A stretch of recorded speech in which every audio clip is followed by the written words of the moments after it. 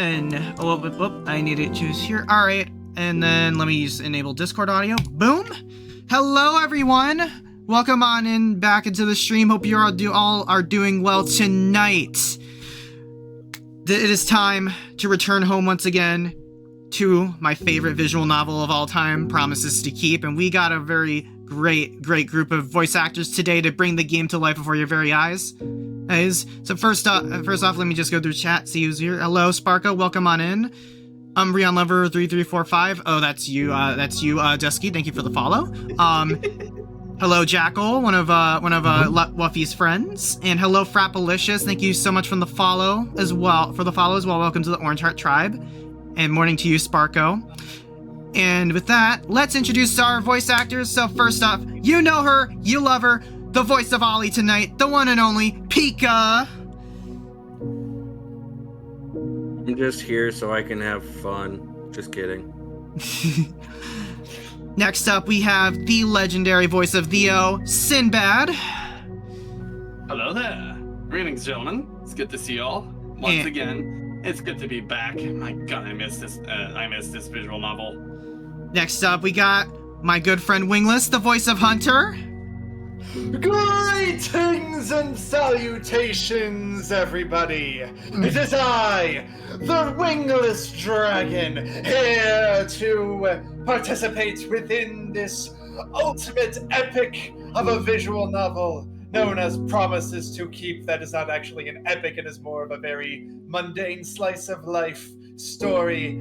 We are here for high-octane adventures where there will be death, destruction, actually, wait, no. Slice of life stories don't have that.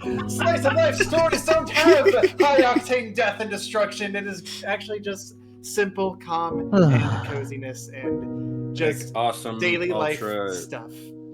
That's quite an entrance, Wingless. All right. So, additionally, my friend. So, if you remember from last stream, my very good friend Wuff Paws, the one who introduced you to the game, joined us. He will be joining us tonight, but he is running late. But what's this? We have a new face to the channel. Please introduce yourself. Dusky. Well, hello, lovelies. I am known as Dusky here. And I do a little bit of voice acting here and there. Not as profound with it as the others. But I am excited to share my skills tonight. Yep, he will be doing the honors of voicing our character of focus tonight, which is Artemis. Is Promises to Keep good? Yes. Yes, it is. Absolutely. All right. But that's a question. Yeah, so That's very good. Yep, that is a dancing dino. All right. With that said, we are gonna. I've heard this update. The updated day 4 is a little bit on the longer side, but we are going to be replaying through day 3 real quick because I want to catch up Wingless and Dusky on Artemis's story so far. I'm gonna try and make it quick, so because we need time to. And oh yeah, and before we get started tonight, I just want to give you some of the viewers a little bit of a heads up. I have been hearing that this update goes into some really dark places, so I just wanted to give you a little bit of a warning. There will be some deep topics in tonight's stream. This is the case for most of PTK, but in my opinion, Artemis has some of the more darker backstories. In fact, the darkest. Yeah. But with that said, I just want you all to know this is a safe place. We are here to witness to experience this story together, and please do know we are here to support each other, and we'll be here as well. Thank you. That said, let's head back home and see what Leo and the gang have been up to while we've been away. And I gotta remember not to switch to my console games scene, my mainstream scene. All right. Sure. I have a console. I've got a console scene for my Switch, so yeah. Huh. Yeah. Can I expand on the warning real quick? Sure. I have a good way of explaining the warning.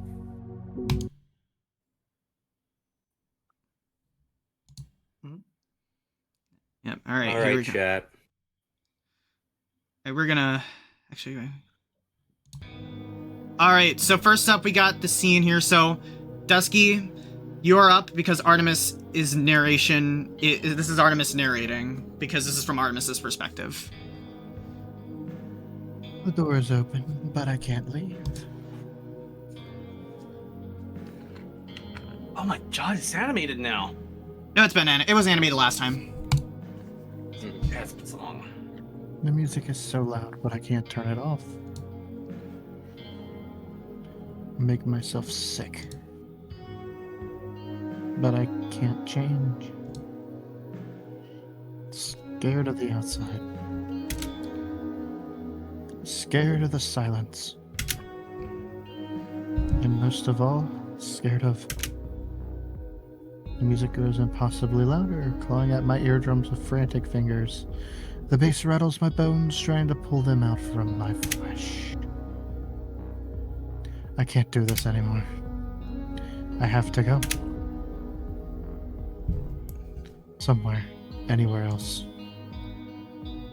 Throw open the nearest door and stumble outside, kicking up snow and old trash. My frantic eyes spot a nearby railing and I haul myself in that direction, just barely making it before my knees give out.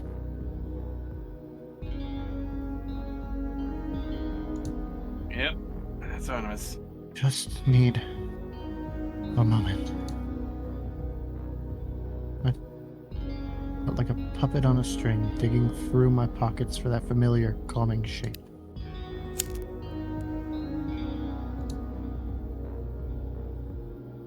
Sweet heat, full fire. Just what I needed.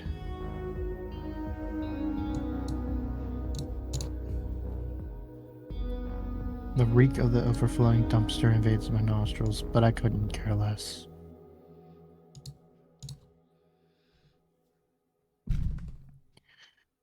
Just a moment to burn away the panic here under the velvet wing of solitude. When was the last time I was alone? Completely blissfully all alone. Without those sharp eyes digging into my back. I can't even remember. The music from the club gets louder still, as if reaching out for me, noticing my escape. I shiver as a cold wind sweeps past, ruffling my exposed feathers. I shiver again, remembering the feeling of grasping paws and hot breath on my neck.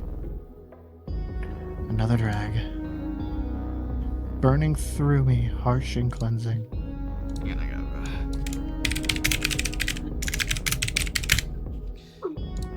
Okay, I think I got whoops. Okay, there we go.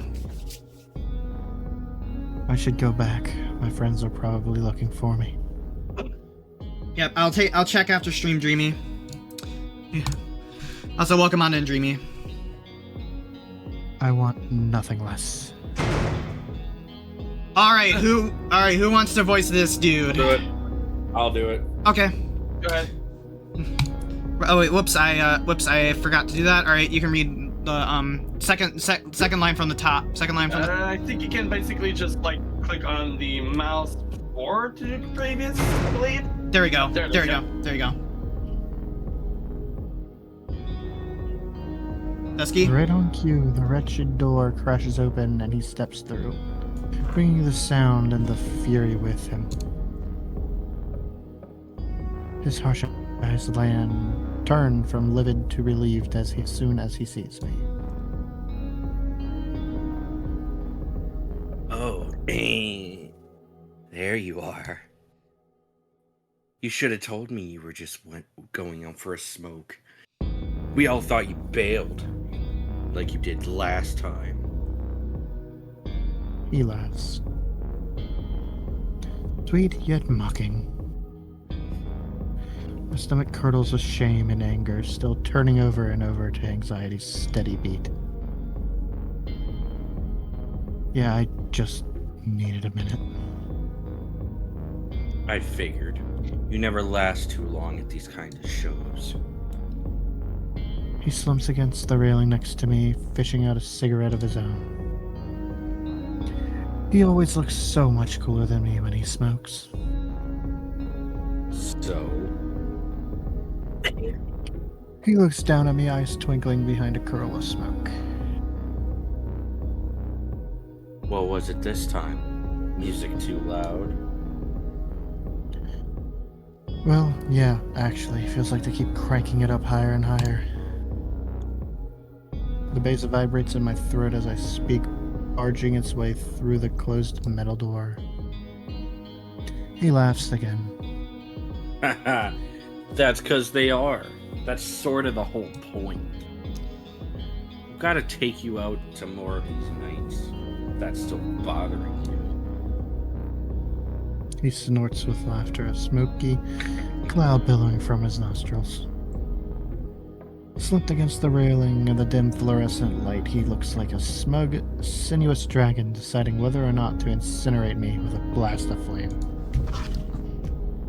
What else? Well, another shiver. That one tiger kept, my voice catches in my throat. Rough paws roughing my feathers. Oh, right. Yeah. Francis couldn't keep his paws off you, huh? My eyes snap to his smiling face, smoke forgotten. Guess I should have warned you. He's got a real thing for birds. You saw. And you didn't help. I sure did. Pretty sure everyone did. Sometimes I hate that shit-eating grin of his. Look, I'm sorry about him. He's kind of a pain in the ass. Yeah. But his brother runs the club.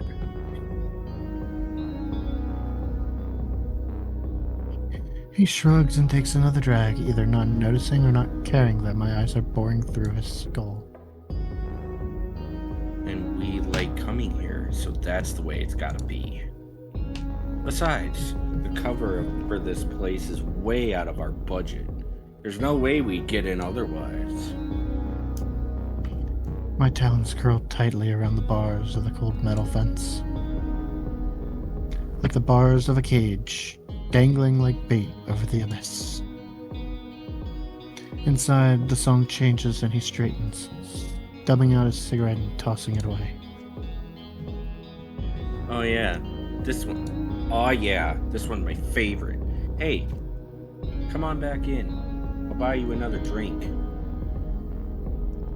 I don't move, I don't even Give a speak. pause.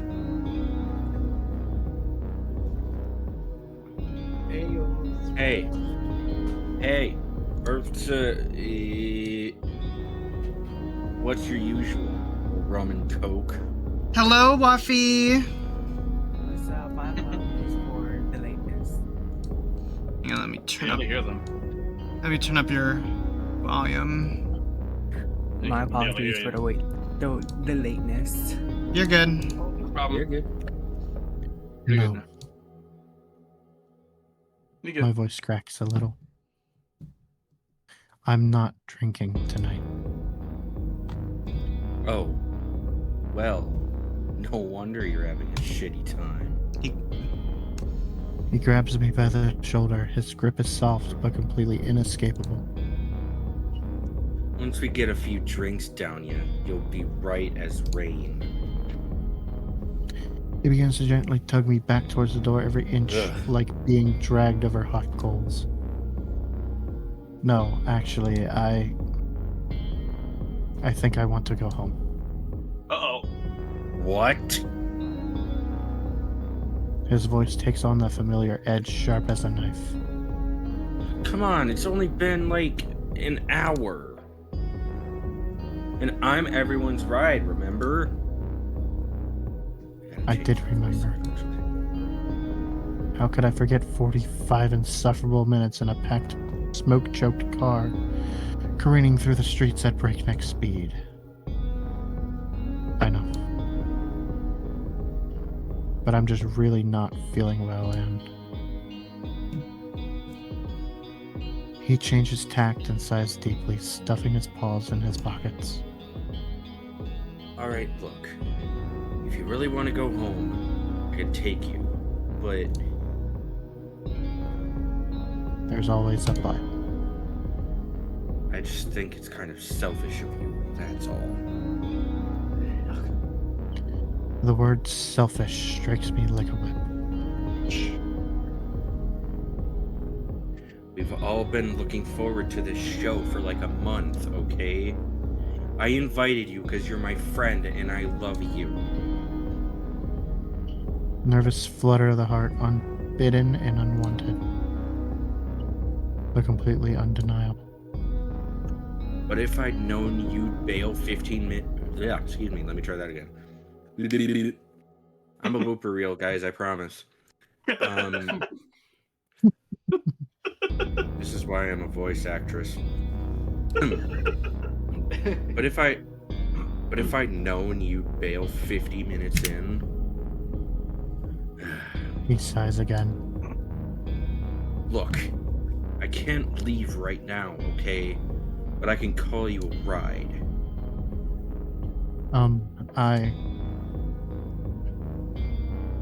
His gaze hardens, now absolutely withering.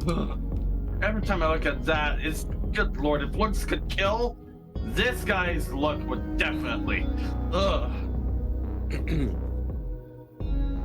Welcome to how voice acting goes. I see the character, act upon it. That's why I'm good at what I do. Anywho. Yeah, I know. What? I don't think I can afford it. You're shitting me. He crosses his arms, eyes beating me down into the pavement. Let me get this straight. You agreed to come out to this club that you know I've been super excited about. And immediately after you get here, you start... I want to change the voice up a bit. Okay. And immediately after you get here, you start acting weird and standoffish. You won't drink. You won't dance.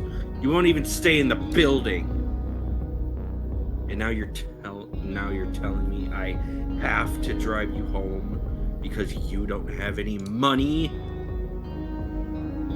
Well, you don't have to.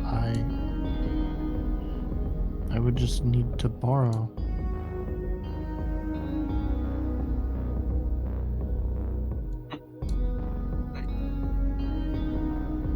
He says my name like a death sentence, like the tolling of a cold brass bell.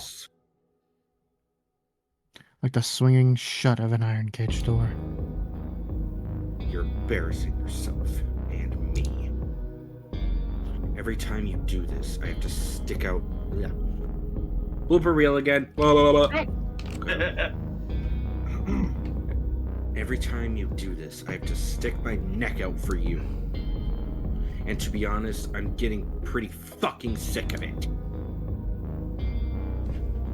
A final long, suffering sigh, he pulls out his wallet and starts rifling through it. I'll ask the others.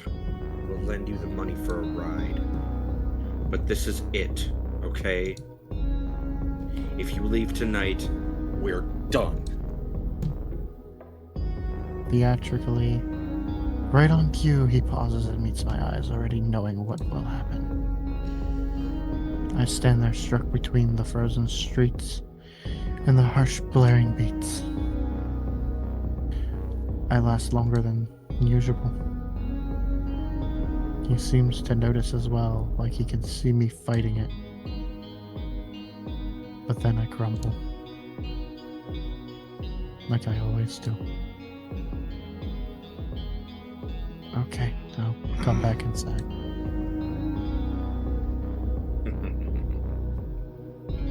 Just like that, the violence in his eyes vanishes, replaced at once by a jovial smile, triumphant and victorious. I regretfully stub out my cigarette, grinding its sweet, precious warmth into the iron railing. Sorry. for being the way I am. Can I take a pause for a moment? This is day 3, right? Or is this 4? Yes, this is day 3. We're replaying it real quick. Got it. I'm hoping we'll get through it quickly, because I think this update is rather long. Okay. Yeah. No, I day just 4. thought I'd ask that. I thought I'd ask that quick. Anyways, No problem. hey, no worries. I'm used to it by now. He slings a wiry arm over my shoulders and tugs me back to the door. Let's He's go. warm despite the cold, and the soothing smell of sweat, booze, and musky cologne washes over me. Let's get you that rum and coke. You're gonna have fun tonight, even if it kills both of us. I need to change that voice up again. He wrenches the says- door open, and we plunge headfirst into the abyss. It says that there's apparently 50% more words than the other routes for day 4. Jesus! Anyways, I crank my head around frantically, trying to catch one last glimpse of my escape. The door is open, but I can't leave. It starts to swing shut like a coffin lid being nailed into place. I can almost hear the pounding of the hammer in time with the vibrating room around me. I feel every strike square in the chest reverberating through my aching body.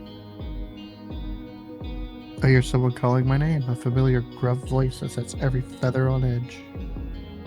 I feel that slender arm, my final anchor, uncoil from my shoulders, setting me loose, lost adrift in the violent waves of clouds and smoke.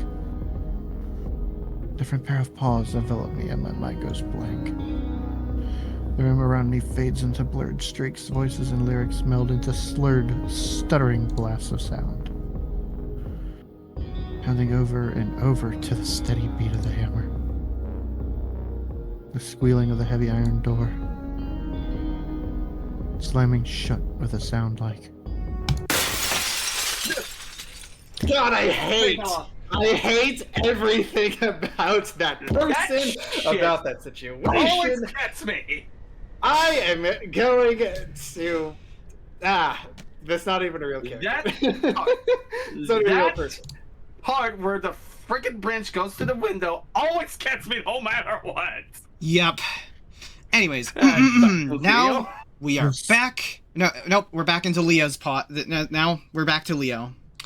The sound of shattering glass wrenches me awake. For one endless moment, dream and reality blur together. I feel the harsh, numbing beat of the music in my veins, thumping in violent, clashing contrast to the howl of the wind. I feel the comforting, suffocating weight of an arm across my shoulders. I feel betrayal, sharp as a knife in the back. Easy there. Deep breaths. I fill my tattered lungs with air and pull my knees up to my chest, waiting for the feeling in my limbs to return. None of that was real, Leo. It was all a dream. Look around you. This, right here in front of you, is real. The familiar sight of Theo's den comes into focus as my eyes adjust, with one notable difference. I stumble to my paws in the dim moonlight and begin fumbling for the light switch. A fallen tree branch protrudes into the room like a gnarled hand, reaching towards me with clawed beckoning fingers. I stand dumbly in the center of the room, staring at the unwelcome intruder. My eyes trace the branch up to its base, out the shattered window to the howling darkness outside. That's new. What is The that heartbeat sound? wasn't there. What is that sound? No, it was there before. Oh, it's my heart. The blood pounding in my veins. My legs wobble and I slump down back down onto the air mattress, shaking it all over. The rhythmic beats intensify and I uselessly cover my ears, pressing them flat against my head. It does nothing, of course, to dull the throbbing ache in my skull. I'm not sure how long I sit there, hunched and shivering, eyes wide and stiff, staring blankly at the floor. It must have been at least a year, no, 10 years, perhaps 20, until finally there's some room for thought. Room for reason. I could still feel his paws on my fur, his weight pressing onto me. Maybe I always will. Leo, it was just a dream. I remind myself again, more forcefully this time. I flex my claws, digging ever so slightly into my fur. Dreamy, thank you so much for the follow. Welcome to the Orange Heart Tribe. Hope you're doing well. Yeah, Soft, also, yeah, that's one hell of a vivid dream he had there. soft pinpricks of pain grounding me here in this body. Artemis, I scrabble for my phone and do the only thing that comes to mind. It rings 3 times, punctuated by the wind's steady pulse. A rough click and the sound of shuffling blankets. Hey, Leo? For the first time in eternity, something speaks louder than the pounding of my heart. Leo, you there? I latch onto his words, each one quieting the resonant beats within. Look, I appreciate that you're thinking about me, but it's like 3 in the morning, so... Artemis, the den. I force all of my energy into my words, trying as hard as possible to sound normal. Huh? There's a fallen branch. It broke the window. Oh. Shit. Yeah. Sorry for asking, but do you mind? Of course. Sorry for being... Oh. Sorry for being an ass. I'll be right up. Do me a favor and put shoes on, like, right now, before you step on anything sharp. Click. After only a few minutes, the Blue Jay shoulders the door open, eyes alight with concern. It takes every ounce of restraint not to bury my face in his feathers and muffle the outside world. His discerning gaze sweeps across the room as he quickly takes in the state of things. Then he lets out a slow, tuneful whistle. Wow. This sucks. I feel a strangled laugh claw its way up my throat. It's sharp and desperate, tinged with hysteria. Yeah, it sure does. I just can't catch a break, huh? Clearly not. So, what did you, like, walk under a ton of ladders before this, or blow up a mirror factory? The laugh breaks free then, and some of my strangled tension leaves with it. Not lately, no. Okay, good, because I'm gonna be sharing a room with you moving forward, and I don't need any more bad luck. I blink at Artemis several times in rapid succession, not quite sure if I heard him correctly. Sharing a room? Yeah. What, you think you're still gonna sleep here after this? Absolutely not. As soon as we're done cleaning up here, we're moving your stuff down to the basement. For context, that's where he's sleeping in the house. That's where Artemis is sleeping in the house. Nope. He cuts me off, a slight blush clearly visible on his feathered cheeks. Aw. I won't hear any arguments. Or apologies. I can tell you've got one locked and loaded. I swallow the obligatory sorry and nod. This is what he does with this is what he does with Ollie all the time, by the way. I spend enough time around Ollie. I know when someone's about to apologize for no reason. Thanks, Artemis. Yeah. That's actually in your face. He waves a talon, blushing even harder. Anyway, speaking of cleaning up, we should probably start actually doing that. Instead of whatever this is. Right. I rub my eyes furiously with both paws and give my pounding head a shake. I'll get a broom from the kitchen and start sweeping up the glass. Good first step. The bird pauses for a moment, eyes flicking around the room. I think I'm going to go get Theo. Oh, of course, Theo. He'll want to see this, even if it upsets him. He'd probably be more upset if we waited till morning to tell him. Just, prepare yourself for a frantic grandpa. He's not beating the grandpa allegations. Definitely not. I walk into the already lit kitchen and do a quick sweep for a broom and a dustpan. By the time I locate it, I can already hear muffled voices and the sound of fast, heavy paw steps. Bulge. Hey, slow down a bit, will you? Theo, wild-eyed and panting, ignores Artemis completely and wrenches to open the dead door. Now that the master of the house is here, the howling wind seems louder than before. Theo's eyes land on the branch, and he winces with real pain as if it had pierced him instead. Artemis and I exchange worried glances. We had expected Theo to be distressed, but I could tell that he's immediately regretting the frantic grandpa jab from earlier. The fox takes another step forward towards the broken window, and Artemis starts forward, talons outstretched. Hey, whoa, what did I just say? There's glass everywhere. Theo, buddy, you should really go put some shoes on. Artemis turns to me, attempting to grab the reins of the situation. Leo, you want to start sweeping up? I'll get to work moving the furniture. No. Theo's voice is hoarse and clipped, pulsing with raw panic. Go out to the living room. I'll handle this. What? Artemis' stormy brow furrows sharply. No, I don't think so. This is my house, and it's my responsibility. Theo speaks with his back to us, shoulders set in a rigid line. Don't be dense. Do you honestly think you can move that branch out of here by yourself? Theo starts to retort, but Artemis interrupts him. Besides, if you think we're going to repay your kindness by making you clean all this up alone, then we've given you the wrong impression. Theo turns back to us, new anger burning in his wide, frantic eyes. I could feel the blood start to pound once more in my skull. You don't owe me anything. I'm telling you to let me handle it. Artemis frowns, clearly unwilling to back down. And what, do you think we'll just sit around for the next few hours watching? My gaze darts between the bird and the fox, unsure of what to do. The broom and dustpan hang uselessly in my paws. What happens when you sprain your back lifting this branch? That familiar dread starts to bubble up once more. Do you think you'd be doing us any favors lying injured on the couch? I should say something. I have to interject. Guys, I don't... Sprain my back? How do you think I am?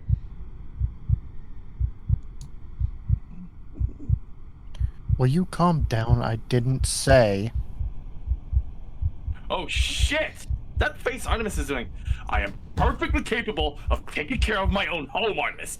And furthermore, I don't think you are the... For a moment, the room goes white. I hear the muffled clatter of the broom hitting the floor, then all sound fades, replaced by a steady pressure and feeling of absence. Faintly, I feel my back impact the wall and slide roughly downwards, almost like I'm feeling it to happen to somebody else. A strong, solid arm drapes over my shoulders and... an arm. Over my shoulder. Pulling me back. No! With a violent flailing motion, I shake off the arm. Leo? Artemis draws his arm back, clearly shaken by my violent reaction.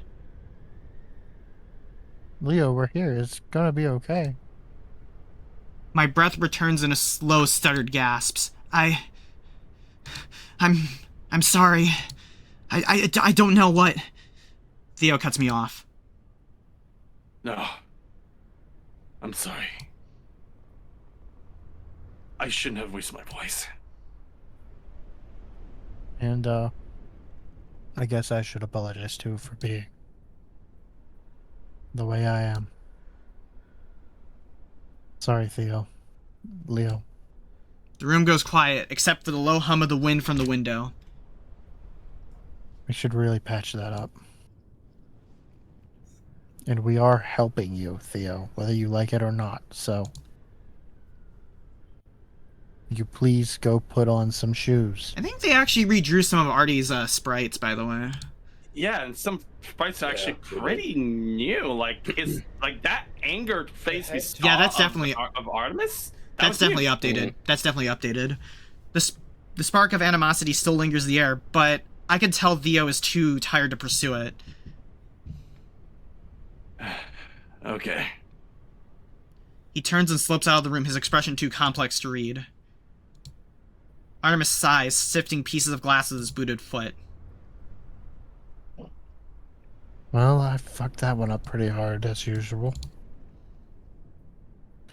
But, whatever about me, are you okay? You were out like a light for a bit there. Yeah, I'm alright. Despite my best efforts, I don't sound particularly convincing. Does this happen to you a lot, or...? No. He gives me a concerned once-over, still crouched beside me on the hardwood floor. I know I said we'd both help, but... maybe you should go lay down. I'm worried about you, bud. I seriously consider it for a moment. Just a moment, though. Then I struggle back upright, grabbing the fallen broom and dustpan. No. I'll be fine. I think it was just, with everything going on, just a little too much for me. Artemis drops his gaze, but guilt still plain in his eyes. Yeah, makes sense. Okay, I know I'm really annoying about apologizing, but I feel like it's warranted here. I'm sorry for starting that argument. Really thought I was helping by pushing Theo like that.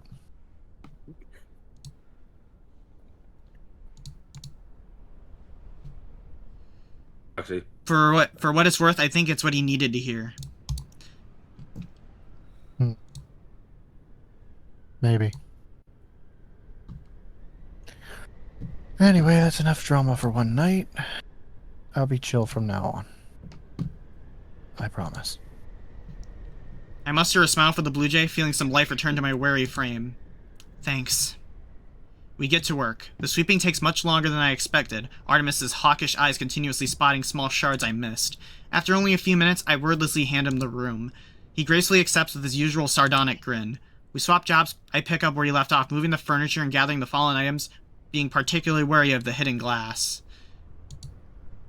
Theo joins us not long after, sporting some thick snow boots and a chagrined expression. Welcome back. I think Leo could use a hand organizing things. Artemis treats him to a deliberately soft smile. Theo nods, smiling sheepishly back.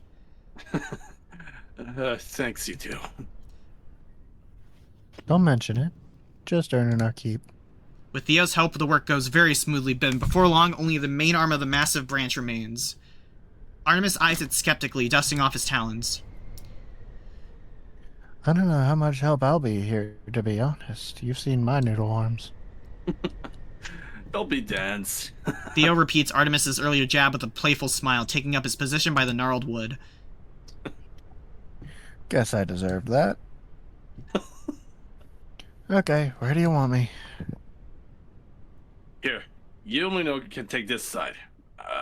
And we'll all lift at once. Roger that. We take a few moments to angle ourselves around the branch. I steady my grip, waiting for the others to do the same. Ready? 1, 2, 3. Ugh. We all lift on 3, muscles straining. Artemis and I immediately stagger backwards, pushed back by Theo's disproportionate strength. Easy there, cowboy. I grit my teeth and double my efforts, and Artemis does the same. You got a lot of hold in it? Yep, let's walk. In slow, steady steps, we walk the branch out the window until it catches something unseen outside. I think... Here, let's jump it for a second. Gently, now. We work together to let the branch back down onto the floor. I think I'll head outside and pull from the other end. Then you two can push it from in there. Makes sense to me. Artemis replies, clearly trying to catch his breath. Theo turns and strides out the door with a far more purpose and intention than he did just minutes ago. Shit, he's really strong. Where the hell is he keeping all that? Yeah, he almost knocks us over. I honestly think he could have moved it by himself. We both jump slightly as Theo's voice echoes through the room. Okay, I'm ready! Start pushing on my signal! We scramble into place and add our meager efforts to his, shoving the invading branch back out the window into the darkness beyond. With a loud exhale and a few jerky movements, Theo pulls it through. Okay, now let's get something to seal up this window. Some duct tape and garbage bags will do for now. Both should be in the kitchen, I think. As we walk through the house to the kitchen, some of our usual levity returns. Our smiles are wider, our steps are lighter. I guess it's true what they say. Sharing pain halves it, sharing joy doubles it. it's true, actually. What are you grinning about over there? Oh, nothing really. Just a silly thought. You have a nice smile, Leo. It looks good on you.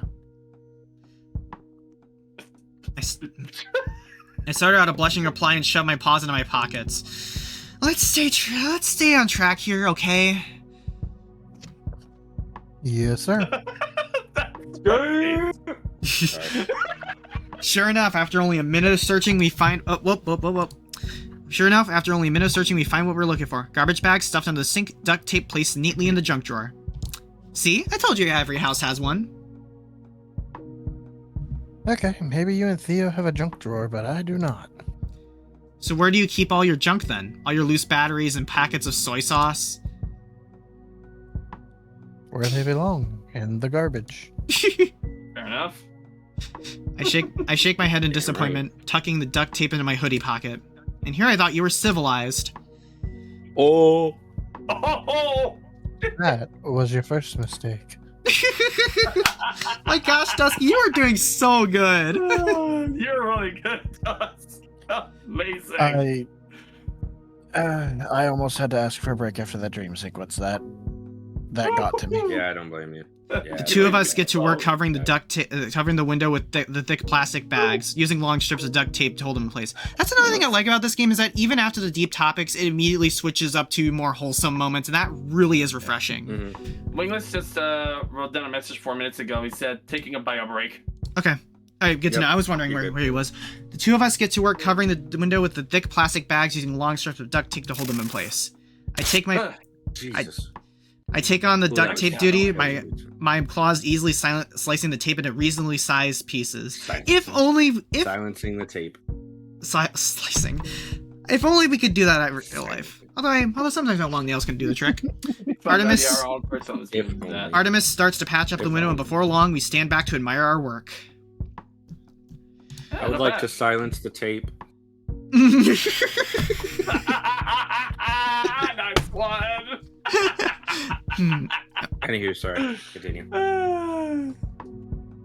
That's go ahead. I like. I think there's still a bit of an opening around the bottom right corner. He grabs the tape and starts fiddling with it. Here, I can do it. He beats you to it, resorting to ripping the tape with his beak. That's not silencing the tape. Wait, don't rip it like that! Isn't that really bad for you? Yeah, well, so is losing your mind. Oh! Which is what I was doing, trying to rip it with my talons. Next time, just let me do it then. Alright, fine. I just need one more strip. After finishing up the window, we start on the bookshelves, helping Theo rearrange their contents. Some of these books are pretty heavy duty. Theo, I'm honestly impressed. Yeah, he's a dude. Don't be. I haven't even read half of them. I'm impressed you've read any of them. Oh! I haven't opened a book since college. Really? How long has it been? 5 years, I guess? Shit, already? Huh. What was your degree? Yeah, about that. I never got one. Dropped out after the first year. Theo chuckles. Oh, that's one more year of college than I had. And yet you're the one who can actually read a book, so... It's not a competition. Oh my god! I forgot about that.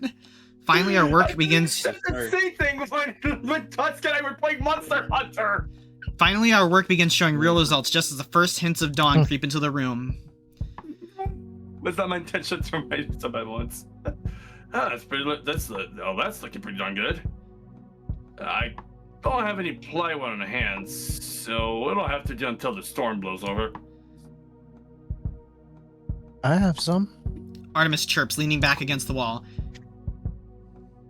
My landlord left a ton of extra building supplies in the basement of my building. I'm sure he won't notice if a few boards go missing.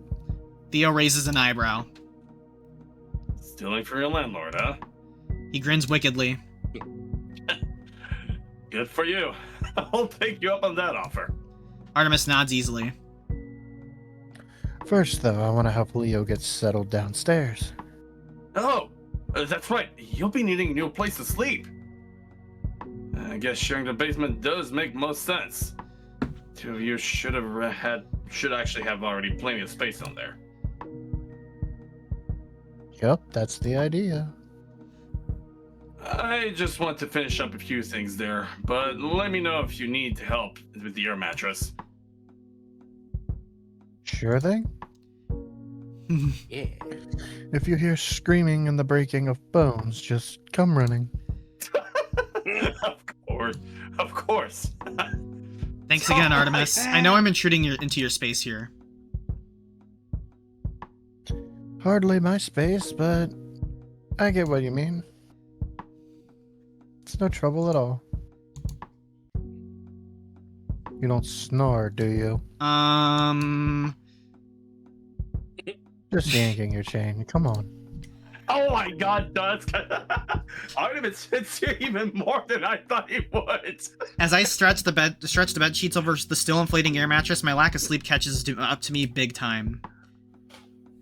You could go back to bed, you know. Artemis chirps, not looking up from his phone. Really thinking about it? What about you? Like I said, I'm gonna go pick up the supplies from my apartment. Oh, right. I'm coming too then. There's really no need. He slips his phone away and stands abruptly. It's only a few boards. I shouldn't need help. Look at yourself. You're exhausted. Just get a few more hours of sleep. Theo and I will handle the rest from here. I attempt a pouting expression, but I find it swiftly ruined by a deep yawn. This is the second time you put me to bed in 12 hours. Well, hopefully it actually works this time. Relax, okay? You've been through a lot lately. Despite my protests, I can already feel my eyes closing. Just for a few minutes. Before I could say another word, I find myself falling into sweet, downy nothingness. Aw. It might have been a dream, but I could swear I felt someone pull a warm blanket over me and softly brush the fur back from my forehead. Aww. Artemis is a sweetheart. I awake to a sunlight filtering softly through the small basement windows. The air is cooler down here, but pleasantly so. I shed my blankets and sit upright, stretching just a little. A quick glance at my phone tells me I've been asleep longer than I expected. A few hours had passed in what felt like seconds. I spent some time sifting through my notifications, composed of mostly of our house group chat turned into a meme warehouse. In the midst of poorly edited pictures and looping GIFs, I saw a picture of Hunter digging through the fridge sent by Rofi. Oh, Wuffy, you're up. Wuffy. Okay, I will. Hello. Was I muted? Yeah. Maybe. I'm sorry, my bad. Okay. I forgot how to do rough. Someone lose a raccoon. He's literally eating us out of a house and home send help. The image reminds me both that I haven't seen the others in a while, and I hadn't eaten anything since last night. After straightening out my bed, I make the easy decision to head upstairs in search of company and some food. I find it readily available in the form of Hunter and Rofi snacking on merrily away in the kitchen, and oh my gosh, these three, Rofi, Hunter, and Leo together, they're like the best college friend group ever. Just watch. Fox, you see what I mean, by the way? The picture frame over there. Yeah, it's not me, but it looks like me. Yeah. I was literally thinking that it was. I thought it was. I'm actually going to be getting. I actually am planning on getting a hunter. I'm planning on paying for a cameo next time one becomes available. Oh shit! I accidentally turned off my stream deck. All right. Anyways, Wuffy. Aha! Rofi points an orange paw at me as I emerge from the basement. It's alive! Hunter bursts into a fit of laughter, followed swiftly by a fit of coughing. There you Get over are. there. You almost missed lunch. He's acting. He was acting. The character. Rofi sparkles, pounding Hunter jauntily on the back. Phew, I'm glad I made it in time. It feels like I haven't eaten in ages. Well, Artemis did say the two of you were up around 3 in the morning, so like 9 hours ago. 9 hours? That felt like minutes ago. Hey, no big deal. Hunter chimes in, recovered from his food inhalation. It's not like any of us have anywhere to go. But what about the repairs? All done. Rofi scoops a handful of chips into his mouth and crunches away. Yep, the window's all boarded up and the den is clear. Oh man, I'm sorry. I was planning on helping more, but... Nah, I'm glad you saved some work for the rest of us. I'm a little bit miffed you and Hardy didn't wake us up, to be honest. Rofi nods enthusiastically. Yeah, it would have been super easy with all of us there. We would have beat the world's record for sure! How's he doing, by the way? What do you mean? Artemis. He was pretty shaken up after the blackout yesterday. Seems like he recovered alright, but I wanted to make sure. For context, on day 2, there was a brief power outage in the house, but Ollie found out that it was just a fuse went out. Yeah, it's a breaker that just popped. Yeah. Probably due to a certain someone. Rofi nudges me playfully with an elbow. Do not blush, do not blush, do not blush. To be honest, I have no idea how to handle Artie when he gets upset. You seem to have a knack for it. Oh, I guess. We're pretty similar, that's all. Huh, sure. Just like I said before, you were always the popular one. Alright, whatever you say. Because the thing is, Rofi and Leo were friends in school and college, and I believe Hunter also went to the same college as them. Mm-hmm. Yeah, Rofi Yeah. and Hunter went to the same college. And yet, Yeah. Rofi is the big fan favorite when it comes to PTK. Mm-hmm. You'll see a lot more It often makes why sense that's. why. I decided to probe a little further. So, you've seen Artemis get mad like that before? Rofi pauses, deep in thought. Only once. I haven't known him that long, but it seems like a rare occurrence. It only happens when he's really stressed. And honestly, considering the circumstances, I don't really blame him. I wonder what the backstory is. He can get pretty snippy, but his heart's in the right place. What about you, Hunter? You doing alright after the argument you two had? Who, me? Hunter's usual smile arrives on his face with only the person behind you. with only the slightest hint of hesitation. I'm fine. It's not the first time I've been yelled at. And usually the yeller doesn't have my best interest in mind, so water under the bridge. At that moment, my phone buzzes. It's a text from Artemis. I'm a little bit embarrassed at how much my heart jumps when I see the name. Hey there, Sleeping Beauty. How are things at the house? I pull up a chair and start working on a reply when I see an orange snout in my peripheral vision. I could just imagine the blush on Leo's face. Sleeping Beauty? Hey! I jump up, startled, and before swatting Rofi away, face red and tail puffing. Leo, What? are you and Artie? You know. Hunter and Rofi exchange devious glances. Well, I can see the headlines now. Leo, age 26, the only snow leopard to die of embarrassment during the blizzard.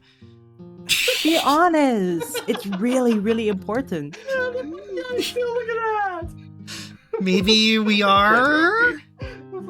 Ha! Rofi pumps his fist in the air. I knew it. He holds a paw to an exasperated Hunter, wiggling his fingers and bouncing his eyebrows. Alright. Hunter sighs and starts rummaging through his pockets. It was $20, right? What? No, it was 50. I didn't think it was possible for my face to get any redder than it already was, but here we are. Did you two seriously bet on this? Yes, and I just seriously won. Ahem, but for real though, I'm happy for you. Artie's a real good guy. Excuse me. Rofi looks at me with those wide blue eyes, and some of my heated emotion fades. I'm reminded of summer evenings, looking into those same eyes, hearing the same voice speak different words. I know what Rofi sounds like when he's being sincere. He means it. I can tell he really means it. The emotional moment is undercut only slightly by him accepting a crisp 50 from a peeved Hunter. Anyway, you'd better respond to that text before he thinks you hate him. Oh, shut up! I give Rofi one more well-deserved swat and turn back to my phone. Same old, sitting in the kitchen with Thing 1 and Thing 2. I snap a real quick unflattering photo of both Rofi and Hunter as they argue over the last soda. You still at your place? Still at your place? The 3 dots appear almost instantly. Must have been keeping an eye on his phone. For some reason, that gives me the warmth and fuzzies. Dusky. Out with Theo, checking on house. Yeah, you're good. Figured we needed to spend some time together after our little pissing contest last night. How is he? Seems alright. Helping other folks makes him feel better. A short break. The 3 dots appear and then vanish, and then appear again. I apologized again for being harsh last night. And also for the old man jokes. He just laughed. Gonna be extra nice to him for the next few days, just in case. But anyway, how are you doing, sleepyhead? Much better. I reply, pushing back a nosy Rofi with one paw and tapping away with the other. I really needed that rest. Not surprising. Could still be leftover fatigue from hypothermia, to be honest. If you start feeling weird again, let Rofi know. He's got medical training, so he can fuss over you if I'm not there to do it. I turn to Rofi, face still partially covered by my paw. Artemis just volunteered your medical expertise in case I start feeling weird again. Of course. His slightly muffled voice is 100% sincere. But wait, what do you mean again? It's no big deal, I was just shattering explosive beats, the harsh burning stench of smoke. A little shaken last night. Shaken after. I don't blame you. Hunter says quietly. Rofi nods in agreement. So, I say, breaking the silence. I'm so curious. When was the last time you saw Artie get really mad? Let me see. It was last summer, I think. I saw him on one of my walks around the city, and he agreed to join me. It was going really well. We were having interesting conversations and everything. And then this jerk ran a red light and nearly flattened me. My eyes widened involuntarily. Whoa, what? You never told me this. It was after I graduated. I never really had a chance to. Anyway, I was just paying attention to the crosswalk signs, so I didn't see him. But Artie pulled me out of the way at the last second. He was so furious. I really thought he was gonna chase the guy down the street. He did kind of rip into me a little bit too. Told me to watch where I was going and all that. And I mean, he was right, of course. Wait. If he hadn't been there... I shivered despite the warmth of the kitchen. I don't want to think about that. He apologized a few minutes after, and even bought me ice cream on the way back. In a weird way, I feel like it made us closer than we otherwise would have been. And, I don't know. Rofi's blue eyes unfocused, deep in thought. I knew he wasn't just angry or annoyed, if that makes sense. He was worried about me. He almost saw me get hurt really badly, and it just freaked him out. Despite his prickly exterior, Artemis cares a lot about other people. Sometimes I think that's why he acts so aloof, because he doesn't want to reveal how much he cares. He doesn't want to come off as overbearing or clingy. And that's just my theory anyway. No, I think you're right. Okay. You had the I same kinda thought. liked the video. No, I think you're right. Ali said pretty much the same thing last night. I think back to Artemis and Theo's argument this morning, noticing the similarities to Rofi's story. Yeah. When the window broke, he was the first to mention getting Theo. Artemis knew he'd want to know, even if it upset him. Kind of like what Rofi said. It's just his theory. A Rofi theory. Oh my god. I'm sorry, I couldn't resist. Pipe down, puppy. Come on. Alright, Fluffy. Yeah, he's a big old softy, really. Rofi laughs, eyes twinkling. Just don't get hit by any cars and you should have no trouble with him. Oh, I bet you'll have him wrapped around your paw in just a few days. Oh my God. I say sarcastically, stealing some of food off of Rofi's plate. Is everyone else awake? Was I the last to emerge today? Yep, even Ollie was up before you. Wow. He helped us organize the stuff from the den and put it back in place. I think he's still finishing up in there, actually. Maybe I'll go see if he needs help. I've done enough lying around. If you want, I'll leave some food out for the two of you. Thanks, Rofi. See you two later. Later. Bye! I head back out to the living room, I working love on that. Oh my god, Muffy! Oh, that was so good. I head back out to the living room, working on another reply to Artemis. Any Yes. idea how much longer you two will be out? Why? You miss me already? Maybe I do. That's fair. Maybe I miss you too. Aww. Hypothetically speaking, of course. Of course. Get a room. You and I are helping shovel at the moment. Well, more accurately, Theo is helping shovel and I'm also here. Maybe I'll break off and head back after we're done. If you want. I promise there's not much interesting happening here. Good. I've had enough interesting to last a fucking lifetime. Same. Be back in 10-15 minutes. See you soon, furball. I pocket my phone with a smile. The living room looks pretty much the same as usual, no trace of last night's mess. I scroll past the merrily cracking fire and head into the den, where I find a familiar green dinosaur fussing over the bookshelves. Morning, Ollie. Oh, good morning, Leo.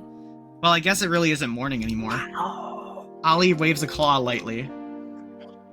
As far as I'm concerned, morning is whenever you wake up. I like it. Anyway, how are you feeling? Everyone keeps asking me that. I say chuckling good-naturedly. I'm fine, really. How'd you sleep? Like a rock. A particularly sleepy rock. Hope it was nice. Long naps. Yeah. Pika Fox blooper reel attempt number 3. Long naps like that are 50-50 for me. I either feel invincible or like I just got hit by a truck. You've been hit by truck. Woo! You've been hit. Driving me by car. There's no in between. I wouldn't say a truck. Maybe a nice minivan. Sorry, chat. I like adding a little improv to my voicing. You're welcome. That's who I am. Professional DJ Pika Fox at your service. Yeah. Yeah, I love it. Keep it going. Oh, okay. I see. Very manageable. Oh, whoops. Wrong button. Ollie giggles softly and takes a seat in. Leo.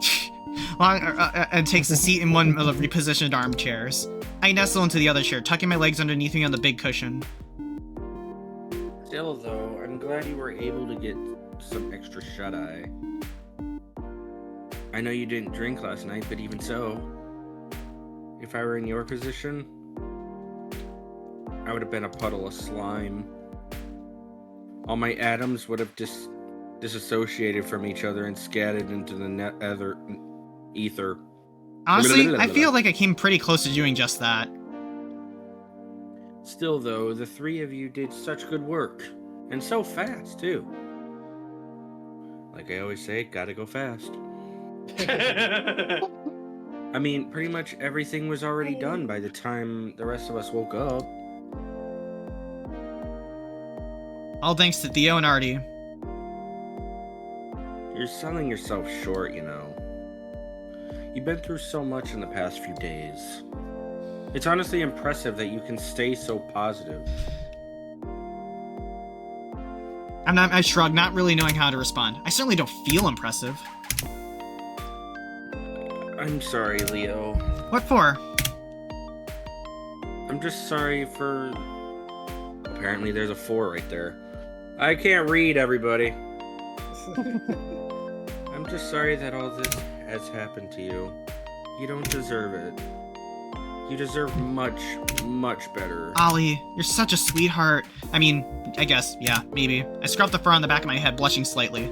But how often in life do we actually get what we deserve?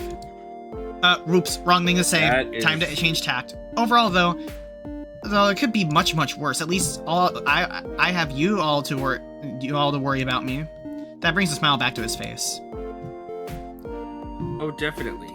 Between the 5 of us, you've got no shortage of worriers. Because, as you know, worrying about a problem hard enough fixes it. Ollie giggles at his own joke, nestling further into his chair. It strikes me that I haven't seen him look this comfortable before. He must finally be settling in here. My bubbling curiosity finally starts to boil over. There probably wouldn't be a better time to ask this, so here goes. Hey, speaking of warriors, can I ask you something about Artemis? Ollie tilts his head, blinking curiously at me. Excuse you. Excuse you. Sure, probably. Anyway. You said you met Artemis in college, right? Ollie nods, clacking his claws together quietly. Mhm. Yes, it was my junior year, I think. I hope you don't mind me asking, but how do I approach this? What exactly do I want to ask? What was he like back then? The dino is silent for a few long moments, but the claw clacking continues. He was wilder, more restless than he is now. He had this manic energy about him, and he was always moving. Like he was afraid to slow down. The dino's voice He's changes. Sonic! Oh! The dino's voice Hello? changes, deepens. His usual flighty tone solidifies, and he takes on a new musicality. Artemis is secretly Sonic, everybody. That's why he's blue. He's blue dabba-dee abba-die. Oh. But he was kind and sweet and a good listener, just like he is now. Yeah, I do my best to keep my voice steady and nonchalant. I bet he had lots of friends. Ollie's brow darkens and his claws freeze mid-clack. His face twists into the closest approximation to anger I've seen him express. I wouldn't call them friends. His words are quiet and soft-spoken, but I can feel the thrashing, roaring energy caged just behind them. Ollie doesn't elaborate. His eyes are fixed on something long past. I push a little further. I take it they weren't good to him? No. Not at all. The venom in his words stirs the air, smoldering and spitting like thick, choking smoke like a bright, sparking flame. They used him when they wanted. They used him when they wanted to, and ignored him when they didn't. Kept him chained to them, like a bird in a cage. Somewhere I hear the cold, sonorous sound of an iron door swinging shut. No, wait, it was... Oh, that's the front door! Ollie jumps to his feet in an instant, closet once again fiddling at high speed. Listen, Leo, I would appreciate it if, I won't tell anyone else, promise. Just like last time, we never had this conversation. Relief spreads across his face. Thank you. I'm literally such a chatterbox. I'm sorry. Ollie's stream of lost. apologies are cut short as the bird himself strides into the room, still shaking snow off his clothes. Speaking of chatterboxes, I'm back. So I see. I was just helping Ollie get things settled in here. Sure, yeah. His eyes twinkle. Bet you were helping a lot from that armchair. I immediately stand up, sticking my tongue out at the sassy bird. Sassy Artemis is. How are things out there? Ollie blurts out, clearly eager to change the subject. Believe it or not, there's a lot of snow. Who would have guessed? Artemis pulls off his beanie and shakes it out, running a towel on through his tousled hair. Theo's still out and about, of course. But my arms hurt, and I'm tired. He looks it. He's definitely been awake since the incident this morning. I'm starting to feel guilty about my nap. Maybe we can just chill for a bit without any more major historical events. Sure. Is it alright if I join you too? Artemis blinks at him. Of course, Ollie. What made you think I wasn't inviting you? Oh. Ollie's eyes flicks to me. Just being silly, I guess. There's a novelty. Artemis says gently, shoving his worn beanie back into place. Is it okay if we go back down to the basement? I know it's a little chilly down there for you, Ollie. Artemis, please. Oh, that's not the voice. Hold on. Artemis, please. I'll be fine. That's cool with me. You can pick up a snack from the kitchen if you need. Nah, I ate. One of the neighbors paid for our shoveling service and sandwiches. Wouldn't it be easier if everyone just paid for everything in sandwiches? Imagine it. Sandwich-based economy. Bruh. Honestly, that would be very McDonald's was nice. our economy. Ill, no. Get on it, Imagine how McDonald's. rotten the sandwich was gotten. Ugh. Yeah. John? John Matthews has I mean- followed. Thank you so much for the follow. Welcome to the Orange Heart Tribe. Hope you're doing well tonight. I mean, Good to see you, John. depending on what kind of sandwich, they would probably spoil, and you wouldn't be able to carry very many at once. So I'm really not sure that. Artemis holds a right on my mouth. Alright, Artemis holds up a Honestly, talon. though- Artemis holds up a talon to shush him. Face the light with mirthful exasperation. Exasperation, that was good. I didn't mean literally imagine it. Look, never mind, forget I said anything. Honestly, Ollie is literally me, though. I would be like, even though I know that Artemis And is being and we repeat, this like, yeah. visual novel is about we related to these characters so many damn times. Yeah. And continuing. Like, even though sorry. Yeah. Yeah. Oh, You continue on. oh, right. Sorry. But I can tell you relate to Ollie a bit, Wingless. Don't mind me giving Ollie a little Peter Griffin laugh when he's nervous.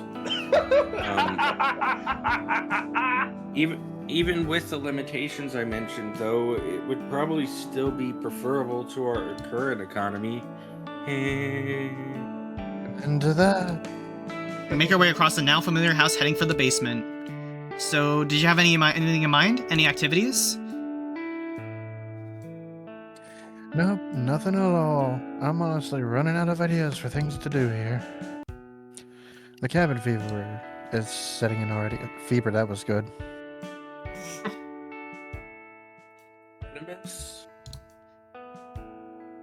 Yes, would you mind putting on one of your playlists? I could. Don't know if you'd be interested, Leo. Ollie turns to me excitedly. Artemis has incredible music taste.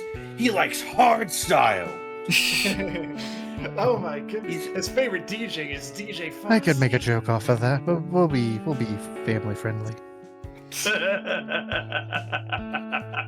Artemis has incredible music taste. He's introduced me to so many artists over the past few years. Good to see you too, John. Before I met him, I just kind of listened to the same video game soundtracks over and over again. Relatable. And like I told you back then, there's nothing wrong with that. Sure, you can put on a playlist. Honestly, it'll be nice to just sit and vibe out for a while. Artemis sets up a Bluetooth speaker as I scroll through his formidable music collection. What kind of mood do I want right now? And I love his playlist titles. Meme Tick Hazard. Meme Tick Hazard. Enrichment be for my honest. exposure. Chat, is this Mimetic real? hazard. Yeah, let's do Mimetic it. hazard. Without a doubt, this is the longest, foulest, most rainworm-riddled meme song playlist I've ever seen in all my days. What? Nothing. I can see you judging me over there. Good, I'm glad. I press play. The Bluetooth speaker begins booming out a particularly famous song from a particularly infamous band. One that starts with S and rhymes with Mash Mouth. I knew. Look at this photo.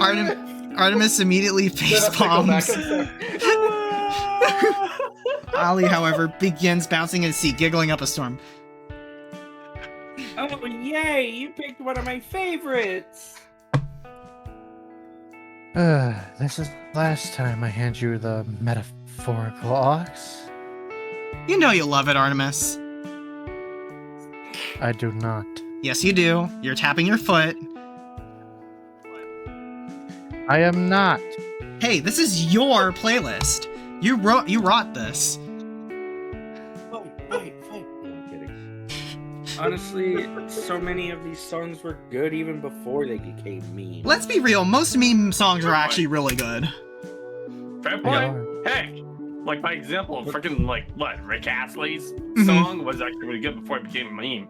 But their meme status kinda supercharged them. Made them stick into our collective memory as a society. but often in a way or context that's completely different from what the artist intended. Looking at you, Rick Astley. It's a little weird to think about, really. I'm not sure I'm sure there was anything quite like a meme song before the internet. That's a decent point. Closest thing I can come up with is songs used in movies, TV, and advertisements. That's fair. Like that one song in the late 90s movie about the meteor. I can't remember the names of either right now, but...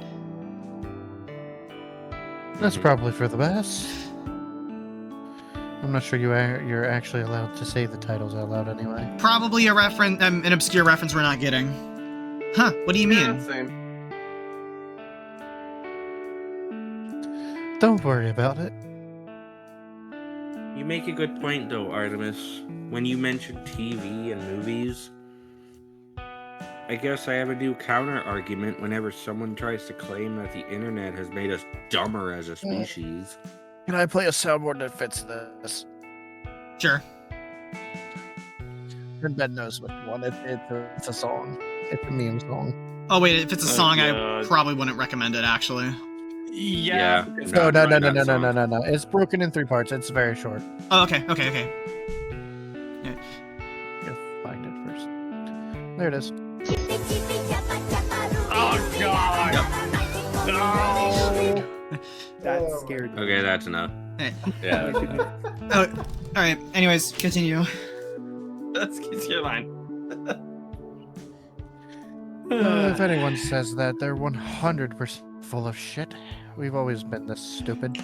Agreed. We've all been, historically speaking, As looking at ancient proven by the society. literal millennia-old graffiti found at archaeological dig sites. This is what I was saying. It's all lewd drawings. It's all lewd drawings and archaic your mom jokes. The more things change, the more they stay the same. Preach. Damn right. That's all the internet is, folks. You heard it from the Artemis bird boy. himself. Wow. Wow. Oh, those are Yeah. actually Leo lines we've never had. Well, that's because I picked a different dialogue option. Good Yep. point. They're a different option. Wow, yeah, another good point. Also, apologies for my over enthusiasm. I'm a huge history nerd, so. Yep.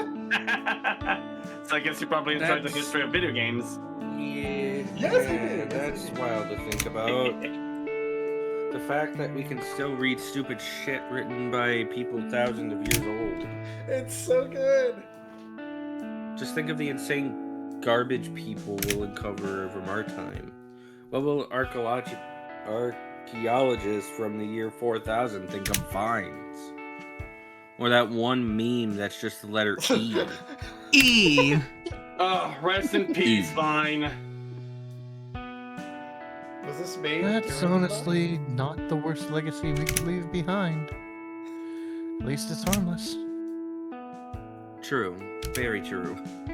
It's honest too, in a strange sort of way. Wrong button, Leo. yep. Wrong button again there, Leo. Wrong button! Oh, that's it. Wrong button! Exactly.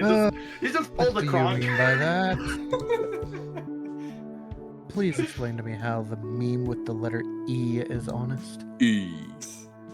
Well, isn't isn't it? it? Gate.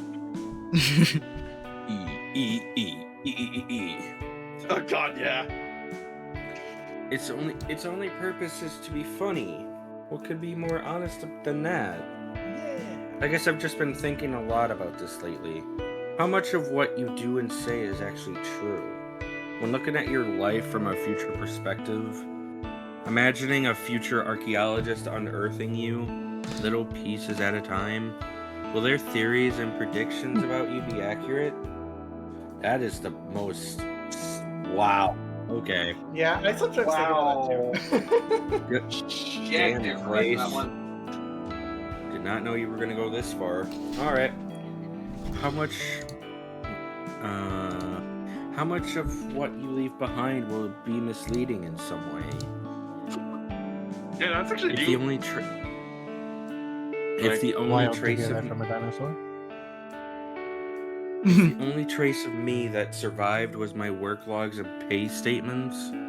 They might think I was a very serious, studious person who cared very deeply about their job. Which is blatantly false. Wow. New art We are style. also- New art there. We are all so complex. So much of our essence must be lost over time. No one from the year 4000 will know us as truly as we can know each other. Even if they have access to all our records, documents, and diaries. Classy. Sorry, Leo, that wasn't supposed to come out. Sorry. Fair enough. But what's... Hey, what's- but it's what- honest. What? It's Yeah, an honest fair belch? enough. Yeah, exactly. An Yeah. honest belch. Alright. Yeah? Oh, we just got But some new meme what- here. What, Okay. What's complex? But what's complex about the e-meme? It makes us laugh, and maybe when they find it, it will make them laugh too. We'll be connected then, honestly and simply, even across millennia. After all, laughter is a language we all understand, right? Sorry, did I go too weird there? No, Artemis says quietly. I'm just processing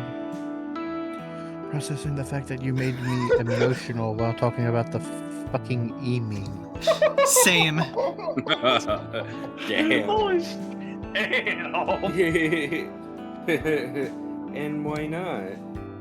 People get emotional over silly, stupid things all the time. We sure do. By the way, are you keeping an eye on the time? Weren't you going to host that online game night this evening? Oh shit! Ollie jumps from his comfy spot on the couch and his phone catapults off his lap onto the floor. Ah, fuck! He scoops it up and starts at the stairs, waving a hasty goodbye at the two of us. Good talking to you. Sorry I rambled so much. Okay, bye. I'm already late. And then there were two. He vanishes up the stairs in a flurry of claws and feathers. What a guy.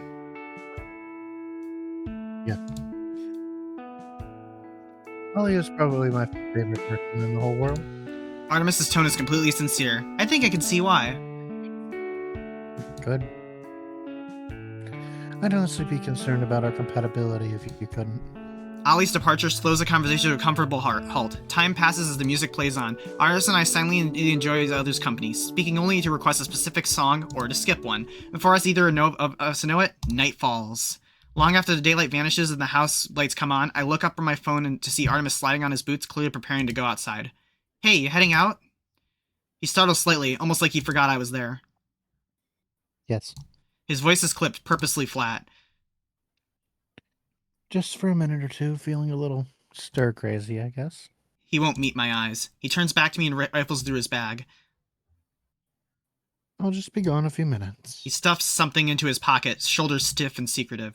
A flash of memory, the chill of a cold metal railing, the spark and a flare of a small controlled flame. Oh. Going out for a smoke? He freezes and finally turns to face me, face flushed with surprise and guilt. Shit, was I really that obvious? I chuckle softly. Lucky guess. Maybe not, because, empathy. I slide my legs off the couch and tuck my phone away. Mind if I come with? You smoke? No, I just thought I'd keep you company. He wrestles with the thought for a moment.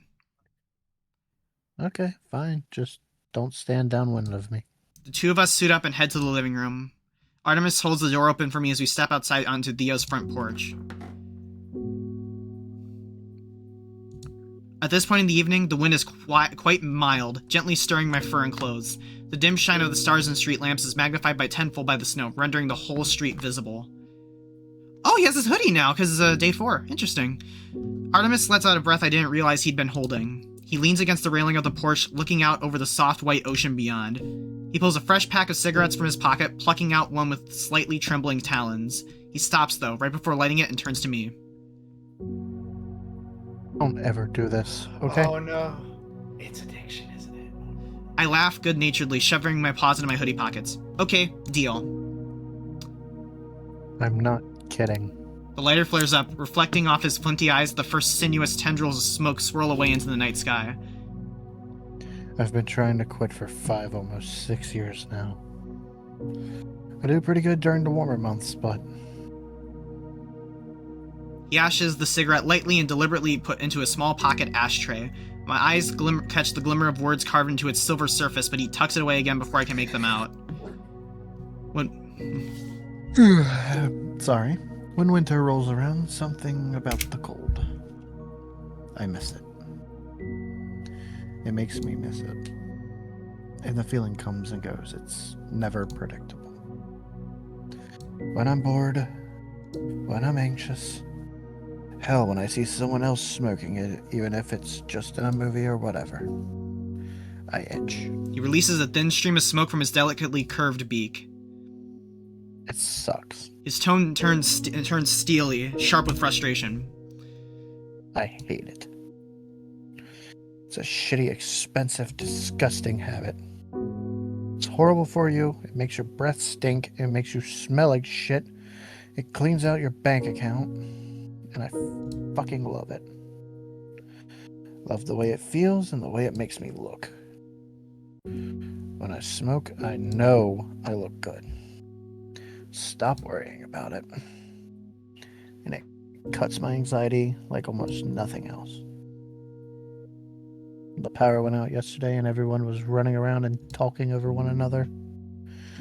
I was panicking. I was panicking pretty fucking hard. And I just kept thinking about that little pack hidden away in my bag. My holiday gift for... my holiday gift to myself. Another soft, loving drag. I watch him savor it like it was his last breath on Earth. I held out until now. I just can't help it. Whenever I leave it behind, I want it back. And that's why I'm standing out here in the cold like an idiot. Like all the other idiots who stand out in the cold, quite literally burning through their lives like candle wax. It's a mistake I make over and over and over again.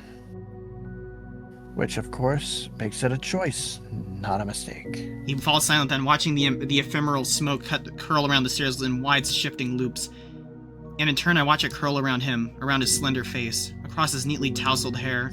I watch his talons, sleek and dexterous, the gentle way that they handle that wretched little cylinder. He holds it out so tenderly and hurts him so deep. It's not fair. With a gentle sigh, he leans forward onto the metal railing of Theo's porch, eyes cast skyward into the infinite forever. I join him, savoring the soft, insistent chill of the snow-kissed iron.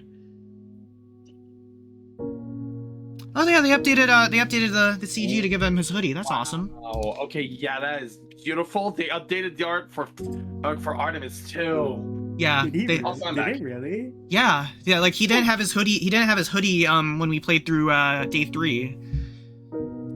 Because like Oh my God, they you're Changed right. a lot. yeah, because like You're they right. added the coat and hoodie sprites in day 4. In day 4, I've changed. Oh yeah, you go. I've changed a lot over the past few years. His voice is small, hushed, like a kid telling a secret. Its usual easy melody nowhere to be found. His eyes remain fixed on the night sky, on the bare silver moon showing through the clouds. Gone through the lengthy process. I agree. I've gone through the lengthy process of reorienting my life pretty much from scratch. Been there, done that, buddy. And I'm doing that right now. I'm proud of how far I've come, but sometimes it just feels like I'm running away from myself. Like I'm a shadow, tethered to a post. And no matter how far I stretch, I can't ever break free. A shadow, just passing through life in the periphery, as stable as solid as smoke, as the frosty clouds we breathe in winter. Artemis.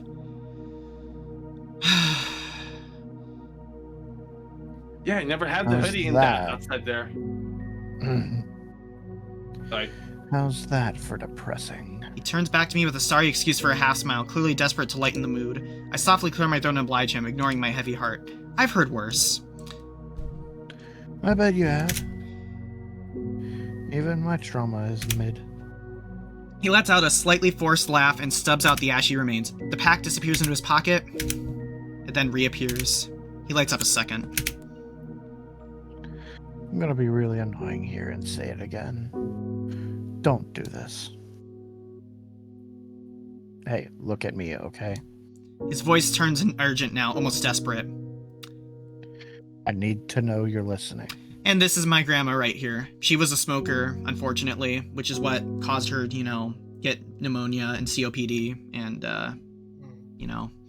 And she was always insistent with me as a kid to not smoke, and I am holding that promise to her. I do not touch that stuff. Smiling softly, I humor him, meeting his dark, fervent eyes. I am a bad influence. But you did not say that. Do better than me. Okay, Artemis, I'll do better than you. I'm serious, you know. Yes, you've been very clear about that. Just cause Okay. I feel like I always come Wanna off go as a different moments? sarcastic, cynical little shit, so I'm just when I'm checking being the time. legitimately genuine, I gotta really lay it on thick, you know? Yes, I hear you. I hear you. In fact, I'm hanging on every word. With a stiff nod, he finally turns away. Okay, awkward PSA over, we can be normal again. What do you mean again? When were we ever normal? That gets a real smile out of him. Fair enough. Leo! That's definitely my fault. I've never been any fun to flirt with. I always take it too seriously, or not seriously enough. He sighs theatrically and shoves his talons in his pocket, smoke dangling lightly from his beak. God, this game is really fucking calling me out. I'm just not very easy to love, that's all. My heart almost breaks right there and then. I just can't keep quiet after a line like that. Oh yeah? For once I speak before thinking, before censoring, before pulling away. And who told you that? He turns to me then, honest surprise on his face. My mind is rent by flashes of ripped black jeans and a large toothy smile so unbearably vivid I have to believe he sees them too. Who made you believe that about yourself? I hold his gaze. When you say those words, who is speaking through you? He turns away as we both notice the beginnings of tears. Point taken. I'll mull that one over. But I think I have an answer. It's clear from his tone that he has no intention of telling me. Not here, not now. That's okay. Take your time, Artemis. I'm not going anywhere. The silence stretches comfortably on, muffled and wrapped in that glow of winter. Heh. He chuckles and the sound echoes and waves around us before burying itself in snowdrifts. He deftly plucks the cigarette from his beak. What you thinking about? A song. I would sing it for you, but He gestures back towards the house, eyes alight with humor once more. I don't want to break any more of Theo's windows. That gets a laugh out of me for sure. Your voice can't be that bad. Oh no, it is. Well, same question then. Who told you that? Hey, that line only works once a night. Besides, I gotta maintain some self-loathing. It's basically my brand. Anyway. With a more violent motion strictly necessary, he stubs out the half-burnt smoke and tucks it neatly into the pocket ashtray. I catch only one word carved into its surface before it vanishes again. Love. That's enough. He says firmly, more to himself than me. We can go back inside now. I'm freezing. Because you're wearing a hoodie and not a jacket! So you do get cold. He gives me a look. Yeah, of course I do. Well, you don't dress like it. Fair enough. We cross the porch and bundle back through the doorway, two flickering shadows leaving only the barest of impressions behind. I turn for one last look and my eyes rest on a single brave streetlight casting its lonesome shadow on the world below. I'm back. Alright, we're almost here. We're almost here for the new content, finally. Ah! Oh, Trusty air mattress puffs out a puff as I collapse onto it once more. Are you sure that's enough space for you? Yeah, there's plenty of room. But we can move some... But we could move some furniture, too. Nope. No more furniture moving today. I'm sick of it. Oh, alright. But if I notice that you look at all cramped, I'm moving some tables. You better not. You couldn't stop me. Yeah, actually, I think I could. Have you seen your noodle arms? Oh, He flushes nice. hotly. Oh. Hey, only I can call them that. Here's your pillow. He chucks at me and I duck just in time. Hey, you better be careful. One of these days I might just throw one back. Oh my god, Leo. Yes. Honestly, I think I do that too. Playfully, of course. We finished setting up my stuff and take turns in the bathroom, wordlessly agreeing that we were both tired enough to go to bed. He settles onto the couch, tucking himself neatly beneath a hefty 3 layers of sheets and blankets. Don't judge. I do it too. I love my blankets. Same. I like to be cozy. I nestle into my own blankets, tossing and turning a few gotcha. times, fluffing up the pillow and rearranging the covers until they're just right. Typical cat-like behavior, I see. What was that you just said about not judging? Finally, after a brief exchange of yawns, Artemis leans over the side of the couch and then hesitates. Do you mind if I put some soft music on? I usually need something playing to help me drift off. Yeah, that's fine. I personally, yeah. Yeah, sometimes I listen to music while I sleep. Go ahead. Yeah, I don't mind at all. Thanks. Sleep well. Oh. Sleep well, Leo. I'll see you in the morning. All right, here we go. Let's see what Yay, it is. time for What another the- sad Dream. Good luck. This is probably about time, but I gotta go use the bathroom. I'll be right back. Actually, you know what? Go ahead. I need to do that too. So you know what? Let me. Yeah. I think let me get the BRB screen going here. All right, let me just get a text. A text. Something else to drink too. I'm almost out of my mind. I guess we could probably all go for a break. Yep. I'll just. All right. Let me. All right. Let me just. I'll entertain the chat. Yep. Let's. Yeah, I'm gonna go refill my water. It's almost empty. I guess I'll entertain the chat. Yeah. Let me just get some music going here. I have the. Since I have the OST on downloaded, I can probably just put it on a loop here. Hang on. I'll go make myself something to eat. While we all go AFK. All right. I mean, I'm staying here. I don't got nowhere to go. All right. Let me just get the OST going here. All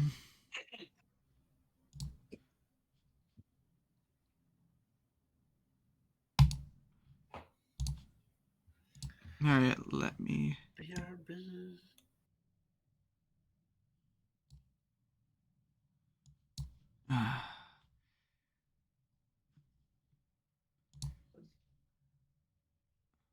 Audio output capture. No application audio capture.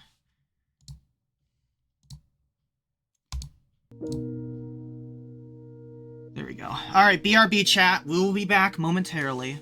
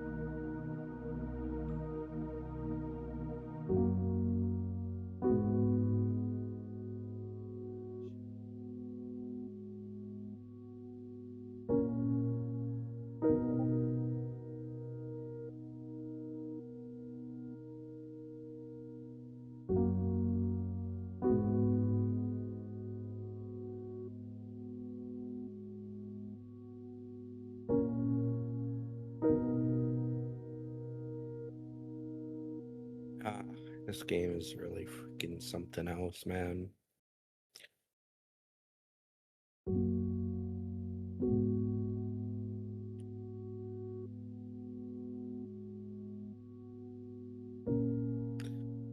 Well, chat. Hope everyone's doing good tonight. Time All right. zones. All right, I have returned. All right. Has anyone? Okay, so Wingless is not back yet. I don't think Sinbad. Are you back, Sinbad? Anyone else back or still here? Me. I'm good. All right. Well, yeah. Well, I just gotta. All right. Well, it's been a minute since I've seen you. I've had you on. You on stream, Wuffy. But hope you've been doing well. And again, chat, please go check out Wuff Paws. He is an amazing bean. Bean. I'm still not back yet. I have to keep an eye on my toasts that are cooking in the toaster next to my room. You know what they say? All toasters toast. Toast. Exactly. In the meantime, let's go through the gallery a little bit. I want to see if there's any other things I got updated. Good luck. That's all I'm gonna say. Mm-hmm. Yeah. By the way, the toaster is actually mine. I bought it with my own money. Mm-hmm.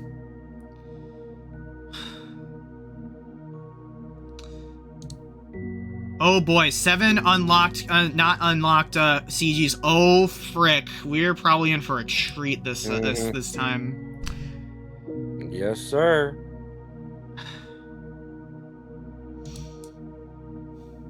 Cuddles, Rat Hunter, Theo. I love it. Of course, the best one. My favorite Cuddles will always be the Rofi Cuddles. Where are they at? Where are they at? There's the bean. I think my favorite is obviously, you know Hunter. which one. Hunter, because I know that he got bumped up to be your favorite last Sorry, update. Rofi.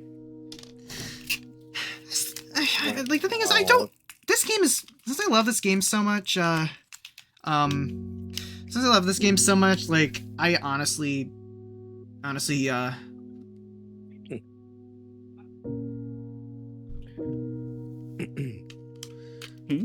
since I love this game so much. 11-year-old get into the pirate movie. It was rated R. Hang on.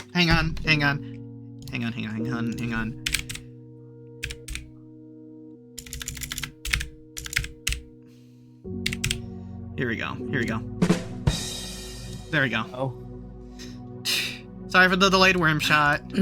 Hey, God, DJ. But Do you know Liar? well, I've heard of the visual novel. You've told me about it. Ah, okay. But I've heard it's not stream friendly. It's not stream friendly, but tell me if you do read it, because No. I got myself a Lyle plush. I think I saw that in your server. Hey, I know. hey, I'm Wolf, so happy about it. you should send me it because I heard about that. The visual novel that you were just talking about. You should send me it. Oh, Liar? Yeah. Yeah. I've heard about that one. It's good. And the second novel, Dries, is coming out pretty soon. So I'm. Oh, they're making a sequel? Holy crap! Yeah. Yes, sir. I sent you the HIO page. Sweet, thank you. You're welcome. Oh, and by the way, if Promises Keep ever get merged, you bet I will get my hands on. I'm buying everything. If I remember Palm. I remember talking to Palm about it at FWA, and like they're trying. They're you trying. Talked to Palm? Yeah, I met them at FWA last year. Oh my goodness! Are you going to FWA this year? Yes. I couldn't go, but dang it! I remember you telling me about that. You were thinking about going. Aww. Yeah.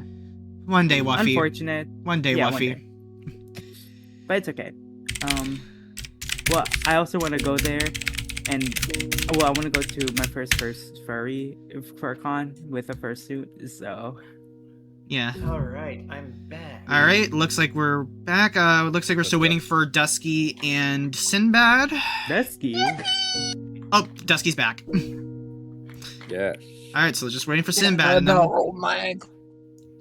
Yes, I want to read this as well.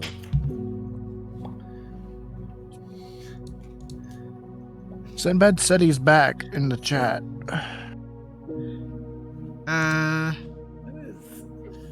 Sinbad. Oh wait, no, that was from earlier. That was from earlier, actually. That was texted earlier. It says 9:35. No, it's 9:58 for me right now. So that was a minute ago. I think he's still getting food from his toaster. I can vouch. I should probably order some food now that I think about it. Get pizza. I was thinking of a turkey sandwich, actually. Oh my! I wish I could. Better insult. I heard better insult from a turkey sandwich. Gosh, you said turkey sandwiches? Can I have one? Of course. I don't actually know what that's referencing. it's my voice for classic judge in Ace Attorney. Gosh, I had to actually get into practice because it's been 6 months since I last streamed Ace Attorney. I'm hoping. Yeah, but speaking of Ace Attorney, I'm planning on seeing if we're going to be able to get back into Ace Attorney pretty soon. I'm going to be seeing what I can do. Oh, heck yeah. Ace Attorney? And Did I just hear Ace Attorney? Did I just hear Ace Attorney? You know what that means? I might as well say Phoenix just kidding. All right. Already was putting on his hoodie. I'm basically just saying, fuck it, might as well put on my Warframe hoodie. All right. Are we all ready? Are we all ready? Ready to go. I think. All right. All of you are not ready. No, I'm not. You're remember, right. remember, party people. We are in this together. We are a community. We're holding each other. We're in each other's arms. What happened in my group when I was here? Huh? All right. The hell? Don't worry about it. All right. If y'all are ready, let's heckin' do this. Once again, the hail resumes, lashing fiercely against the small basement window. The storm isn't over yet.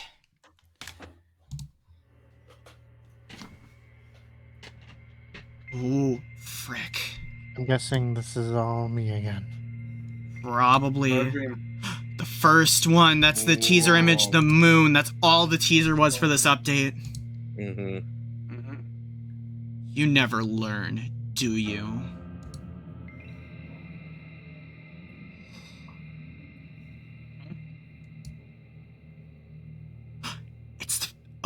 Pika, I think you're up. Actually, that's the friend. That's the friend. Wait, Leo? What? What?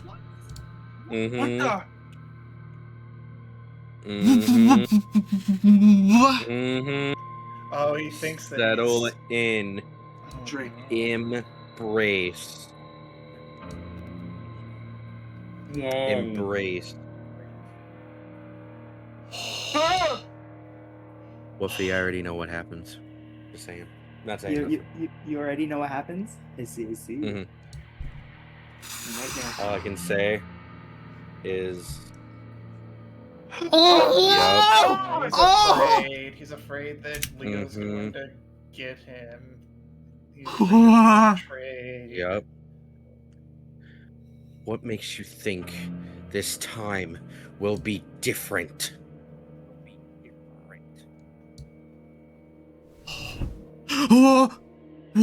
What?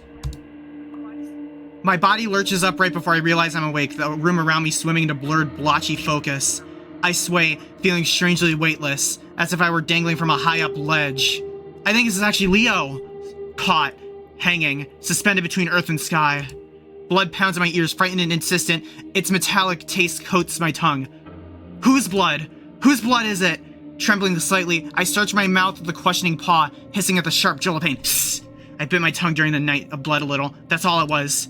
Really, that's all it was. Then, what is this feeling? This uncanny electricity in the air, this miasmic tension, this silence, devoid even of breath. The world has reformed, but the nightmare still lingers, draped over me like a blanket of snow, like a veil, like... I feel eyes on the back of my head. I feel them boring into me as I sit, hunched over in the darkness. I snake my neck around, scanning the room for their source. Artie! A pair of fearful aviating eyes cutting through the blackness. They dart away from me, around the room, then back. He looks almost like a mannequin, face locked in a strained grimace, features stretched over his skull. What? Wait, the text is red? What? It's red? What? Artemis? My voice raps hoarsely. I taste iron yet again. The bird lies perfectly still, bound tightly from the head down in a nest of blankets. Like a fresh mound of dirt before a grave. Sounds one hell of a nightmare. I climb stiffly and silently to my paws. Somehow it seems wrong to break the stillness. To move quickly or too quickly or speak too loud. Artemis? I start to walk towards him. He won't move. He won't answer. He just stares. He just stares at me. My skin crawls. My fur seems to ripple. Hackles rising. Hair standing on the end. Why is he looking at me like that? What did I do? What did I do? I reach out a paw to touch his shoulder to make some kind of contact. To convince myself that he is real and this is not just a dream. Just millimeters away, a static spark jumps between us. A bright, brilliant flash in the dry basement air. And he lurches into frantic motion. With a sharp intake of breath, as strangled filling of limbs, Artemis throws himself off the couch and scrambles away from me like across the floor. He backs up against the basement stairs and wraps an arm tightly around the banister. His eyes never leave me. The only light in the darkness. Light. I hurry up to the wall and wall switch and flip it on. Artemis! It's okay! It's okay! It's just me! I start towards him again, and he recoils, blinking from the sudden flash. Are you alright? What's going on? Those eyes flip back to me and something in them changes, settles. I see recognition, where before there was only fear. Oh god. Artemis buries his head in his claws. The spell seems to have broken, and now he can't stop moving. Every inch of his feathery frame shakes and shivers, rattling even the solid wooden banister.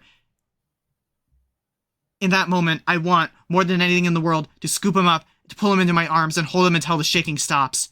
I want to close that distance between us. Artemis, at least tell me if you're okay. Just the sound of weighty breaths, as if he had just ran a marathon. I take a small step forward. Come on, please? Shivering stutters, fading into silence. I can't help if you don't tell me what's wrong. Just give me a fucking second. He snaps, the banister creaking as he pulls it tighter. Just stay right there. Please. My stomach clenches and I swallow a bitter retort. Just stay right there. As if I was planning to hurt him. As if I'd been anything but a kind and considerate him over the past few days. As if our moment on the porch last night meant nothing. I don't know what I did. I can't fix it if I don't know.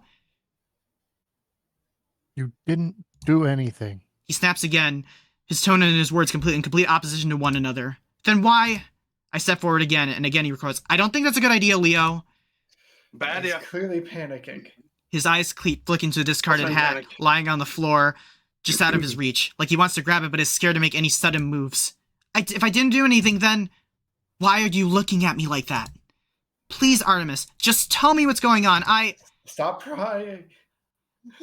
Given what I would do, I would still help, but if he wants me to stay, but since he wants me to stay away from him, I would just stay where I'm at and just try and talk to him still. Mm-hmm. I know how my brain works. I'm not going to stop thinking about this until you tell me. Same here, Leo! Stop pushing me. He snarls, his beak clacking sharply with each consonant. I already said you didn't do anything. Why can't you just take that and leave me alone? Because, just look at yourself. You're obviously not okay. What do I have to say to convince you that I just want to help? You're my friend, and I care about you, and... One more slow step. Leo. One step too many. Like lightning, he bolts forward, snatches his hat, and rockets up the basement stairs. Without even a shadow of thought, I give chase... Leo, following the trail of frantic footsteps, I take the stairs and two at a time and emerge into the living room, just as a flash of wings vanishes into the kitchen. I follow closely behind and... Oh! No! And Leo and Theo's there. Where's my Oh phone? yeah, texting about, Look at Artemis! I stopped dead in my tracks. Pockets in his eyes! That is a neat detail. Cobalt. W Cobalt. She's the artist who makes the sprites for the game and the CGs. So what about the eyes? They have pockets around them. Because he's tiny. Oh, yeah. Theo's sitting like in you his usual haven't spot. slept in a hot minute. Theo's sitting in his usual spot at the worn kitchen table. His presence shocks me far more than it should, as if he had opened a door into my dream and stepped inside unannounced. Does Leo think he's still dreaming? From the looks of him, Artemis is just as surprised as I am. The fox is tapping aggressively at his phone, eyebrows furrowed, a full mug of coffee getting cold in front of him. He flicks his eyes up at the two of us in a brief hello before falling back to his phone screen. Somehow he seems not to notice the state we're in. No comment on our frantic entrance either. Something must be wrong. With no small amount of effort, I reorient myself, pushing the dream out of my mind. I clear my dusty throat and try again. Morning, Theo. Everything all right? Artemis still won't look directly at me. I could see the gears in his head turning. I could see his intense effort to appear nonchalant. I don't think he's succeeding. He keeps smoothing his hat with shaky claw, as if keeping it in its place will keep him calm. I turn my gaze back to Theo, busy staring daggers at his phone. The fox's presence is probably a good thing, despite his obvious bad mood. If I start up a conversation, maybe I can get to Artemis to relax or open up, or at least stop running. If something is wrong, you'd tell me, right? I direct my question to the room at large, but keep my eyes on Theo. Honestly, I think that's a really good move, what Leo did there just now. Good move. If there's anything I can do to help. Diana told you in number 27 is still in her apartment. She hasn't had power for days. All right, here we go. Oh, Yep, I had hoped it was something a bit more mundane. This sounds very serious. The room falls silent again, save for Theo's frenzied tapping. Though his voice, what little I've heard of it, is flat as controlled, his entire body is tense like a rubber band pulled taut. Maybe this is what he's usually like, and the cheerful veneer I've grown used to has been a facade. Maybe that's true for both of them. Seems like it's up to me to drive the conversation here. Not my usual forte. Are you talking to her now? No. If she even has a cell phone, it would probably be dead by now. Talking to fucking Robinson in number 30. The venom in his voice is surprising. I see Artemis flinch slightly and lean up against the counter to try and cover it. Are they?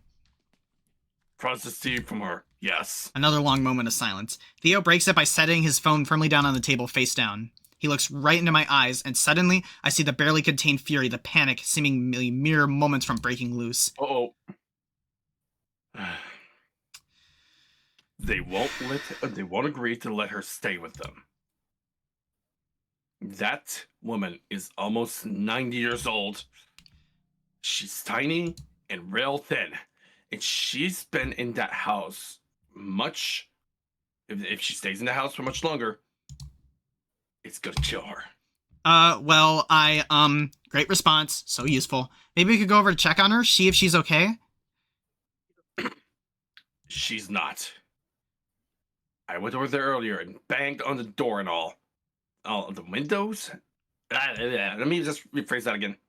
She's not. And I went there earlier today. Banged on the door and all of the windows until she answered. She said she wasn't leaving the house until she knew she had somewhere else to go. Only now do I notice the coat draped over the back of his chair, the melted snow still clinging to his fur in patches. How long has he been awake? When I don't immediately reply, he snatches up the phone again and resumes tapping with renewed ferocity. Think, Leo, you've got to say something. Why did this have to happen today? I am not at all prepared to handle this kind of situation right now. I just got out of bed and it already feels like I've been awake for days. My head is spinning so fast I can barely hold on to a thought. Don't you call them? Artemis finally speaks, his voice shaky but combative. Put this asshole on speaker and I'll give him a piece of my fucking mind. Oh yeah. I think this might be the moment I've actually been hoping to see. Artemis putting Tom in his freaking place. You'll understand why. Dusky, you're gonna understand why we hate Tom Robinson. Hunter really put Tom in his place, all right. But now, I better. Artemis is the sassy one. Theo shakes his head jerkingly, and his annoyance clearly growing. No. Yelling at him won't do anything. Sounds like this lady's gonna fucking die. Seems pretty goddamn clear what the right thing to do is. He'll be lucky if yelling is all I do. No. Theo repeats. The volume of his voice is rising, the tone No. sharpening to a lethal point. I know Tom Robinson. I know what kind of person he is. That would only make him double down. In fact, it's exactly what he's waiting for. The moment anyone starts shouting at him, he'll take it as proof that he was right all along. Theo begins to tap his foot loudly on the floor with such force that the table begins to shiver slightly. Artemis scoffs, wings fluttering audibly against the counter behind him. This is starting to look an awful lot like yesterday morning. Uh-oh. The moment that thought crosses my mind, my heartbeat takes off. I don't think I can handle another fight. Well, what if we brought her here? No. Remember what happened during Rofies? No. They both turn to look at me and I immediately regret everything. I mean, I don't want to invite people without your house without your permission, but Theo raises a paw and cuts me off sharply. You two don't understand. Oh, frick. I physically shrink, my shoulders fall, my eyes hit the floor, even my tail droops. Artemis, my contrast, puffs up, incensed. Even on her best day, I'm sure we could get her up the street, but not with this much snow. And she's been sitting in that fucking house for 3 days! He's shouting now. The Robinsons live in across the goddamn street. Given her condition, it would be a miracle if we could get her there. And they will open the fucking door. So what? What are you yelling at us for? I'm not yelling at you. He's yelling about Tom. Now, hold on. Theo yells, not again, not the same crap again. Artemis laughs out loud, an exasperated, sardonic burst of sound. Uh-oh. Oh, it's a professor-like laugh? Oh my gosh. I don't know. Are we gonna go around in circles like this forever, or are we gonna address the actual fucking problem at hand? He points with a hooked talon at the phone lying lying face down on the table. I'm serious, Theo. Dial that number right now. Theo takes a moment to breathe, crossing his arms tightly over his chest as if to hold back the anger. Did you not listen to what I said? I have to stop this. There must be something I could do to stop this. Be calm, Leo. I know we didn't do Hunter's route, but Tom is more cooperative if we're calm. That's the main thing. Yeah, I heard what I needed to hear. This Tom's a shithead and a moron, and he needs to be set straight. He is. I told you, that won't work. He won't. You just don't want to do it, huh? You don't want to talk to him. Why not? Some old baggage, some sob story? Some old baggage, unfortunately. He has history with Tom. What? You! Theo sputters and blutters and stammers, clearly taken aback. No, that's not... You think I'm gonna let this old bag die just because? Will the both of you God. just stop? They both turn to me again, this time in shock. Holy shit! Oh! W, Leo! I just can't hold it in anymore. I'm not going to let them slip into another pointless squabble. Not 2 days in a row. For frick's sake! This isn't helping! Theo's gaze drops into his ice-cold coffee. Artemis draws his wings around himself and looks away. The room is very silent now.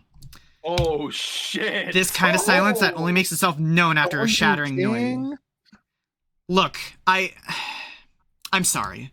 The words pour out of me like a water through a broken dam. But you have to stop doing this. My eyes drift towards Artemis. I don't want to look anywhere else. A branch and a broken window is one thing.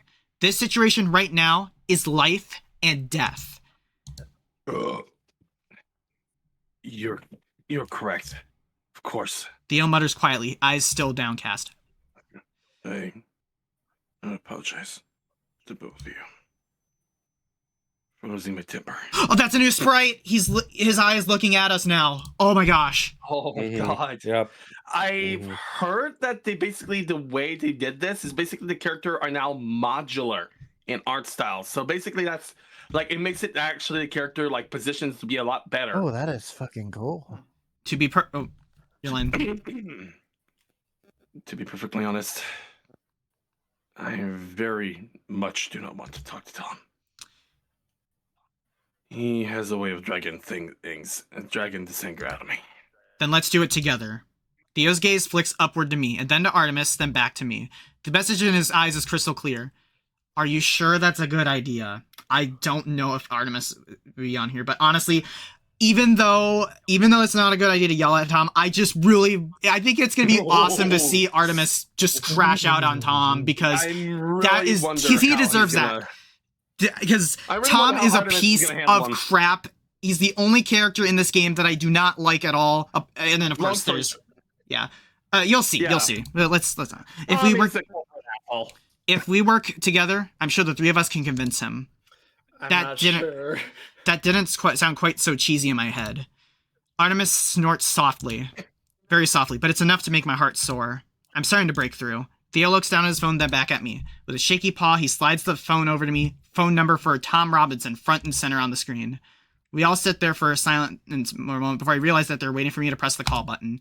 Okay, I'm going for it. I say aloud to no one in particular. The phone rings and rings, and then I think that's Tom. Yes. A gruff male voice, halfway all angry already. The room is silent again. Hello? Frick, Leo, you're leading this. Come on. I force my mouth to open. Good morning. Mr. Robinson, correct? Who's this? This is Leo. I'm one of your neighbors. I'm here with Artemis, another neighbor, and Theo, who, I know you've been talking with. Artemis looks away, beak clamped shut. Theo stares down at his cold coffee. Thanks for the help, you two. It's, nice to meet you, even if it's just over the phone. Likewise. His tone says otherwise. So, I take a deep breath and get down to business. Oh, Leo's handling us on that. The old woman in number 27. Silence. I know you and Theo have been talking about her situation. We have, yes. Grudging, non-committal, approaching annoyed. All right then, great. We are, of course, very concerned for her. A 90-year-old woman is alone in a freezing cold house without... She's 87. Doesn't make a difference. He interrupts. An 87-year-old woman alone in a freezing cold house without help or power. We are genuinely concerned she won't make it through the storm. Silence. Mr. Robinson, are you still there? Yes, of course I am. Waiting for you to get to the point. What a D-bag. Artemis begins to pace around the kitchen, arms tightly crossed. We are asking you, as friends and neighbors, if you could let her stay at your house for a few days, at least until the storm clears up and the power comes back on. I just don't see why that's necessary. Bro, see why I hate this man? I hate that asshole. I look up at Theo, incredulous. He shakes his head, massaging his temples and clearly holding back grim laughter. Professor-like laughter. Oh boy, here we go. Oh, huh? Artemis stalks up to the table.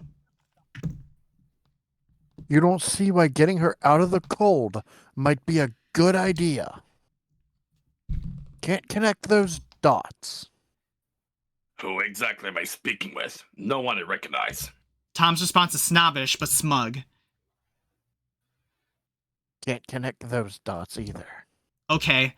Mr. Robinson, all of us here are extremely worried. Artemis glares at me and I pretend not to notice, but I definitely notice. Clearly. And justifiably. As I said previously, we are worried she won't survive the storm. She's lived in that apartment for decades and never had any problems. Yes, but she's never been 87 years old before. Have you even met Diana? No, I haven't, but I don't see how... She is the most stubborn woman I have ever seen in my long life. You're one to talk, Tom. Although to be fair though, she is a grouchy grandma. But she was a really great person back in the day, as we learned in Theo's route. Yeah. Hell will freeze over before she does. I guarantee you she doesn't want... She does... Let me rephrase that. I can guarantee you that she doesn't want your help. Whether she wants it is beside the question, Tom. Theo speaks up, graciously taking the baton from me. I stifle a sigh of relief. I spoke with her earlier today. She's lost even more weight since I saw her in October, and she was shivering and swaying like a reed. The most recent weather update said the storm wouldn't let up by the end of the week. But every forecast so far has been wrong. Most of the city is in total lockdown, and there's no word from the mayor about snow plows, let alone even electrical repairs. Excuse me.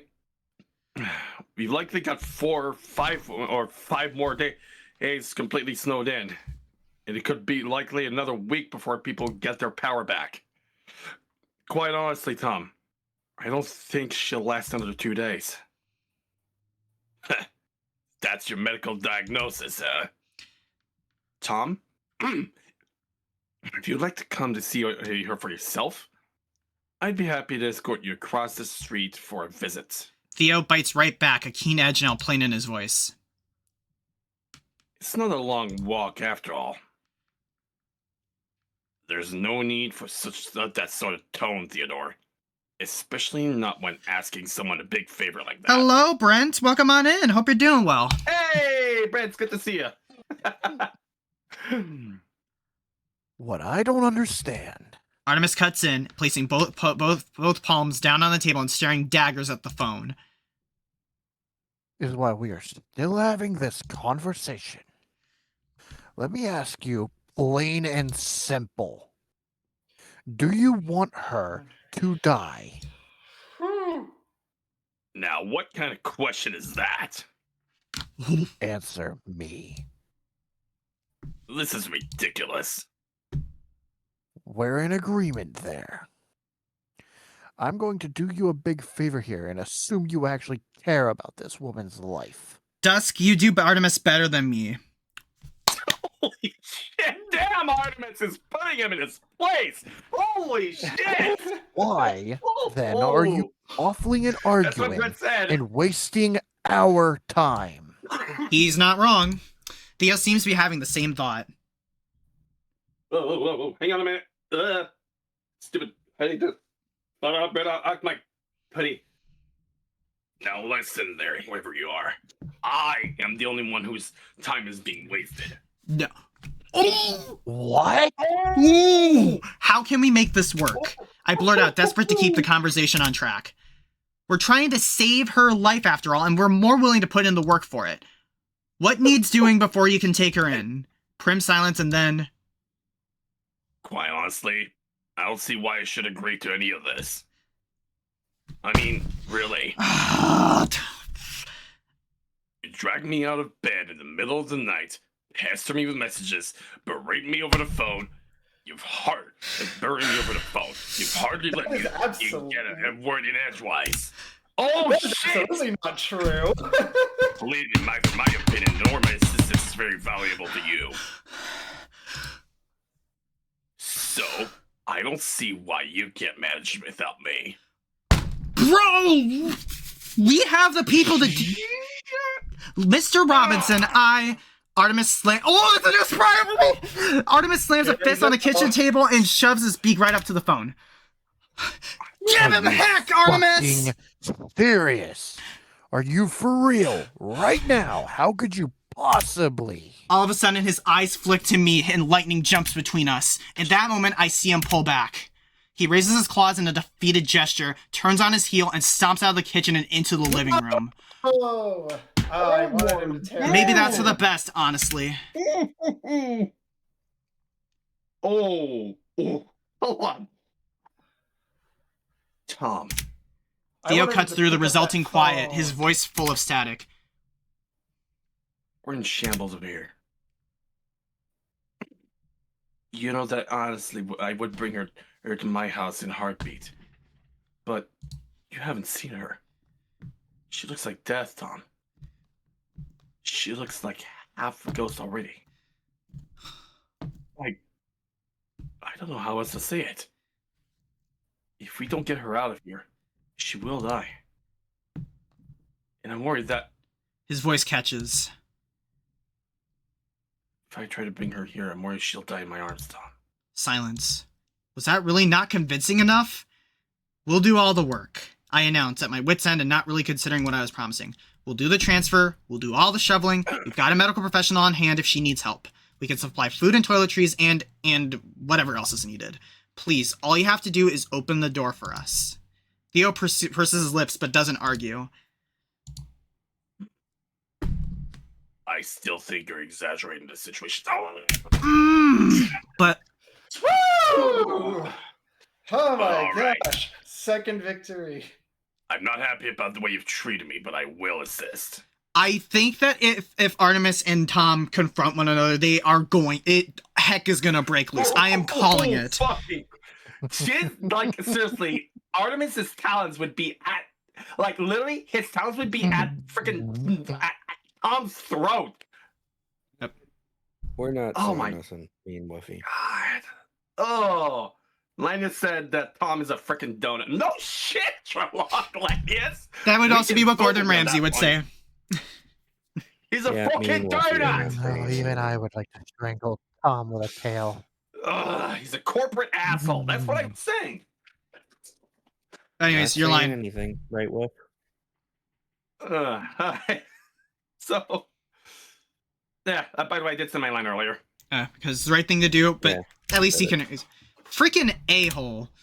Now it's my turn to rise from my chair and pace around the kitchen. Suddenly he's the magnanimous hero, spurned and insulted, but ready to do good regardless. Now that we've offered to do literally all of the work.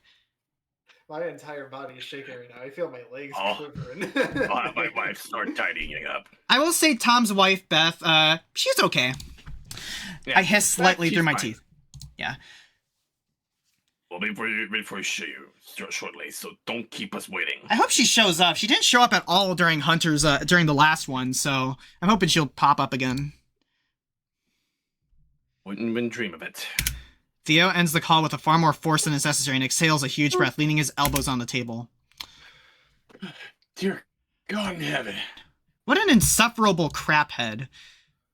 Good. You don't know the half of it. You must have been in a good mood.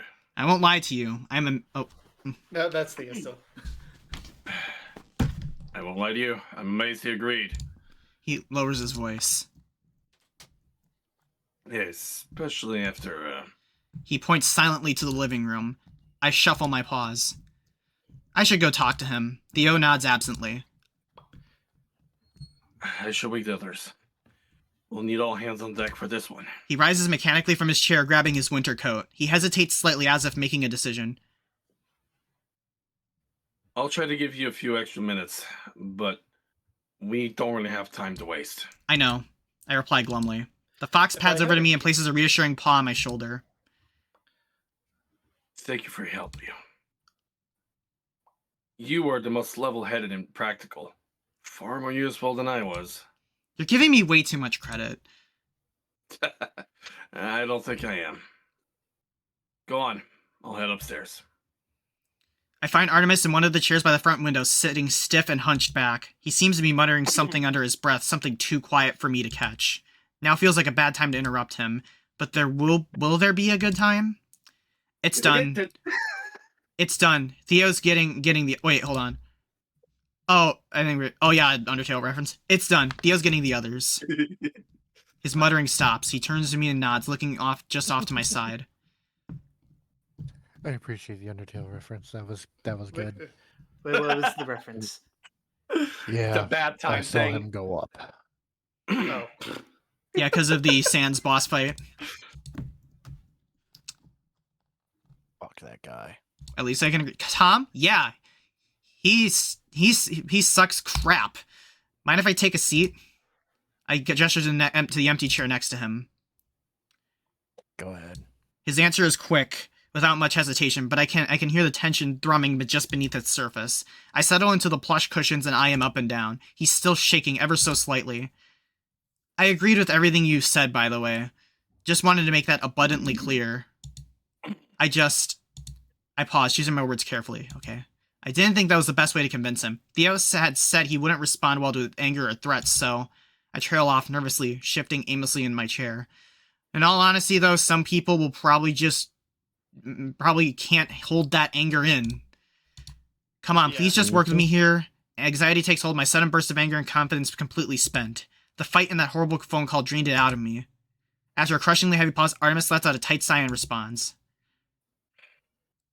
I wasn't helping, I realized that. But these kinds of situations just piss me off. Some of that same fire creeps back into his voice. The morally correct option here is so obvious and so easy. He barely even has to do anything. I had decided not to mention I had volunteered us to do all the work. That will become obvious soon enough. Yeah, I get what you mean, but I guess not everybody can be as good as a person as Theo, you know? Yes, they can. He looks directly at me. They just choose not to be. Ooh. I don't really have a response to that. Yeah, because Tom is a piece of garbage. It's not like it's not like that I'm that great a person after all. I'm like, Leo! And this... Bruh. And this situation is so open and shut, it's ridiculous. He is so demonstrably in the wrong. Mm-hmm. Even an idiot could see that. People like him piss me off. You and me They make both, me Artie. so unbelievably furious. Beyond all reason. He clenches his talons so tightly that I'm afraid he'll break the skin. God. Oh my god. My god, Artie. Honestly, You can't. both. I fucking agree. I can't control myself. I get loud. I get mean. It's a good fucking thing he wasn't in the room with us, or I would have straight up attacked him. Gosh. But we need this house, so I can't just do that. Oh my god, you New are sprite, stuck. new- Right. Oh, I love that. I love that. Yeah, Look at that that. drives me crazy. I think we're going to be seeing a lot of new sprites in this update, so we don't need to point that out. He sharply enunciates his last three words, dropping each syllable like a stone. Makes me feel insane. That instead of punching him in the face, we're kissing his smug ass. Like, that's completely backwards. It shouldn't be that way. And when I think about the fact that... He lets out a terse, shaky laugh.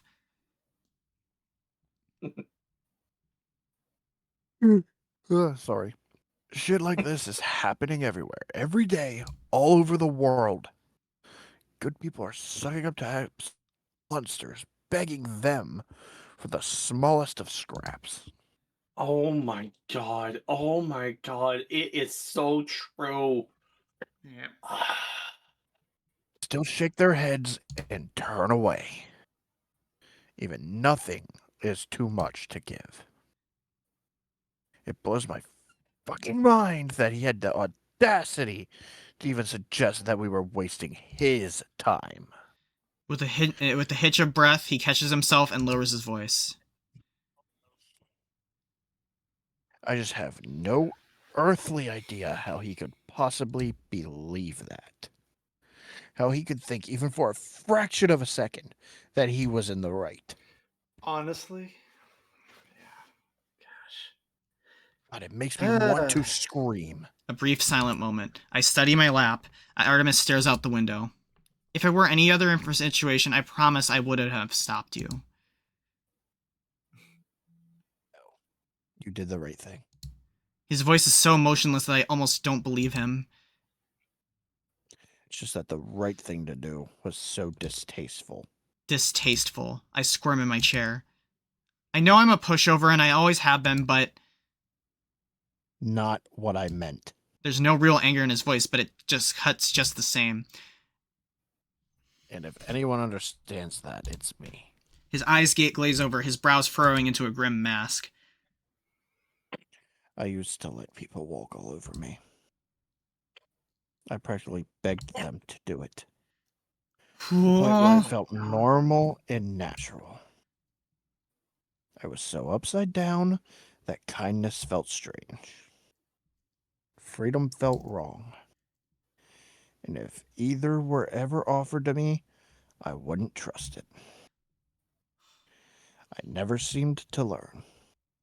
It would happen over and over and fucking over again until I couldn't even act surprised anymore.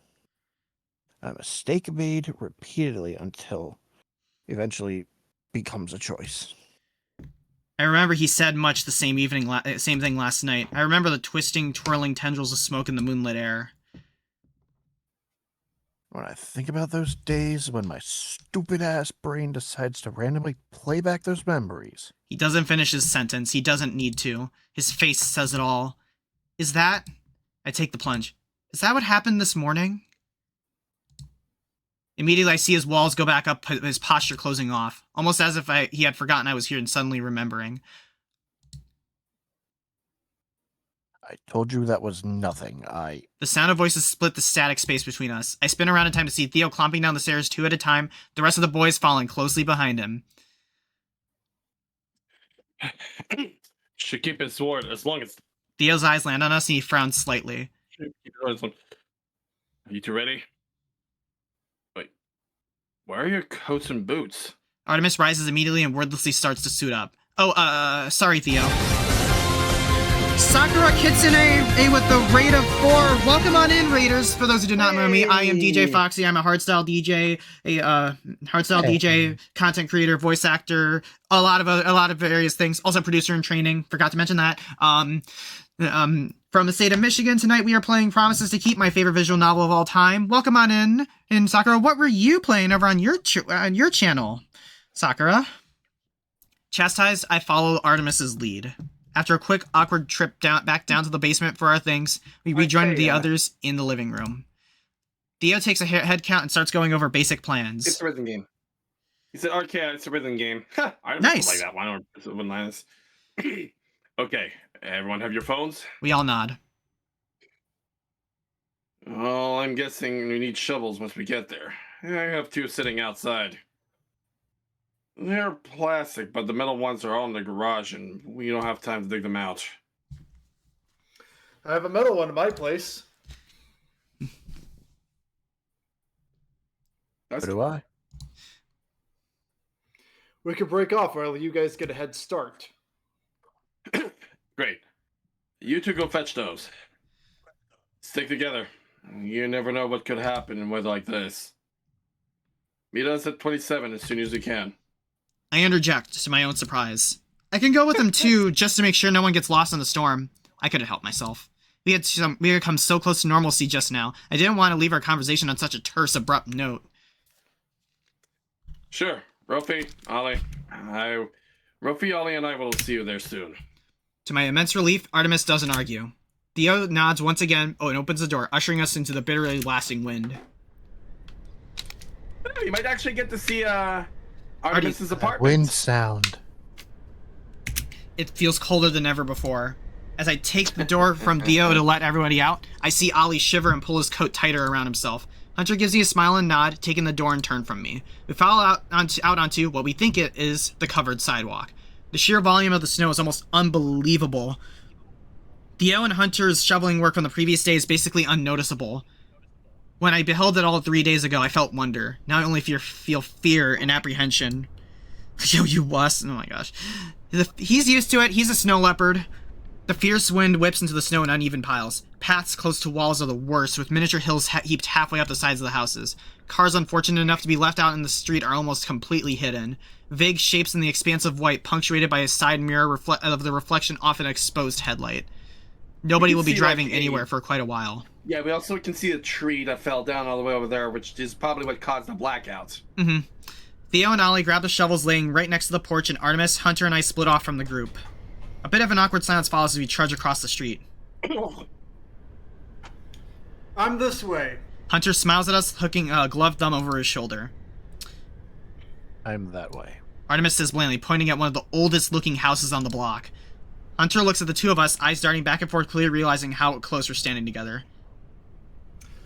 Well, my house is kind of a pain to get into, and it's also a mess. So, I'm good on my own. I smile at him, a silent thank you for reading the room. W. Hunter. All right. Okay, cool. It'll just be a few minutes. We'll wait for you. Great. Hunter turns and trudges off down the my- snowy street. You alright? You alright, Wingless? Yeah, no, I was just speaking in Hunter's voice, saying bye. So, I can't count how many uncomfortable silences I've had to break so far today, and the sun hasn't even risen. You live here, huh? Real close to Theo's. That must be convenient. It is. I examine the house as we approach. The building seems to be holding up alright in the storm, despite being clearly ancient. He produces a worn key and jiggles the lock at least 4 times, face largely expressionless. This impromptu locksmithing must be normal, I guess. Eventually, the battered doorknob clicks and the bird forces it open. I'm curious to see the inside of Artie's apartment, but is the shovel inside? Artemis blinks at me. Dusky. Shovel is in the garage. The main door is stuck shut and the automated system is broken. I get in through the side door, which is currently locked. The key is upstairs in my unit. You are welcome to come up for a moment. If you want. His tone is complex. He seems hesitant but nonchalant, but thoughtful, also nervous. Sure, I'd love to. Too eager. Okay, watch the third Steph. But Steph, that was good. Steph, it's a stiff breeze away from breaking. The bird turns and scurries up the stairs before I can reply. I take a deep breath to calm my churning insides. I'm a grown-up. I can survive awkward situations. Just be normal. I follow him up to his nest. Oh, I like that. Artemis's apartment is very small and very old. A combined kitchen and living room with only 2 doors leading off to a bathroom and bedroom, respectively. Controlled chaos is how I would describe it. Almost every available surface is occupied by things. The tiny kitchen is packed to the brim with pots, pans, and cooking implements, spices, cans, and cookbooks, just to name a few. By the way, I should mention, Artemis likes to cook. Neat, He but loves to cook, actually. Oh, that's right, I remember. But massive piles of mail, packages, and magazines and other assorted papers crowd the small wooden table and living room. Where does he eat? The walls are packed with shelves, each in turn and packed with records, tapes, CDs, games, a veritable library crammed into a nutshell. A record player, stereo system, and an ancient CRT TV take up the remaining floor space with a rumpled beanbag chair plopped in the center. Then neat stuffless pathways trail through the cramped space, leading into the kitchen area and other 2 rooms. Curiously, I spot a number of scented candles tucked away throughout the space. A large orange one sits on the kitchen counter, its lit wick the only source of light in the dark apartment. I sneak a few quick sniffs, trying to identify the scent. Pumpkin spice. Ooh, I love that spice. Surprisingly basic. No, not the CRT. There's another vague scent hiding it just underneath it, but I can't quite make it out. Hold up, did he light that just now? Of all times? I suppose there's no electricity, but a slight but noticeable crash echoes from the bedroom, followed by a quick but vicious curse. I step over to the doorway, not wanting to barge in too freely. It's fine, you can come in. You've already seen what a mess the place is, so whatever. Oh, okay, now we get to see his Oh, room. He's got a cool dragon poster. Of course you noticed that first. Guitars. Oh, hey! There's one of the cameos. Uh-huh. I think maybe a second one right there on the bird, but that's might just be a casual bird. It looks too basic. Maybe the dragon, possibly. Seems. I walk in just as he finishes lighting another candle. His bedroom is a little less packed than the rest of the unit, but not by much. My eyes immediately drawn to the electric and bass guitars standing against the wall. Well used, but well taken care of. I'd love to hear him play sometime. Now's definitely not the time to ask. Artemis is busy picking the room apart, presumably looking for the garage key. This is a pretty nice space. Small, but still pretty nice. He shrugs, rifling through a drawer full of clothes. It's not much, but it's mine. Well, technically and legally, it's not mine. I rent. I was gonna ask, you just have this upstairs space? What about the first floor? Empty right now, but yeah, my landlord split the house into 2 units. I nod. That's pretty common around here. You've certainly made use of the space. The bird spreads his claws, gesturing around the room. As you can very clearly see, I have a lot of stuff and not too many places to put it. Ollie calls it playing Tetris whenever I buy some new furniture or piece of art or something. He always asks if I'm playing Tetris again. I could see why. Oh, I can't relate because whenever I I have like to to basically shop. just move. Sue me. I know how he feels. I know Not how that he you'd feels get any money if because you did. I know how he feels though, guys. Sorry, I know I'm taking forever, but I have no idea where this key is. I stand awkwardly just inside the doorway, wanting to help, but hesitant to start rifling through his bedroom. So yeah, this place is dirt cheap. The water pressure sucks ass, and the electrical wiring is older than my grandma, but I can afford the rent. Past a certain point, that's literally the only thing that matters. And of course, the garage door does not work, famously, which is why I'm getting old and gray looking for this f***ing key. His tone is encouraging. Sure, he hasn't cracked a smile yet, and the stress of the morning still lingers on his face, but a bit of the Artemis I know is starting to shine through. I can help look if you don't mind me touching your stuff. Please, I'm convinced it's somewhere obvious, and I'm just too used to this place to see it. Fresh eyes would probably help. I jump in and begin the search. Maybe now it's the time to ask. So you play guitar? No, those are just for show. Yeah, I do. Bass too. I'm happy to hear the playful sarcasm in his voice, even if it's directed at me. I'm not the worst. Sometimes I even sound good. When we have more time, my phone buzzes in that specific way that makes my stomach drop. A call. It's Hunter.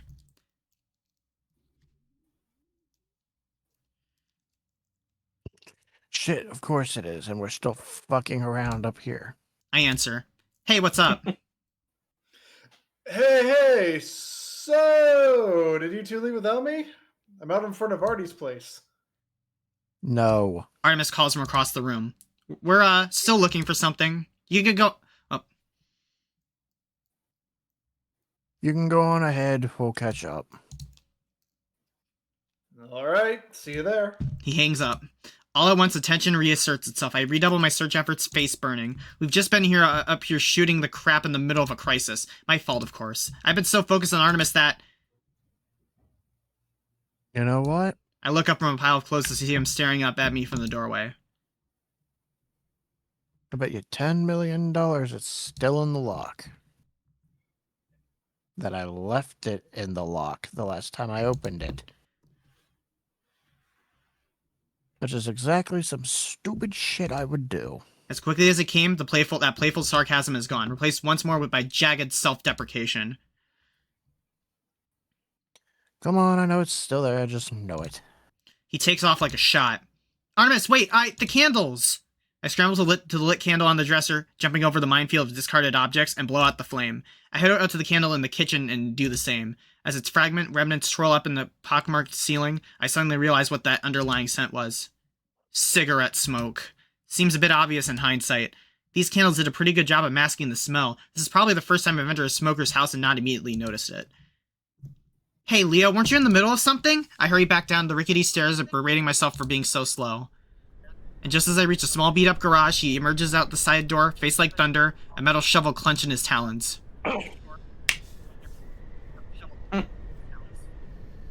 Thank Come God on, you let's did, move. man. I've wasted too much time already. It's fine, you didn't know.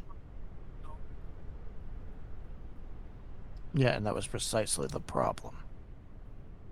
We've kept them waiting long enough. He brushes past me, eyes set dead ahead. I'm left with no choice but to follow. Artemis tears across the snow like a miniature plow, seemingly unbothered by the wind's cold, gripping fingers. I only catch up to him mere steps from the finish line, number 27. We pull up to the house to find Theo huddled with Hunter and Ollie, each of them practically shouting to make themselves heard over the tempest. There you are. I thought you two. I thought I told you two to stick together. Sorry. Artemis is very pointedly silent, averting his gaze. I was just explaining the plan. Theo gestures towards a narrow passage leading to the backyard of the house.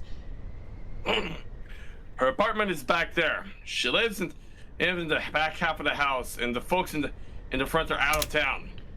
So we can't go through the front? Theo shakes his head. Mm-mm. I already tried. Her door's in the backyard. Ah, this is going to be trickier than I thought. Not only do the snow piles constrict the already narrow pathway, but the uphill entrance to said pathway is mostly blocked by a submerged car. How the frick are we going to do this? I'm going to carry her out. There's only way. There's absolutely no hell in. No, absolutely no way in hell. Let me just. I'm going to rephrase that. I'm going to carry her out. There's absolutely no way in hell she could walk out there by herself. But I don't want to risk that until we cleared the path a little more. I turn to examine the buried driveway and notice Ollie looking at me. His eyes quickly dart away. Where's Rofi? I brought him in first. Theo heaves a deep sigh and pulls out his phone. I've stayed in there with him for backup, but I've got to head across the street. He tilts his head towards number 30, the only lit-up house on the block. I need to make sure Tom has everything ready. Voice crack. I'll come with you. Oh, No. Artemis says suddenly, sticking his shovel straight up in the snowbank. What? For the second time today, I meet Theo's eyes and we share the same thought. Bad idea. Especially after the talk Artemis and I had in the living room. I could so clearly picture him knocking out Tom's teeth, and as funny as that would be, I would be happy. I open my mouth to object and... Pika, you're mine. Ollie reaches out and tugs on the bird's hoodie sleeve. His gentle voice is almost completely buried by the wind. Maybe you and Leo should go help Rofi instead? He could probably use a helping paw or two.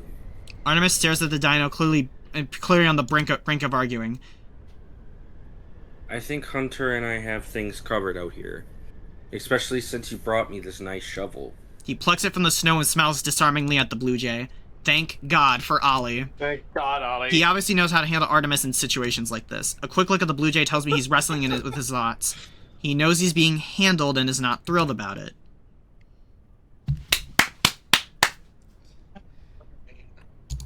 Ollie is clearly the better voice You're of better at reason for shoveling Artemis. than I am anyway. Always have been. Ollie's watching, Wazowski. So I couldn't resist quoting that. Okay, sounds like you all have this sorted out. I'll be back. Theo clomps off. I mouth a silent thank you to Ollie and prepare to head inside. I catch Hunter's eye on the way in. His usual smile appears after a brief moment. Everybody's looking at us. I wonder if they all heard our shouting match in the kitchen. It wouldn't surprise me. I shake the thought out of my head and run up to catch to Artemis, already halfway to the door. With a few practiced shoves, he's clearly used to damaged locks and rickety old doors. Artemis pushes his way inside, and I follow right behind him. All right, Wuffy, you're up. You did Diana last time. I'm so excited for this. The bird stops dead in his tracks, and I nearly run into him. Artemis, the combined stench of cigarette smoke and mildew hits me like a wall. Oh, no. Woof. I turn to him with a nervous smile, desperate for some levity. She could use one of your scented candles, huh? Nope, wrong thing to say. Funny stuff, Leo. Real hilarious. He spits out the simple retort and stomps through the musty entryway. Jesus. I think it's time I shut my mouth. No more talking from Leo today. I follow Artemis into the acrid bowels of the house. As I enter, a gruff, hoarse voice greets me. Oh. Wuffy. Okay. Who's this? I spot the three of them immediately. The old woman glares at me from her ancient armchair. Thin, pale, and trembling, one milky eye staring off past me into forever. Artemis hovers at a generous distance, regarding her with a mix of trepidation and subtle disgust. Diana, these are friends of mine, Artemis and Leo. They're here to help. I don't know if she's gonna be more cooperative since Ollie isn't here, because Ollie knows. Ollie's always the one who gets through to make Diana cooperate. Roby's demeanor comes off calm, but I can feel the tension behind his words. More help? Not sure how much more help I can take right about now. And what the hell kind of a name is Artemis? It's the The name. goddess of the moon. It's ancient Greek. Excuse me? The bird rounds on her wings and nostrils flared. It's my name. You got some kind of problem with it? Oh God! Can't Oh, any part of this mess be simple? Maybe I can't afford to shut my mouth just yet. Rofi, what do you need help with here? He gives you a look that clearly says a lot. He nods his head to the corner of the room. We both follow. Rofi scratches an ear, lowering his voice to a hushed whisper. I'm not really sure what's going on with her. Medically, I mean. Look at her arms. They're twitching. Oh shit. Now that he points it out, I see one of her arms shaking rhythmically back and forth. She's having a tremor beyond what I'd say is normal. And it started maybe a minute before you guys came in, which is worrying. I was thinking... Okay, so what is it? Artemis cuts in, brusque and high-strung, and I wince. He seems determined to fight with literally all of us today. Yofi rolls out the punches, though, not fazed by the interruption. Well, like I said, I'm not sure. It could be a normal tremor, it could be a movement disorder, but... But what? Rofi plows on, raising his voice louder to snuff out the interruption. Guys. I think I'm most concerned about hypoglycemia, or glycemia, low blood sugar. She's been sitting there drinking for 2 days without eating anything. Oh no. It can cause shaking, weakness, and can throw people into seizure episode if left untreated. She already has diabetes at baseline. What, we just give her some juice or something that'd fix it, right? Well, I need to get blood sugars level first. I need to make sure she isn't in some sort of sugar crisis that would be making worse with juice. Artemis, do you know what a glucometer looks like? A machine that measures sugar levels? Yeah, obviously, I'm not a hatchling. Obviously, I have no idea what it looks like. That looks like. As someone whose grandma actually had one of those, I know and helped her with them. I know what it looks like. Okay, I'm back. Sorry about that. So, sorry about that. It's just that my brother's not well at the moment. He is Sorry to hear. having a severe case of unmanagedness. All right, I'm gonna get Dusky. I'll go. Bye.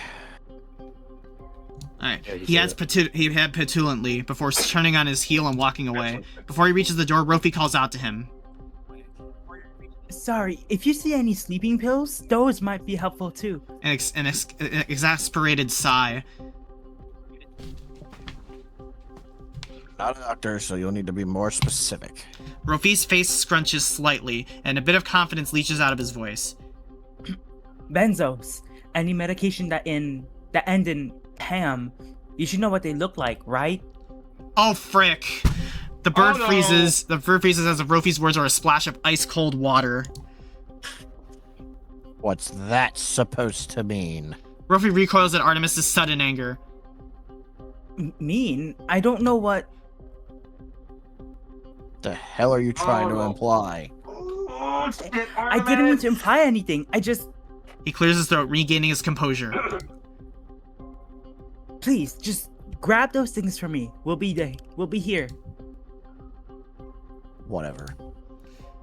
The bird turns and sulks out of the room, leaving just us two. So what exactly did I miss? Can you check the A lot. the history? Because I missed a few dialogue lines while I was AFK. Yeah, it My was brother needed my help. Rofi and Artemis discussing what he needs. Rofi is getting Artemis to grab Diana's medications and stuff. Okay, thank you. But Artemis is being a little snappy. Maybe not a He's little. got a real beak on him, don't he? And Diana. The dog ignores her and just turns to me, eyes full of confusion and regret. Sorry, we're staying focused. No need to apologize to me, Rofi. Okay, Leo, can you go to the fridge and grab anything with sugar in it? If the problem is low blood sugar, we can easily correct it with something sugary. I nod and take my leave, letting the dog attend to Diana once more. I find our fridge quickly and locate a few cans of soda and a couple of juice boxes, pushing aside a forest of empty bottles and old rotting food. This day has gone completely off the rails. I'm starting to feel like a passenger on a runaway train speeding into the station. What can I do to turn things around? Can I do anything at this point? Shit, Diana? The sudden curse, rare for Rofi, scares me, No. and I hurry back with the drinks. When I get back, Oh, I see God, Artemis her arm and is shaking even more worse now. Look at that. when I get back, I see Artemis and Rofi huddled up next to the couch. Diana's arm shaking looks worse, and the movements are now spreading up to her shoulder. Artemis's face is tactically expressionless, but I could see the worry plain in his eyes. Okay, Diana, I need you to stay awake. Listen to my voice. The U glares at him, uncomfortably but alert. We're going to check your sugar now, and then we'll know what's going on, okay? He turns to Artemis. Okay, I need a fingerstick needle, the test strip, and the glucometer. Artemis? The bird jumps, startled to be addressed directly. What? Artemis, I need you here with me, okay? I'm here. I was anywhere else. but I'm Oh, here. I think I know what's happening. He's having his episode, his like smoking addiction episode. That's what's going on. Yeah. Oh, that sounds basically, like he's it, having because what are they called? Withdrawal symptoms. Withdrawal, He's having yeah. Withdrawal symptoms. Yeah, it's a combination of the fact that he's in an area that's like filled with cigarette smoke, the smell of cigarette smoke, and the fact that he is in a high stress situation with Mhm. trying to tend to this woman. Alright. Fluffy. A fingerstick needle, the test strip, and the glucometer, please. The bird mutters something under his breath and hands Rofi what he asked Oh for. my god. Oh my god, Ida, that's fun. I'm sorry, I can't help it. Diana, I'm going to prick you now. She jerks her good arm back before Rofi can fully grasp Oh it. my. Diana, I need you to work with me. Like hell I will. You better have good malpractice insurance, Artemis stands up, towering over Diana's small figure. Oh no, no, no. Uh-oh. No. You want to start taking some responsibility for your own health. You have a medical provider trying to figure out what the problem is keeping you and us here in the cold. Diana finds some fight in her despite her condition and yells back at the bird. What? Do you want a medal? What the What the fuck is your problem, Skinny? Rofi steps up, hackles raised, voice piercing the argument. That's enough. He shoves the bottle of benzos back into Artemis's outstretched claw. If you want to help, then start by crushing 2 of these. I don't know if she's going to be able to swallow the full pills. Brush with what and where? Rofi's tail flicks, annoyed. I don't know. Just figure it out. I need to get the sugar level. You think you're some kind of heroes? So far, the only thing you've done is nag at me and mess up my house. Diana ignores Rofi completely and continues shouting, her arms still twitching violently. Oh, Your house is a fucking pigsty. The only way we could ruin it any further is with a wrecking ball. Oh boy. Oh shit. Rofi shit. here is doing his absolute best to treat you, and you don't give a shit. You won't even give him your fucking finger. I got a finger for you right here. Artemis's feathers puff up from head to tail. Listen here, you sour old bitch. Either you let him prick you, No. or you tell us to get the fuck out so you can wither away by yourself. No. Hey, you she's wanna gonna watch call your for freaking help. mouth, Tweety? I sure as hell didn't consent to. Oh my Then you can sit god! here and fucking die then. How's that sound? Oh no, he's going to regret that later. 'Cause he's gonna be like, shoot. I think. Oh my god. Okay, both of you He's gonna- need to shut up. Rofi Yeah, steps I between the have two of them, feeling- his voice far more booming and authoritative than I ever heard it. Artemis, go outside and help the others. Leo, stay here with me. Artemis stares past Rofi at a spot on the wall, clearly fighting back a retort. He knows he's not helping. I could see it in his eyes. With a final curse, he throws everything in his arms onto the floor and stomps out of the house. The dog exhales and turns back to you, voice much gentler. I'm sorry about that. Oh. Oh my god. I'm sorry about that, Attention with a Diana. knife. I'm sorry about that, Diana. Artemis has had a very difficult day, and the stress is getting to him. Clearly. At least we can agree on one. We can agree on that, Grandma. He won't be staying at the Robinsons, so you won't have to worry about running into him again. Why would you talk? Okay, Rofi, why would you talk about him like that? As Rofi talks, he holds out the finger stick. Sake. Oh, yeah, true. He holds out the finger stick, inching it closer and closer to her. Considering the circumstances, I think you've been quite level-headed. Excuse me. And if you just work with me here for a brief moment, we can get this shaking under control and transport you somewhere nice and warm. He stresses the word warm. The old woman grumbles out a biting reply, but she holds out her arm. Rofi pokes her non-seizing hand with the needle, drawing a drop of blood that he collects with a test strip. I suddenly remember his request for crush-up pills, but as I reach for a bottle again, he reads aloud. Bingo. 20. She's hypoglemic. I scramble and reach for a can of soda. Hypoglycemic, yes. Yeah. Sorry. Reach for a can of soda, handing it to Rofi. The dog opens it, but before handing to her, he reads the label. Sugar-free. Won't work. He reaches for a juice box amidst the pile of Artemis's findings and opens it, holding it up to Diana's mouth for her. She takes a few sips before the sound of the front door slamming open startles all of us. Okay, thank goodness it's Theo. Theo clamps in from outside, his stormy brow already furrowed. Snow clings to him like briars, and he looks freshly annoyed after dealing with Tom. I just went into Artemis on his way out, and he looked awful. What? There you are, Theodore. You've got some nerve leaving me alone with your little elves here. Oh, shit. Uh-oh. I'll explain later, Theo. Theo, I need you to help me pack a medical bag for her. Rofi carries on, still focused on getting the rest of the juice into Diana's system. Even to the untrained eye, her arm already looks a little less shaky than before. I look between him, Diana, Theo, and the doorway. I don't know what I'm supposed to do here. After only a few seconds of silent confusion, Theo snaps into action. He and Rofi start coordinating her transfer in earnest, leaving me frazzled and uncertain in the periphery.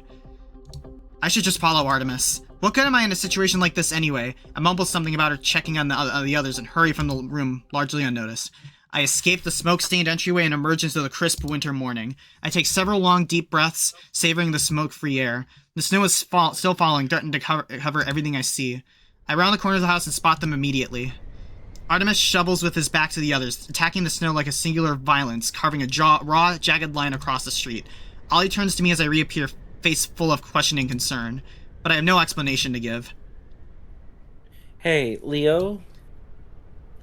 I'm just gonna be further down the street. Just wanted to get started on this section too, before Rofi and Theo finish up in there. No, he's not locked in. Theo's still there. Alright, sounds good. My voice... Ruffy, Oh wait, unless you meant like Ruffy. locked in as in concentrating on his job, okay. Yeah, Alright. he's basically in full-on medical mode Yeah, because that's what he does. My voice sounds strange, as if someone else were speaking through my mouth. The dino shuffles past us, now out of earshot. I trudge over to the spare plastic shovel and wrench it out of the drifts. I'm not really sure what else to do, so I guess I'll shovel snow, trying to make myself at least somewhat useful to somebody. Hunter, Artemis, and I continue to work quietly. The raccoon stands between us, carving out his own path with a shovel. He looks at me, and then at the bird. I can see him thinking of ways to break the ice. Honestly, at this point, I'd rather he just let us sit in silence. So, Okay, never mind. he sounds kind of tough. Diana? Yeah, I mean, Hey, Bluebell! Welcome in, Bluebell! Google, stop! My Google proct. I said the line already. Okay. but He I'll say gestures it to the again. steaming Artemis, and then at me, and then at the rundown house. Artemis halts from his work momentarily, clearly seeing and hearing Hunter, but quickly returns to shoveling. I mean, yeah, she's just not in good physical condition. Hunter nods, continuing to try and make small talk. Doesn't help that she lives in a tiny old house like this either. Behind the raccoon, I see Artemis freed mid-shovel, his wings flaring. Poor lady. All the cold just seeping in through the cracks. Oh no, Hunter! No, don't talk about that. As if you know anything about that. What? I said as if you know anything about living in a beat-up, poorly insulated building. Is Artemis's home like that? I think that might be it as well. Yeah, He it could- was. He continues. You saw it. Yeah, he continues working as he talks. His voice is dripping with venom.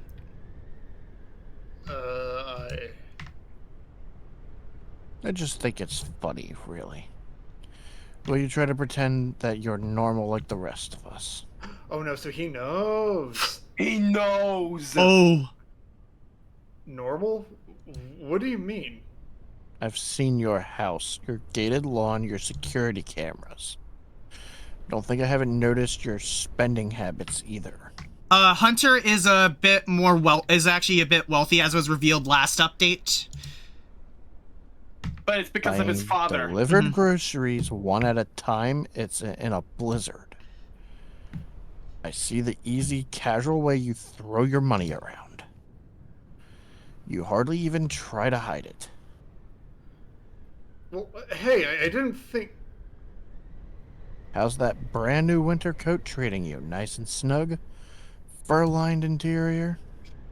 Oh no. Don't get me started on your Artie, ridiculous stop it. fancy cologne. Artie, he turns to face. Stop it. He turns to face us, then shoveling forgotten. Why exactly are you staying with us anyway? It's not like you couldn't afford to just up and go before the storm hit. Artemis, why? Well, the flying wasn't an hell? option because of the snow, and I'm back for the winter holiday anyway. This sudden violent outburst seems to be taking Hunter completely by surprise. I wish I could say the same. Right, of course, you checked the flights looking to jump ship. I try to make myself as small and invisible as possible. No, Artemis, what the hell Surprised you is didn't happening just with you? charter a private jet. Okay, I get that we're in different financial situations, but that doesn't justify attacking me for it. Attacking you? Is that what you think I'm doing? I'm simply pointing out the truth. Fact. As far as I can tell, different financial situations doesn't even begin to describe it. I don't know why you even pretend to feel bad for us little people when you've got your laundry list of vacation houses and your trust fund manager on speed dial. Hell, Daddy probably gives you allowance every month for. Oh, dude's right. No. Some kind of switch flips and Hunter's entire demeanor changes in an instant. The raccoon jams his shovel upright in the snow. His soft golden eyes turn to steel. I am just standing here trying to shovel and make small talk, and I did literally nothing to provoke you. Who the fuck asked you to make small talk? Some of us are actually trying to work out here. Some of us, yeah, but clearly not you! Hunter points to Artemis's disorganized shoveling path.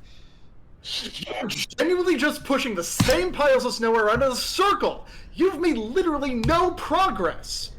What are you accomplishing, besides picking fights with me and everyone else? Oh, W wingless.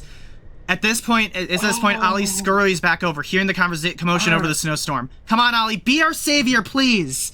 He plants himself in the middle of the altercation, eyes wide beneath his foggy glasses. Hey, guys. Theo and the others will be coming out soon. Let's just get this walkway shoveled so we can get Diana across, okay? Then all of this will be over and we can all go back to bed.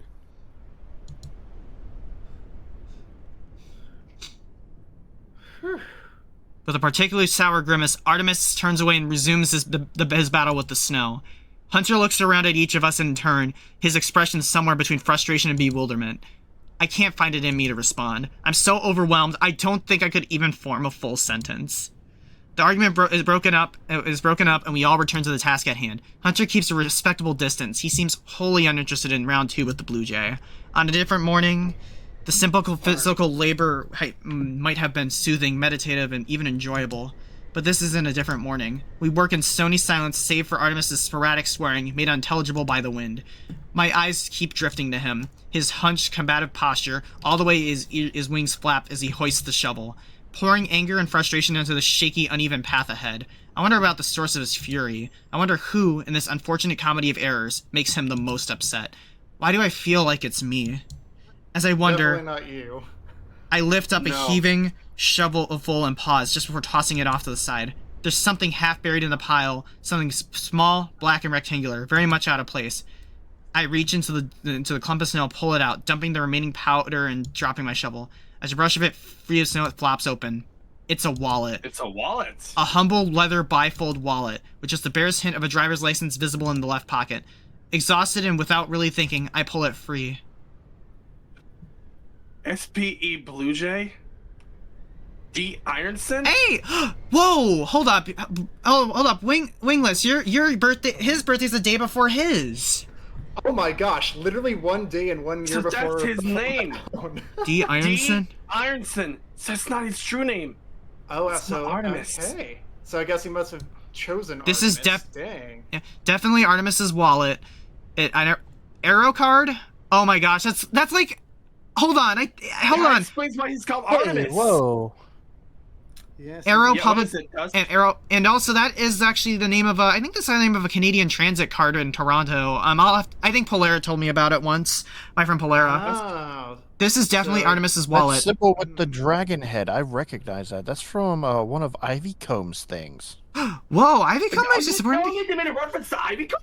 Wow. Yeah! That's the Hey, symbol on where? the doctor's shit. lab Ivy Comb's coat a in, furry Twitch streamer and Lab Rat. musician. He's a furry Yes, Twitch streamer and I know- musician. Holy I know Yeah, Ivy Comb, but he where? almost Where's the showed up on reference? VR chat for an event, That- too. Alright, The anyways. white and black symbol of the dragon's head is the same symbol that's in gold and white on the lab coat of the doctor from Lab Rat. Wow. Oh, that's This pretty cool. this is definitely That's Artemis's wild. wallet. I recognize the photo immediately, but not the name printed next to it. Huh, I wonder...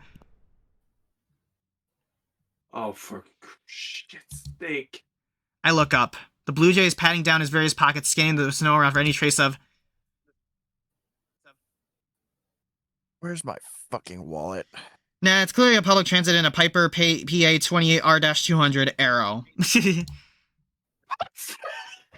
Damn it, Blue Bell. Of course he makes an aviation see? connection.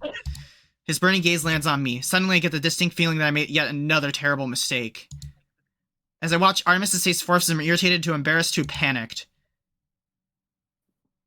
Hey. And I finally to violently, overwhelmingly outraged. I didn't think he'd get any angrier than I would have already seen. I was wrong. He throws his shovels aside and storms up to me, beak splitting in a vicious snarl. Give me that. Okay, to be fair, I don't think Leo should have peeked, but he should have just picked it up and given it back to him. But yeah, with a flash of talons, he rips the wallet from my shaky paws. The loose driver's license tumbles downward like a glass off the edge of a table and plants itself upside. Artemis is upside in the snow. For a breathless moment, we stare down at it, and the indifferent photograph stares back at us. Don't look at that. Artemis dives and snatches it back up. Don't fucking touch my shit. He advances on me, sticking his snapping beak right in my face. Fucking hear me? I can't form any words. I feel the tears coming hard and fast. That's mine and my shit. None of your business. I open and close my mouth uselessly like a gasping fish out of water. My overheated brain barely registers the quick and clump of snow boots, and I feel a strong paw grab me by the shoulder.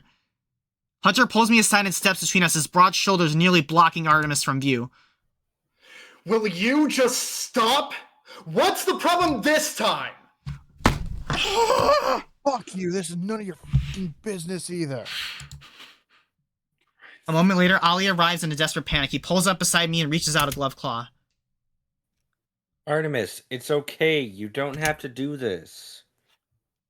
I know we're stressed and upset right now, but if we can all just calm down. Oh! Say something. Artemis swats Ali's claws claw with a ringing smack. Oh! Don't you fucking tell me to calm down. You don't fucking any of you ever tell me to calm down. All at once, in rapid succession, Hunter lunges forward to pull Ali back. Artemis recoils, and Ali stumbles into Hunter's arms. And I stand and watch and do nothing like the useless kitten I am.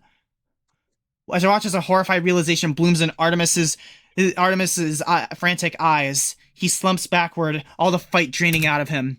I watch as Hunter backs up even further while holding Ali, turning repeatedly between the two of them, his face shifting into an inscrutable mask. This is... I'm horrified. I'm sorry. I'm so sorry, Ollie. I didn't. Damn it! He yells into the air, backing away even further. I should go. I need to go. No fucking help here. No fucking help at all.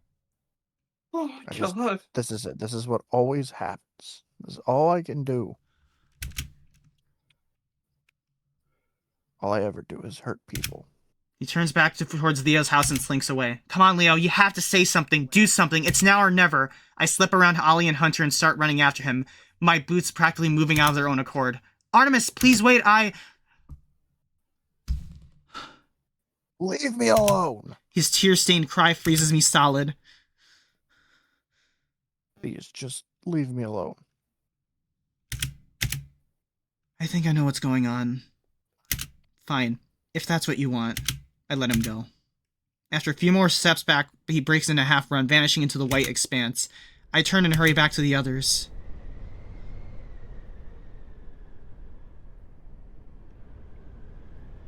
Ollie, are you okay? The dinosaur nods and his head's up and down a number of times, claws buried deeply in his pockets. That was way out of line. Leo? Hunter pushes a little further more, addressing me directly. What's going on with him? This is like a total 180 since yesterday. Did something happen? Yes, the single word burns in my chest.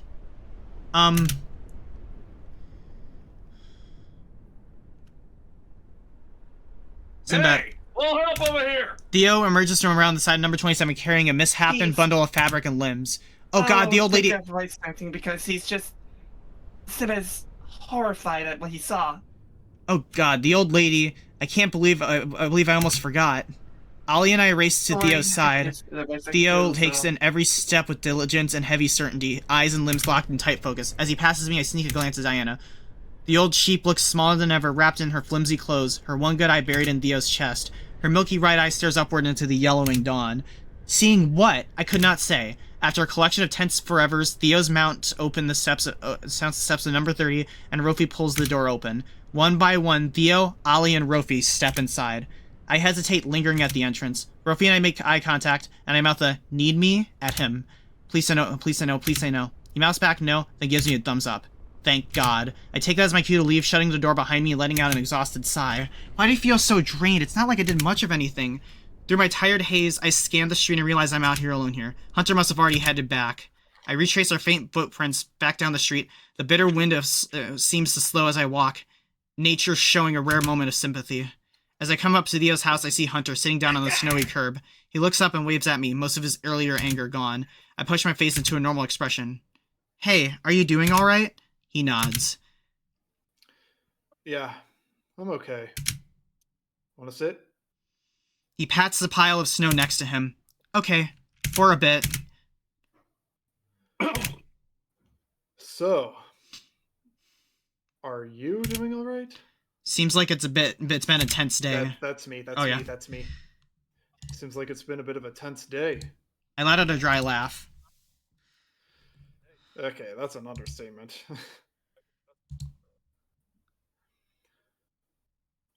Okay, what about Artemis?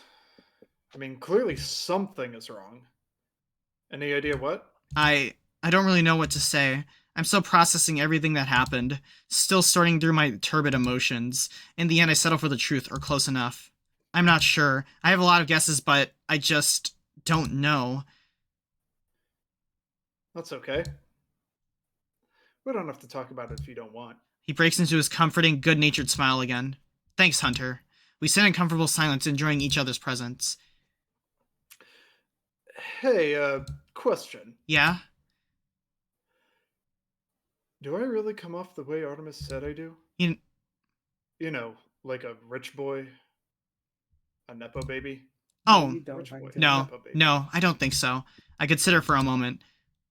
Well, okay, your coat really does look expensive, and you do wear a lot of cologne, and that was a little hysterical that you ordered groceries in a snowstorm. I trail off. The raccoon nods.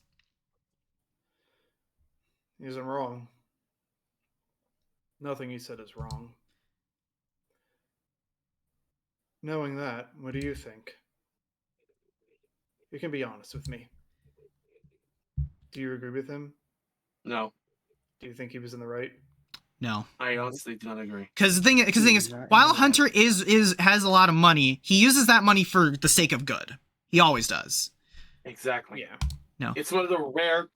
He's one of the rare rich people.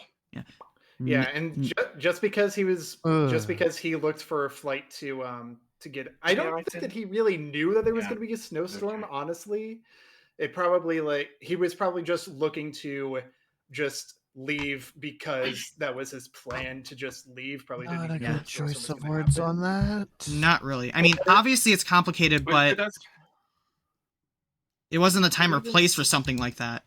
Nothing good or that's productive was one- going to come from it. Foxy. Dusk wanted to say something. What'd you say? What's Dusk? up? What's up? When you selected no and it said not really, that was not a good choice of words. Well, I mean, he basically like he was asking if like Artemis was right or not. I know, but a simple no would have been better. Okay, yeah, but I will say I will say as well.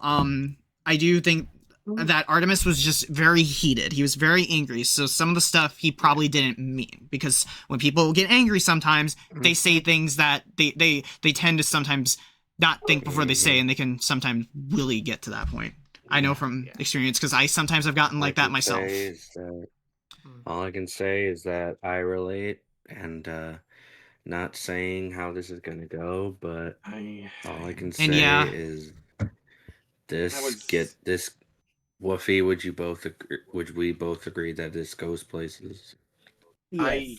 Yes. And yeah, honestly you would- were right. I would. And he was picking I with, would actually agree with that too. and he was Just- picking fights with everybody. Me, you, Theo, Rofi, even Ollie. Like- The raccoon nods again, more stiffly this time. I don't was really horrified at seeing Artemis like this. I don't So know. much that I'd have had to take over for a small moment as well. Like I said, it's complicated. Yeah, that is. He shouldn't have yelled at you like that, but I pointed at the dilapidated old building just across the street. But I was just in Artemis's apartment earlier this morning, and thinking about those old drafty, dirty windows and cracks in the walls, I could see why your comments about Diana's house set him off. They are in somewhat similar positions, and honestly, this storm threatens everything they have. Those old crumbling buildings, that's it. They have nothing else to fall back on. No plan B. Theo very well have saved both of their lives. So when so much is on the line for him, watching you spend your money so nonchalantly, I mean, yeah, it upsets him. Knowing that you were never really in any danger. This is just a minor setback for you. You two live in different worlds. See, He doesn't elaborate further, and I glean nothing from this impassive face. What thoughts lurk behind that mask? I'm sorry, Hunter. Leo, don't apologize. You did nothing. Maybe that was the problem. Silence again. I'm gonna head inside. I think I've had enough of today. I don't blame you. I'll see you around. I bet you will. Not too many places we can go. I stand, brush myself off, and leave Hunter to his thoughts. This is the first time I see Hunter literally angry like this too. The house is quiet. I spot Artemis's boots lying in a hasty pile by the door. A small trail of melted snow leads across the room towards the basement. He's probably holed up down there alone. Honestly, being alone doesn't sound so bad right now. In fact, it sounds absolutely wonderful. My paws start moving stiffly, carrying me back to the den. I'm least likely to be disturbed there. The room is just as Alia and I left it yesterday. I plop down into the same chair with a deep sigh. My limbs feel like jelly. I stare at a spot on the wall, the whole day stretching out in front of me. Right now. I sit. I doom scroll. I listen to music. I doom scroll while listening to music. I keep returning to our text chat. Sleeping Beauty. Sent yesterday. Yesterday! Not even 24 hours ago! How the frick did we end up here? I stare at his messages as if yet another read-through will reveal some secret answer. How quickly I find myself alone, yet again. I suppose I had it sorted out. In fact, I had yearned openly for it, so cherished the thought of the sweet solitude, only to find it as cold and empty as it always was. I sit, burning time, waiting. Eventually my eyelids just become too heavy. I curl up into the cushions and let go. Ages pass by, unnoticed, here in this timeless space. My phone interrupts my nap. Rude. I sit very still and purposely ignore it, as if hiding from a predator. Fine. I crack one eye open and look at the screen. It's Ollie. Hey. Are you busy right now? Can you come meet me in my room? Judging from his word choice, he doesn't want to hang out. I'm not really hyped to do this, but he definitely wants to talk about Artemis. I'm on my way up. Reluctantly, I pull myself from the armchair and tuck my phone away. Thankfully, I don't run into any of the other guys on my way up. Come in. Ollie looks up from his laptop as I enter, slipping off a pair of headphones. Hi, Leo. Thanks for coming up. Sure. So, I'll get right to the point then. My hunch was correct. I'm sure you've noticed, but Artie is really upset. No kidding. My voice comes out just a little bit petulant. I can't help it.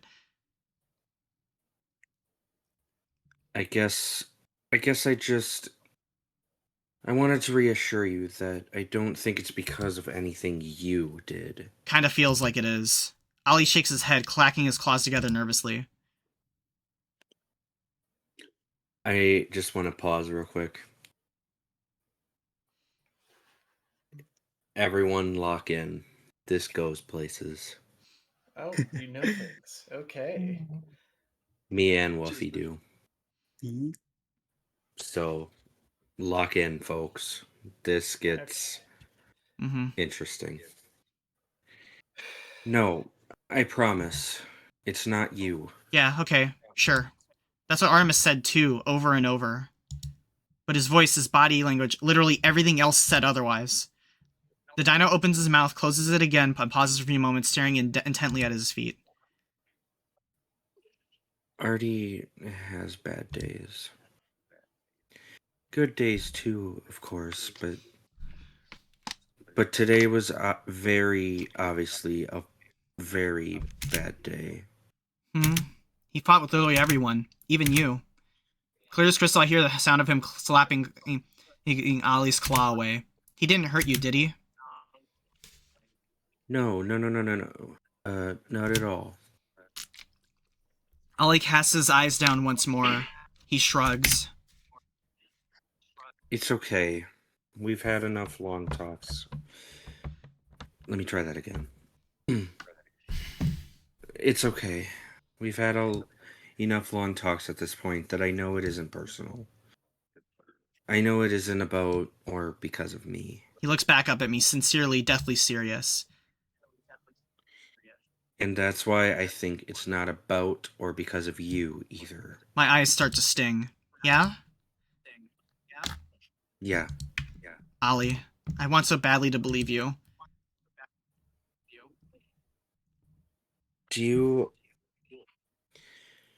want to tell me what happened? Not really. Okay. Ollie gestures to the chair in front of his desktop. You can have a seat if you like. I promise it's comfy. Or you can have the bed if you prefer. Wordlessly, I slump into the chair, sinking into the soft cushion. It is pretty comfy. Ollie waits patiently. I guess it started early this morning. When I woke up, it was like he was frozen, like rigor mortis. And when I went over to try and see if he was okay, cold claws clench my heart as I recall the look on his face.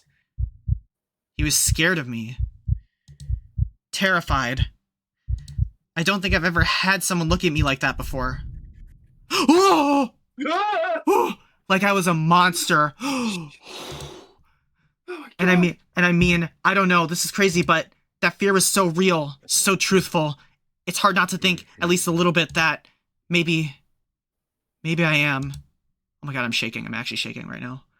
Ollie shakes his head vigorously, so vigorously that his glasses almost fly off.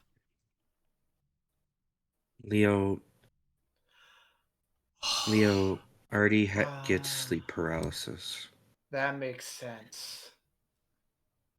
It's these random, terrifying... Unfortunately, I hate to say it, I relate. I have it too. I had it too.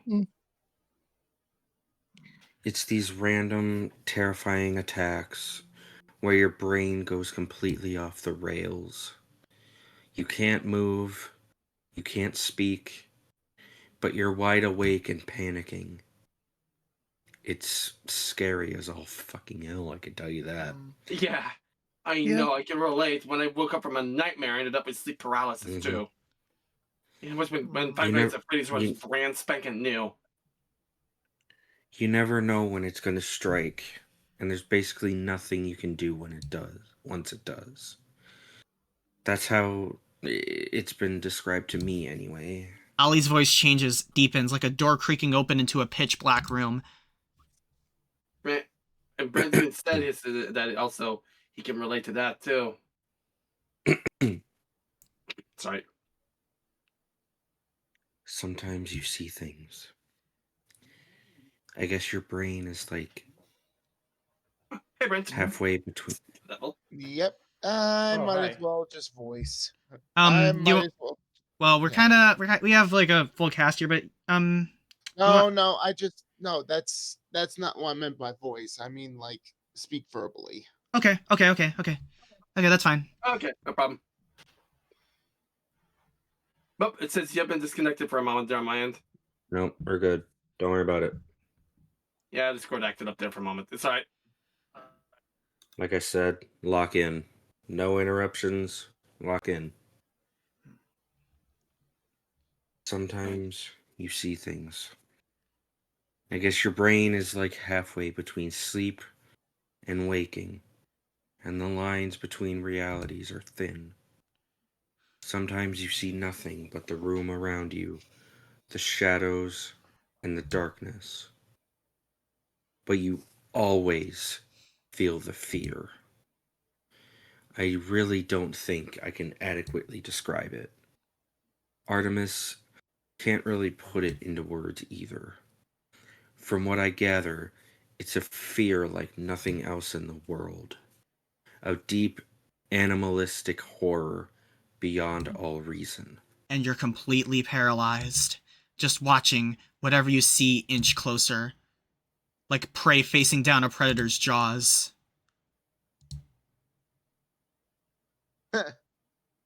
Sorry. So that's what it was, Leo. I've seen it happen once before, and it was exactly like you described. It's not you. You're not the problem. And you're certainly not a monster. I guess. New music, by the way. I never heard it too. That's new. I mumble hesitantly. I don't sound convinced. You don't sound convinced, Leo. Yeah, I don't know. I guess I just... What? You guess you just what? Holly waits patiently. You know this feeling. You two are old friends. I feel... What? You feel what? Name it, Leo. Spit it out. I feel guilty. Guilty? My whole face burns bright red, physical, visceral flame flooding through me, lighting up my skin and bleeding through every pore. I want to disappear. I want to sink back into the blankets under the bed. I want to fall through the floor and earth beneath and fall and fall and fall until I vanish. I want to turn invisible, so that no one else can ever see me again. Oh my gosh, Leo. Yeah, guilty. Or what? The words wither and die on top of the tip of my tongue. Did you do anything to Artemis? You can tell me if... No! I reply fiercely, loudly, without hesitation, voice thick and eyes burning.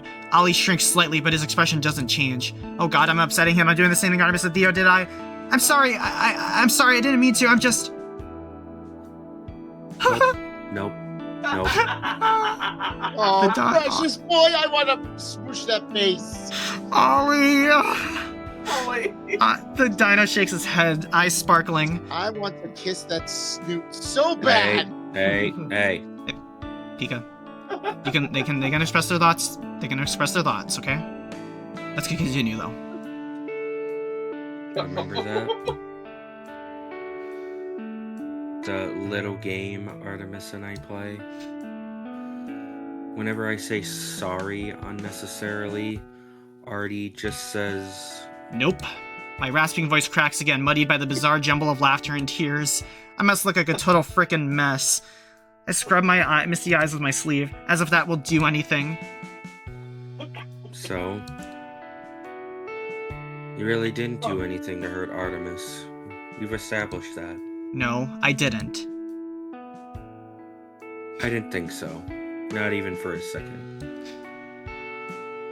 Let me ask then. Why do you feel guilty for something you didn't do? The words hang heavy in the still air. To be clear, it's okay that you are feeling guilty. I mean that. Whatever you're feeling is okay. No matter what it is. Just make sure you acknowledge that. Or acknowledge it. After all, denying your feelings won't make them go away. Acknowledge that feeling of guilt and ask yourself, why? I avoid his eyes. I don't think I really know why. That's okay too. It's okay to feel something without knowing why. But it's not okay to let that feeling go unexamined. To let it blindly lead you without asking where or for what purpose. And I think that's... And I think that's what you're doing here. You're just following the feeling down that path. You are accepting blame for crimes you did not commit. I guess when you phrase it like that, it sounds crazy. Ali shakes his feathered head firmly. No, not crazy. Just irrational. And we all have and we all have irrational thoughts sometimes. I have tons of them. Metric tons. Yeah. Like, I constant. feel that. Me too. Man, me too, Leo. Hashtag twinning. Ollie's comment catches me so off guard that I burst out laughing. He goes bright red. Oh, I can't take it anymore. He is just too precious. Like that just now. That was actually a crazy thing to say. The dino scratches his chest with a goofy, embarrassed smile. No, that was completely normal and hilarious. I readjust in my chair, wiping my eyes again as the last few fits of giggles force their way out. Ollie joins me in my mirth, nesting further into his pile of pillows and blankets.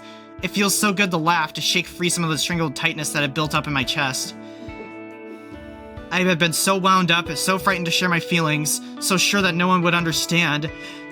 And just in a few words, Ollie had brushed that all aside, transformed it into laughter. Grief is shared is divided, joy shared is multiplied. I had noticed this a few times before, but Ollie becomes a completely different person when he talks about Artemis. It's as if his jumpy, anxious energy is channeled entirely into focus and razor-sharp insight.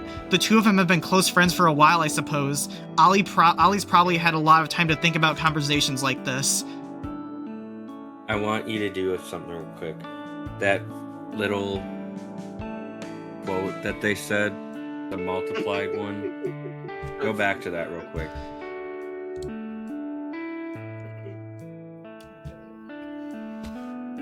Grief shared is divided. Joy shared is multiplied. That is a beautiful quote. I need to, yeah. I assume it's from. Keep that close to you. Mm-hmm. Thanks, Yes. Chica.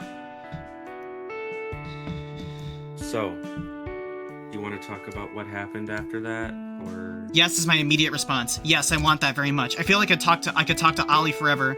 Yeah, I really do. Just give me a moment. He waits, just as patiently as before. I gather my thoughts, my breath, and my composure, and try again. I'm honestly just so confused. I thought everything was going pretty well. I guess I should have known better, but last night we had a moment out on the porch. I felt like I was getting through to him. Ollie nods. I think you were. Full disclosure, Artemis told me about it. He waves his phone, claws tapping a neat rhythm on the case. We chatted with him. Oh, We chatted for a while after you went to bed. my heart jumps into my throat. Remember when I said you were easy to talk to? Our first night here? Well, Artemis feels the same way. You're an excellent listener. My face burns red again for a different reason. So I was really just really surprised and upset when it all suddenly got so weird. Suddenly, he wouldn't look at me, he would barely talk to me, any inroads I made seemed so temporary and shallow, and all this crap with Diana did not help. Cute aggression. No, it definitely didn't. I feel like if this had happened on any other day, the two of us would have been able to just talk it out. Probably. But there was just no time, and having to talk to Tom and Diana just made him even more upset. Understandably. They're incredibly difficult people. Very backwards and inflexible. Yes to Tom, Diana, yes, but again, I don't hold her back on that because I know she was a very good person back in the day. She's just, getting old. But Tom is just a D-bag. Yeah. Tom is just a rich asshole. Yeah. And those kinds of people really frustrate Artemis. And after that, it was all downhill from there. Poor Hunter, he really ripped into him. Ollie nods, picking absent-mindedly at the end of his tail. And then there was that whole mess with the wallet. Ollie nods again, now tightly focused on me. I just found it, that's all. I just picked it up. I didn't know I was going to upset him so much, and I'm not really sure why. I stare at him, hoping he'll jump in with an answer. He nods a third time, clearly prompting me to continue. I hesitate, anxiety getting the better of me. I shift on my seat, fiddling with the zipper on my jacket. I do that too! I don't want to assume something that isn't true, but I don't want to look like an idiot or an a-hole. Maybe it's too late for that.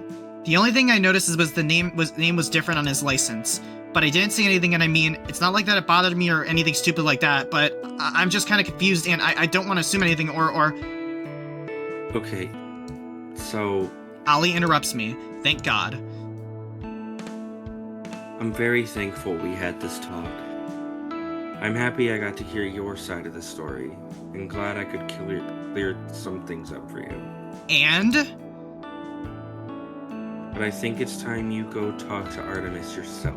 Frustration and familiar trepidation surge right back. Okay, I don't know now if this is the best time, though. He did say he wanted to be alone. I think now is exactly the right time. I think your talk will be most productive right now, while emotions are still high. Artie will be less likely to clam up, which is what usually happens. Isolation, or deflection, or blatant refusal. But I think if you do this now, you might get the truth instead. Ollie studies my face so intently that I have to look away. And then, of course, he asks exactly the question I'm thinking. Is that something you want? If the answer is no, then stay up here with me. I'll put on a movie or something, and we can just chill tonight. But if the answer is yes... He knits his claws together neatly. Artemis is most likely at the basement bar. Right. But before I go, I've got 2 questions for you, if that's okay. Of course. This might sound rude, but it's a genuine question. Why don't you go down and talk with him, or come with me? A hint of sadness creeps into the dino's scaly smile. I have, many times before, in situations a lot like this. Tonight, however, I think it should be you. I think deep down, Artemis would rather it be you. My heart stirs and jumps. Okay, that's one. What's your second question? Moment of truth. I noticed, this whole conversation we've been having about Artemis, you didn't use any pronouns. Like, at all. Shit, he's right. I didn't even notice. Well, Me neither. get ready, folks. I think it's time. Not by I'll keep an eye on my phone in case you need anything. Okay, fair enough, I suppose. I stand, both knees popping as they straighten. Thanks, Ollie. You are oh. You are very welcome, Leo. With one last preparatory sigh, I head out. Now on the way back down, I find myself hoping to run into the other guys. I'm not sure why. To delay, I guess. Come on, Leo, this is your moment. This is your moment to shine, buddy. Fittingly, I see no one. I stop for a minute from the basement door, trying to steady my breathing. My chest feels tight, as if prematurely responding to the anger I'm sure I'll face. I creak open the basement door. The lights are off, the dim light from the living room reaching only so far underground. It's just as dark as it was this morning. I descend, taking the steps, one at a time. I see a shadowy figure slumped over the bar, perched on one of the stools. Artemis? He doesn't even shift in his seat. Artemis? It's me. He doesn't respond at all. Can he even hear me? I pad softly into the room and fumble around for the light switch. The bird stirs to life, grunts irritably, and shields his eyes. Hey, come on. His voice slurs and slushes like a sludge. He's drunk. Just leave me alone tonight, Ollie, and turn that fucking light off. He turns around, pulling out a set of earbuds, and freezes in place. Behind him, I spot a mess of dirty glasses and upturned bottles of liquor, most of which were unopened the last time I saw them. Oh, fuck. This isn't a good look, is it? It's because of so-called friends. Blech. His beak splits into a wide grin, and he sways so far off the stool I worry he'll fall. He's lost it. He's lost it. He's just drunk.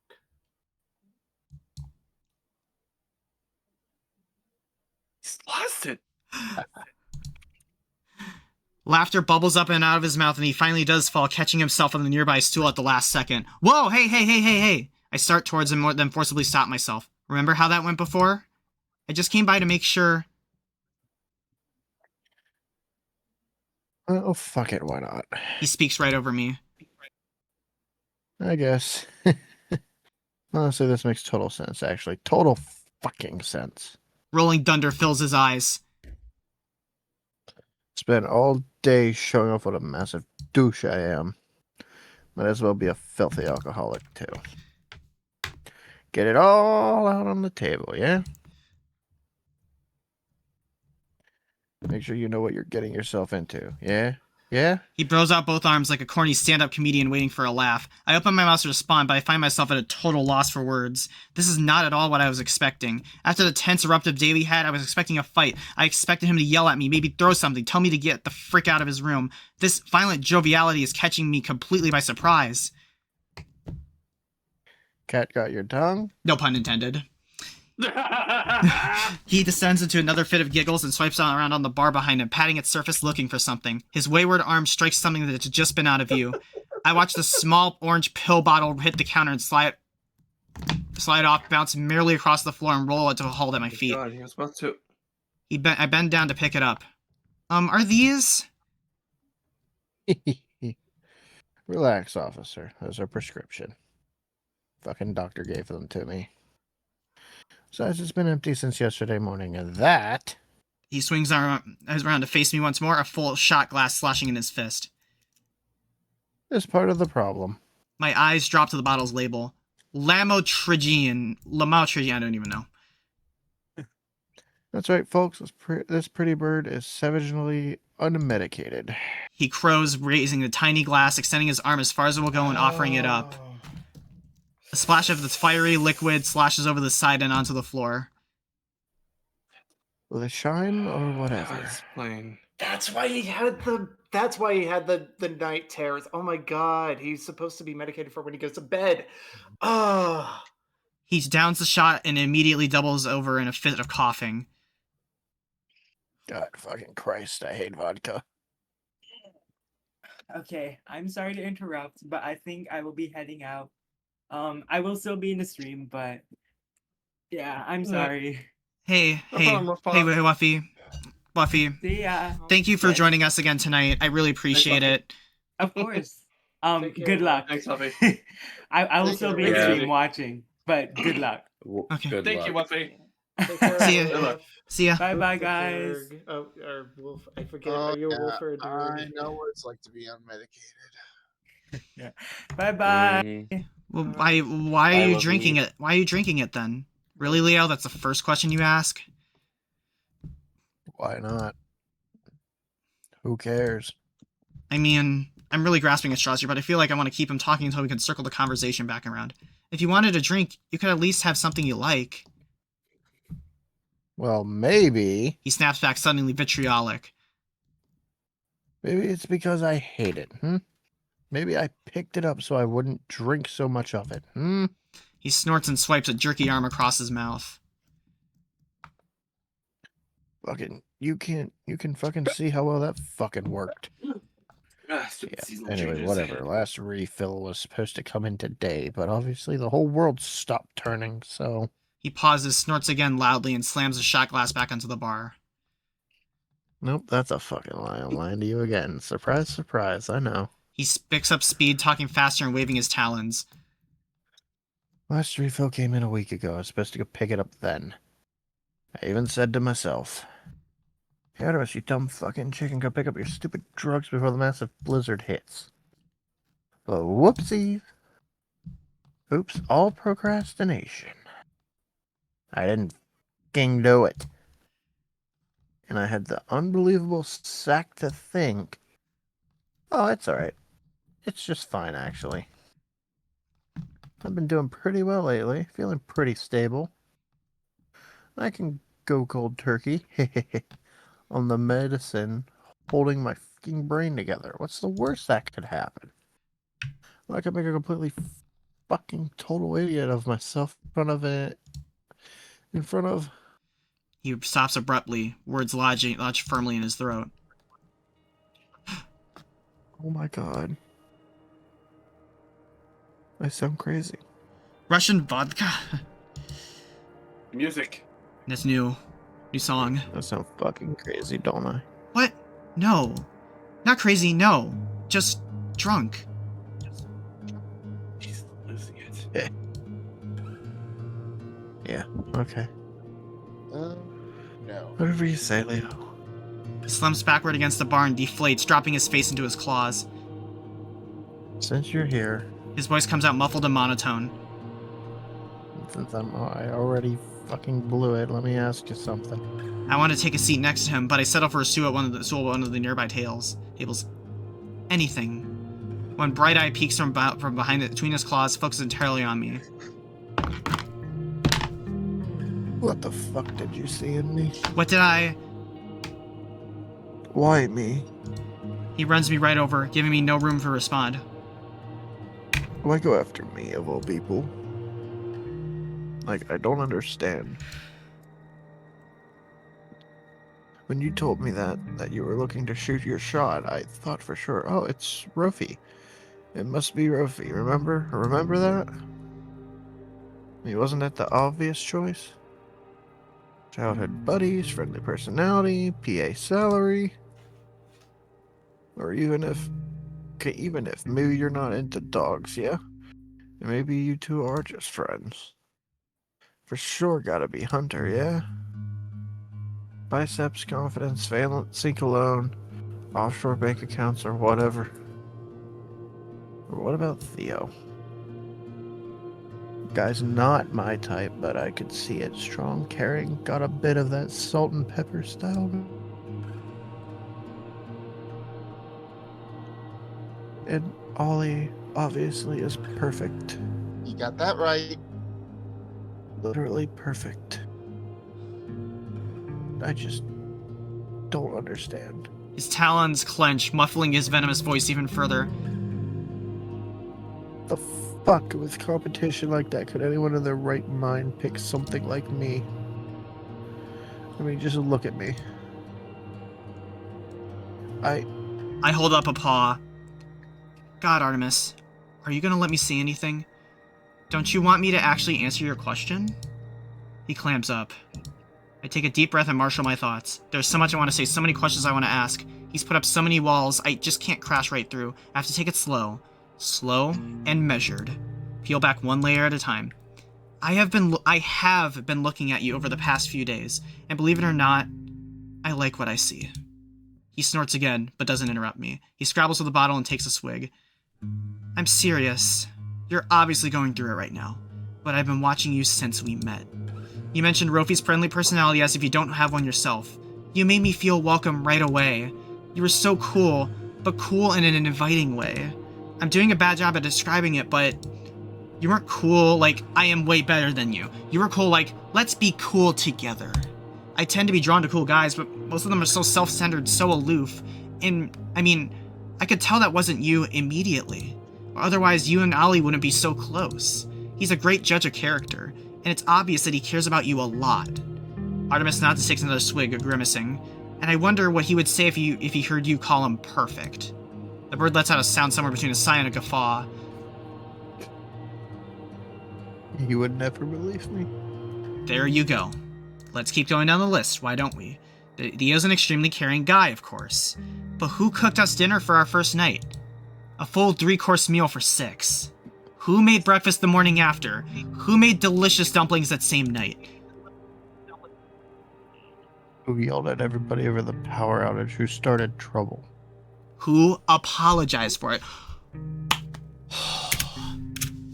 You mentioned Hunter's confidence. What about the confidence required to say, I'm sorry? That's what I said to you when it happened, and I still mean it now. It takes courage to admit that you were wrong. And now that I know about the complicating factors, I tap the top of the empty pill bottle with a claw. I think it was even braver of you. He frowns and shakes his head. It doesn't really seem like I'm getting through to you. He takes another shaky swig, once again shivering from head to toe. What's the sticking point? What part of my speech don't you believe? He fixes me with cold, red-rimmed eyes. Apologizing doesn't do shit. Flinty sharp. It doesn't erase what happened. The right thing would be not to do it in the first place. So what? The right thing to do is to be perfect? You know that's impossible.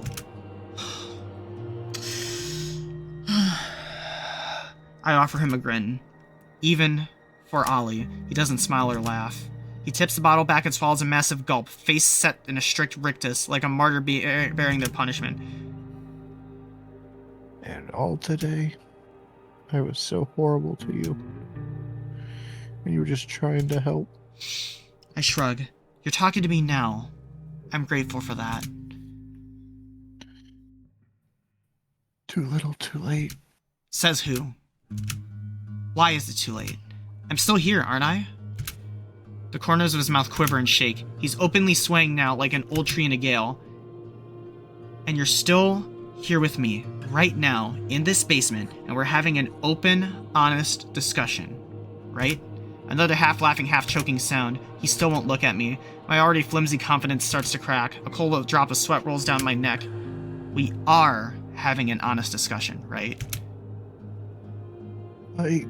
At last he meets my gaze. More than anything else, he looks tired. He looks like the most tired person on the planet.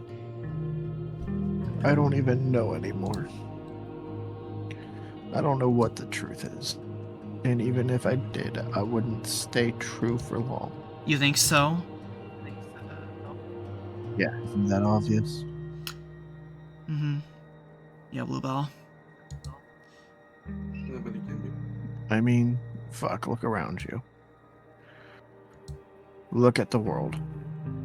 Madness and murder are normal and expected. Money is power, and power is everything. And anything you can't put a price tag on is fundamentally meaningless. Everything changes every day. Every morning you get out of bed and look outside and nothing is the same as you remember it. While you were asleep, the earth kept turning and left you completely behind. That's just how things are. And that's just how I am too. Fickle.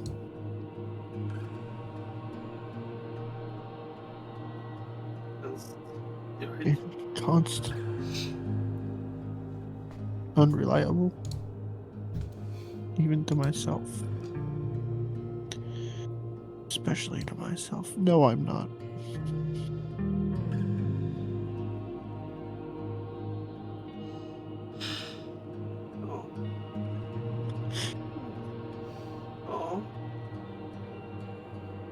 Dusk, are you feeling okay? Okay.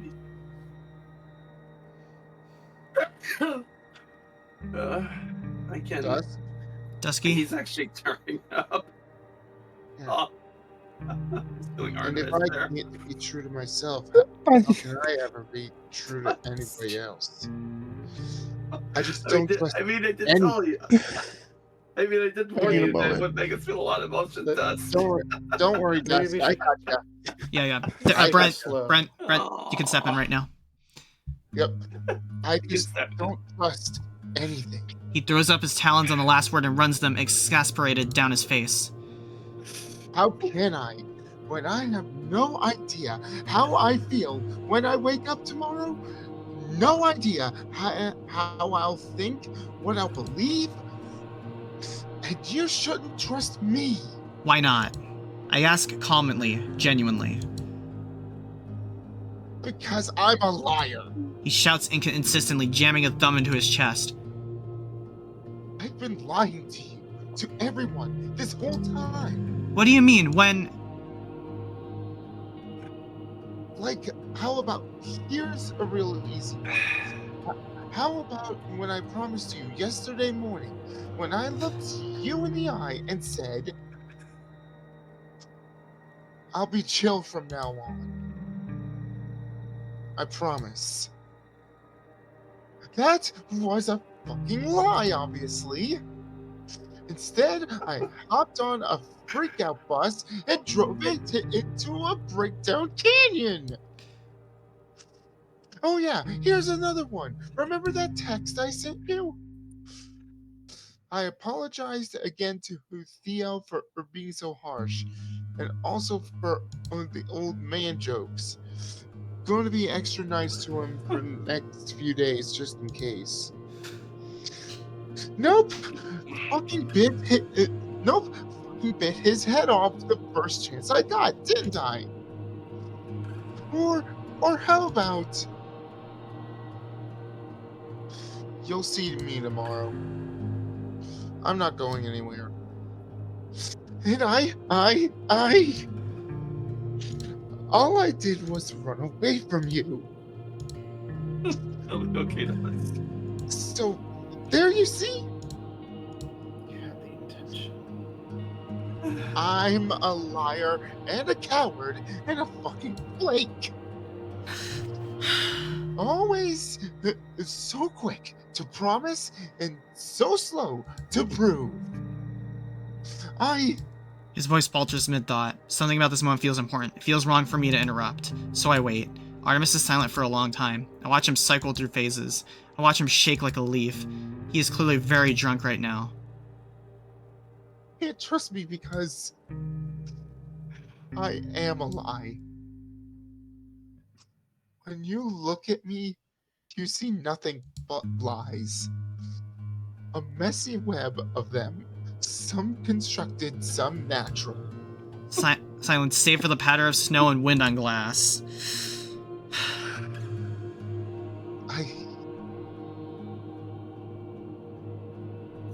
Go ahead, Foxy.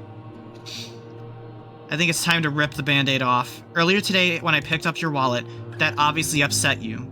Can I ask why? I could guess, of course, but if possible, I'd like to hear it from you. I give another little push. The name on the license. Dead Please. Don't say it. name. I would never. Good move, Leo. I know we just met very recently, but our whatever we have, whatever you want to call it, that we've developed over the past few days, it makes me very happy. Happier than I've been in years.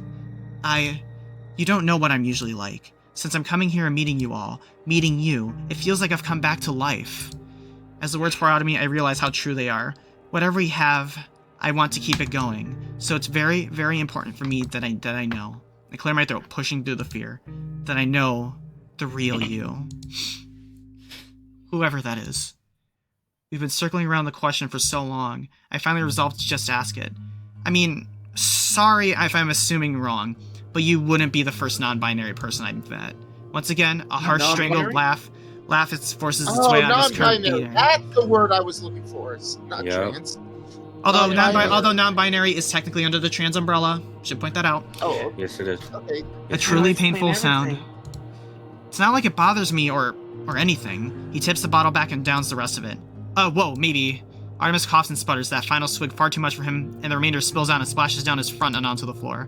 He doubles over in a wet, hacking fit, one hand over his mouth, the other still clutching the bottle. In between coughs, he brings it back up to his beak. Okay, I think that's probably enough. I jump to my paws and grab the bottle, and to my surprise, he lets me take it.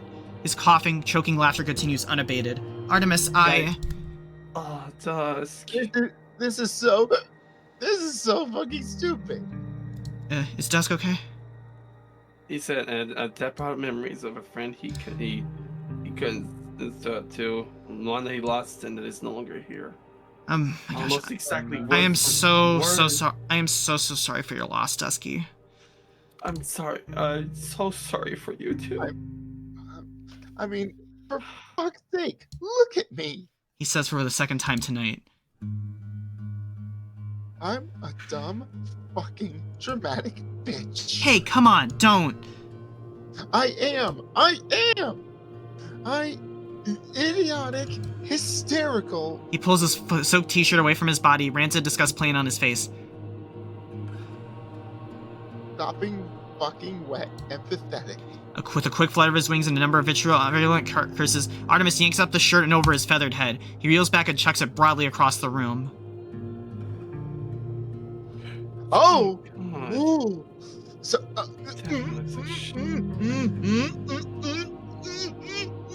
He then stands hunched in the soft basement light and just looks at me. And I just look at him. And all at once it opens his mouth and... I don't fucking know. I don't know, okay? You don't know? I don't fucking know what I am. I promise I'm not just being weird or difficult or That explains what Artemis don't know So who. he doesn't know Gender what dysph- gender he is. gender dysphoria. That explains everything. I just don't know what the real me is. I feel like nothing. Oh, Artie. I feel like Sometimes I feel nobody. that. Poor Artemis. I'm sorry, shirtless Artemis? Oh my god. I don't know if that's the right time to be. Brent, let's continue. Let's continue, guys. Let's continue. Continuing on, please. Yes, please. I feel like nobody. I feel like a shadow. I look around and I see people all around me, and they all seem to be solid. They all seem to be real. Reliable flesh and blood. Something you can have and hold and won't slip away. This body, this is a lie. It's a fucking lie. A lie that I built for everyone else but me. I kept it skinny because I know that's what people want to see. I wear my hair like this so people will think it's cool. So they'll smile at me, talk to me, take me home. So they won't look at me like the freak I am. You know, sometimes I'll catch my reflection in the mirror and think, who is that? And then I'll realize, oh my god, that's me. That's me. He pulls out his downy chest with gripping talons. These flimsy feathers, these hollow bones, these clipped, useless wings. This is all I have. Lanny is here. Oh, sorry. This is all I have. It's what I was born with. I can't run from it. even if I could, I wouldn't know where to go. Like a shadow tied to a post.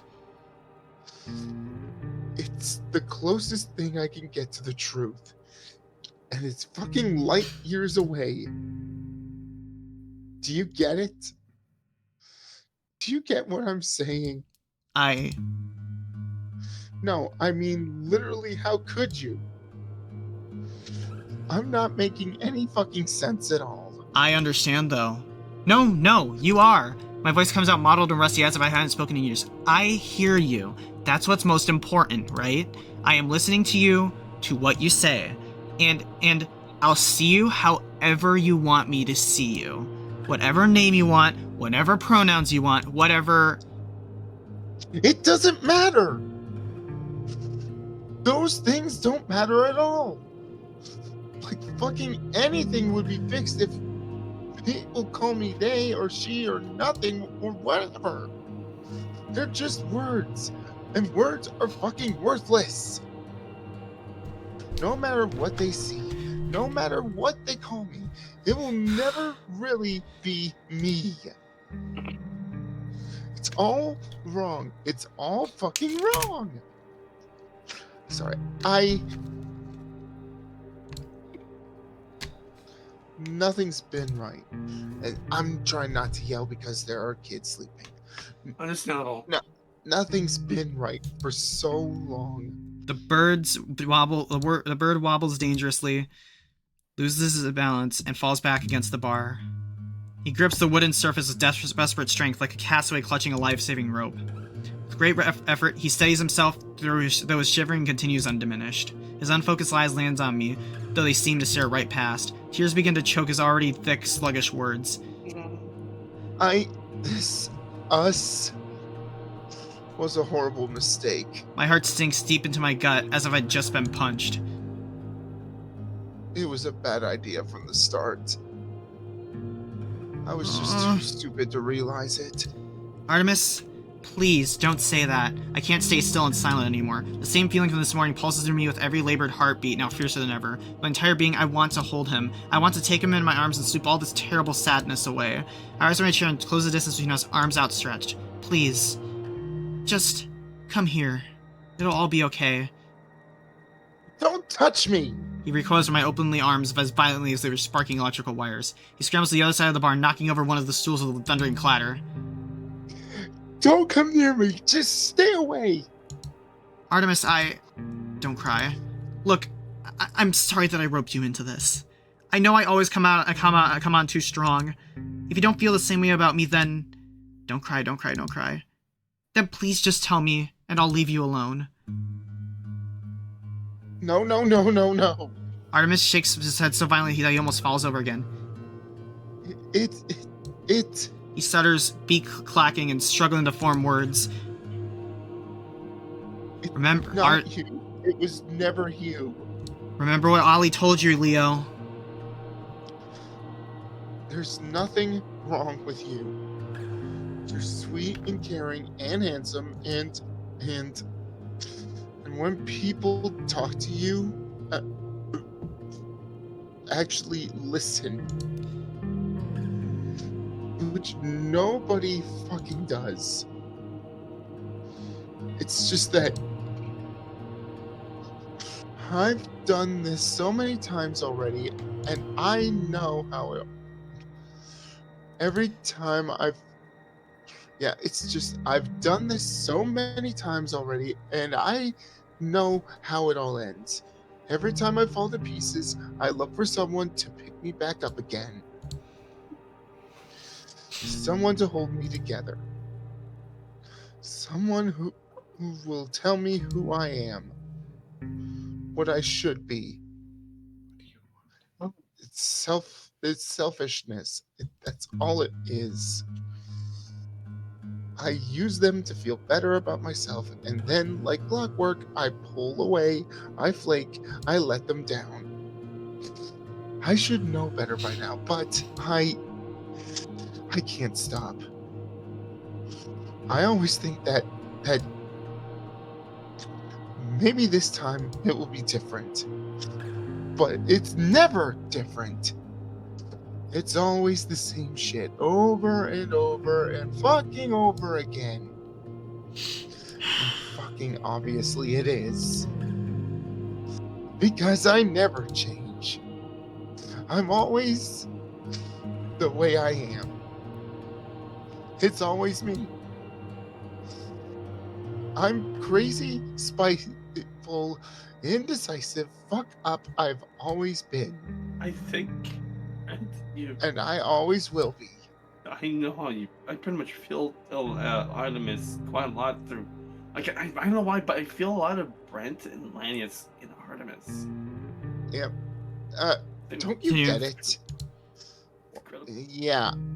Yeah, Artemis and I are going through the same shit, except for the non-binary part, but this thing Eh, between us it's like- I is don't. mistake because I'm a mistake. I'm a bad habit. I wake up every. I'm reading. I wake up every morning and choose to be awful. Wingless? Let's let Wingless talk. I don't think that they're non-binary. I think Artemis doesn't know what they are. Yep. Identity crisis. Yeah. Yeah. He throws back at... it's- Yeah. Yeah. He throws an... Body dysphoria, identity crisis. He throws an arm back at the wall of bottles behind him. I'm vodka. I'm rum. He scrabbles in his pants and yanks out an empty cigarette carton, throwing the cardboard with brutal, visceral No, hatred. no. Oh, I'm nicotine. I'm carcinogen. I'm fucking poison. I'm poison and I ruin everything I touch. I know how you feel, Artie. And I would rather fucking die than ruin you too. Yeah. You're exactly the kind of guy I could fall in love with. Which is exactly why we will never work out. You deserve better than me. Artemis, please. I pour my whole heart into my voice. Please, don't talk about yourself like that. It's just not true. I can tell it's not true just by looking at you. From our last few days together, with a raspy, mocking cackle, he pulls out another bottle from the shelf, pops out the cap, and starts to chug. Please stop! You've had enough. I race around the bar, snatch the bottle from his trembling claws. He gags, his eyes go blank, his face turns completely white.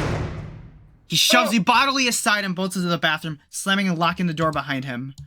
I stand dumbly at the bar, still clutching the half bottle full of dark rum. Even from beyond the door, I can hear Artemis retching and coughing. I delicately place the rum back on the shelf where it belongs. The splashed liquid left a dark brown stain on my paw. I stare at it for a while. The horrible sounds from inside the bathroom continue.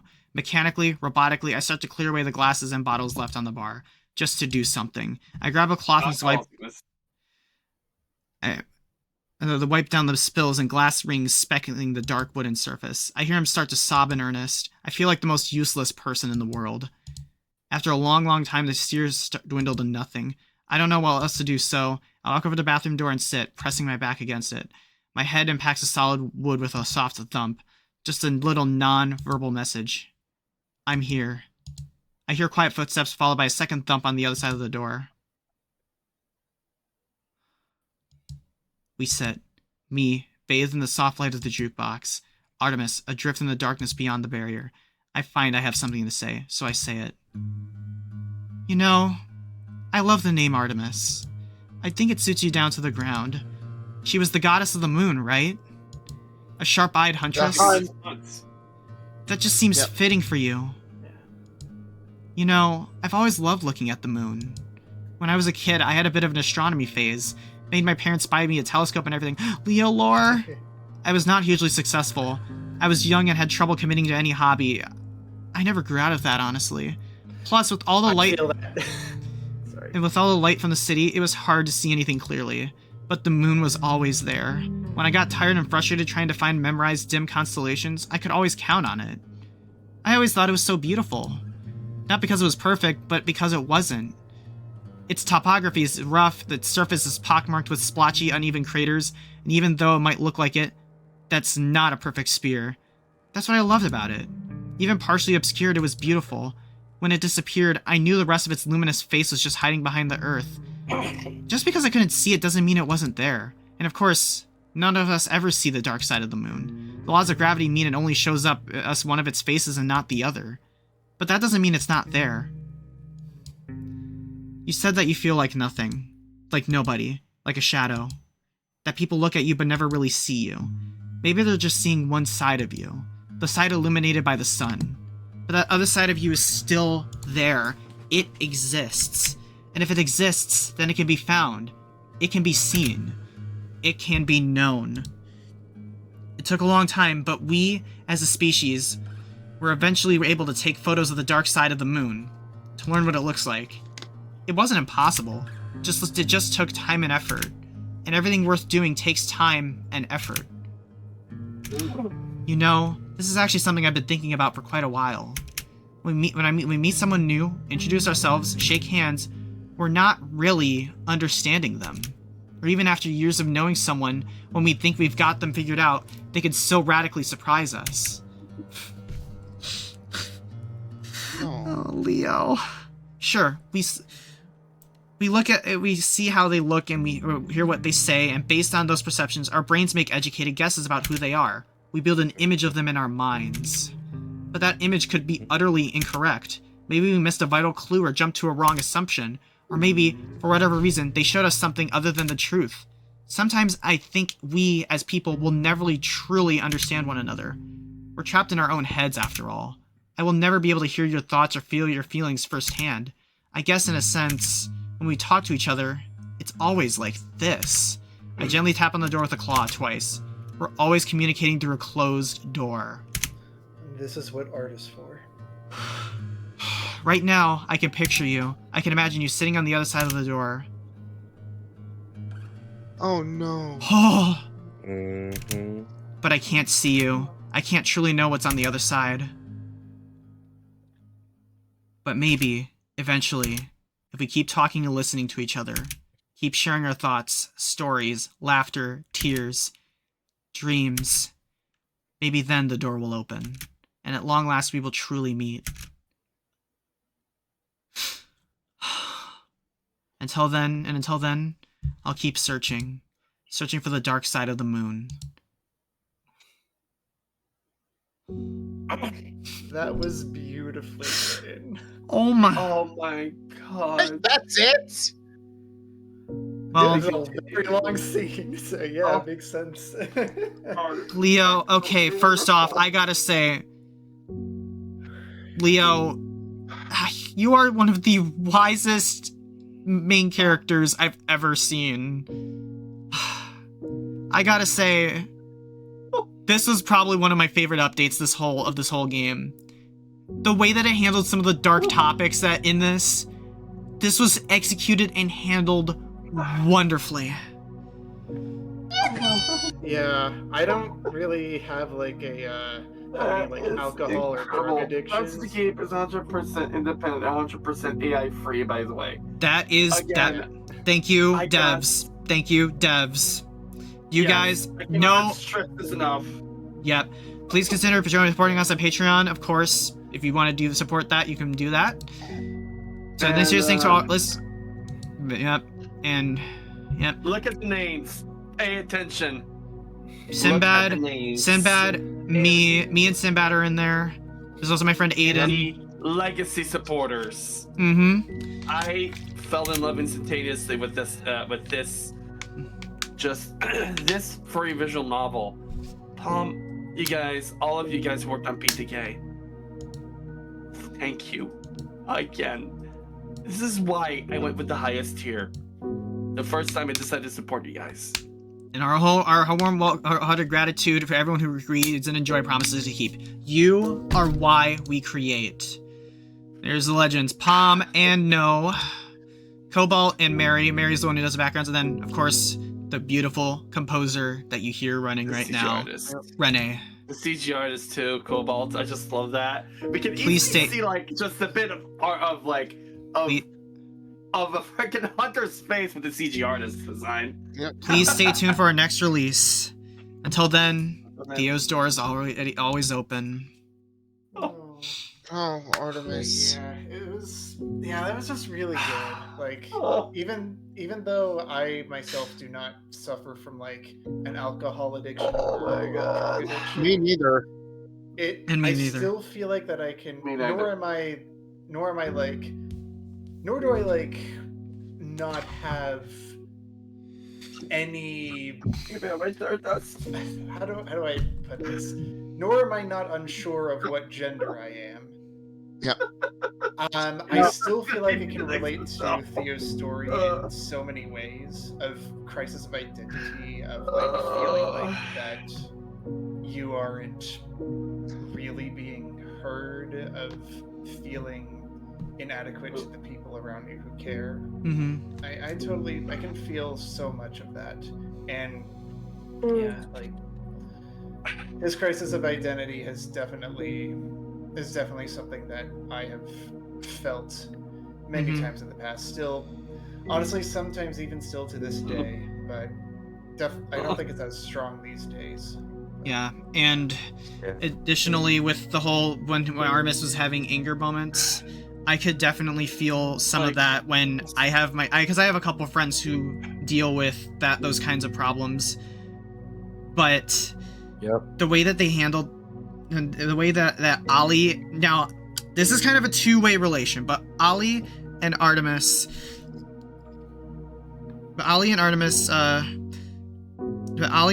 definitely not Ali, Ali and Leo, them together really resonated with me, because especially Ali, because Ali knows Artemis better than a lot of the others. And as for Theo, I feel a lot within him, of me within him. Sorry. Yeah. Because And I he's feel- grieving and the I- loss of he's grieving loss of someone who he cares a lot about, and it was his aunt. He went through a lot of financial trouble and a lot of problem with work, searching for jobs, just like I do. And the loss of his aunt, pretty much, it's like me. Sorry. Just like how I lost my grandmother, pretty much about this, like. Yeah, and Last same. I year. can grieve this. I can grieve this as well, because again, I lost my dad when I was 5 years old, and yeah, and my grandma in 2020, right at the start of the year. My I lost her. condolences, Foxy. My condolences. And Brent, you were saying? Right. I see a bit of myself in Artemis. Pretty much both you and Lanius see a lot. I honestly see a lot of you and Lanius in Artemis. Yep. For Dusk, he's Except typing I out don't. with him all the Except I don't drink, but I do procrastinate on taking my meds. Yeah, Procrastination, I feel. But there are times I feel like I'm a lie, Yeah, a mistake, I just like Artemis feel. does. I actually feel pretty much a bit in a lot of the characters in this Yeah. visual novel, but Yeah. mainly I feel a lot of Theo within me. Mm-hmm. Pika. The song he said, everything is not that friend. All right. The plus said these but songs he had anything reminded him of that friend, let alone on that strongly that broke him. I'm sorry. I'm really sorry. This when you that Dusk. I'm terribly sorry. It was not our. I did not know this would. Well, again. Now you guys understand why Wuffy and I said good luck. Yep. And this is what PTK it was- does. It's a wonderful, wonderful, happy time visual novel, but also it also takes into account serious topics, and it executes well-written stories to address those topics. And this is what the power of this game does. I hope And- Dusk is doing okay. Me too. For Dusk. But- Well, I mean, if you look at the chat. Oh yeah, text chat. I'll manage. Okay, hang on a minute. Yeah. Anyways, Yeah. Well, if you didn't already know, it was actually easy for me to get an inspiration for this update. yeah. And you could share that inspiration with us because you did that last time. I want you to do that again, Pika. So I'll let you take the mic for this. Well, since I do it and my streams, shout out twitch.tv/DJPikaFox. And I do it on my wife's streams and other streams. They know who they are. Wow. But as I always say, when I do Pika Fox inspirations, all I ask is that you relax, clear thy mind, and let the inspirational words of the Pika Fox enter your world, for it'll help you in life. With that, this is the inspiration for tonight. To everyone in this VC and in chat, you want to know what this update taught me? It's that truly, Midnight. My brother. Hang on. Sinbad. Sorry about that. I Sinbad's, was AFK. Yep, Sinbad, Pika's on the mic now, so let's let Sorry her about talk. Go ahead, Pika. and I repeat, you want to know what this update taught me the first time that I read through it? Because it hit me pretty hard. What? Is that deep down, and I mean, no, rewind, Pika. Chat, VC members, I want all of you to do me a favor. Close your eyes and think about this for a moment. Right? Mm-hmm. My eyes are closed. Everyone close your eyes and think about this for a moment. Tell me if this is one of the most truest statements that you will hear out of me. Deep down in each and every one of you, no matter what you've gone through in life, no matter what or who you think you are, the assumptions and everything that you have been told in the past years, what you personally think of yourself is not you being your true self. You are the reason. Or no. Just because you've heard many things about yourself does not mean they're true. You have to realize that all of those are just statements.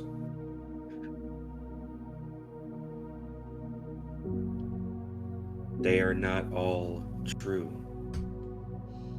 You might say stuff about yourself, but deep down, you know who you are.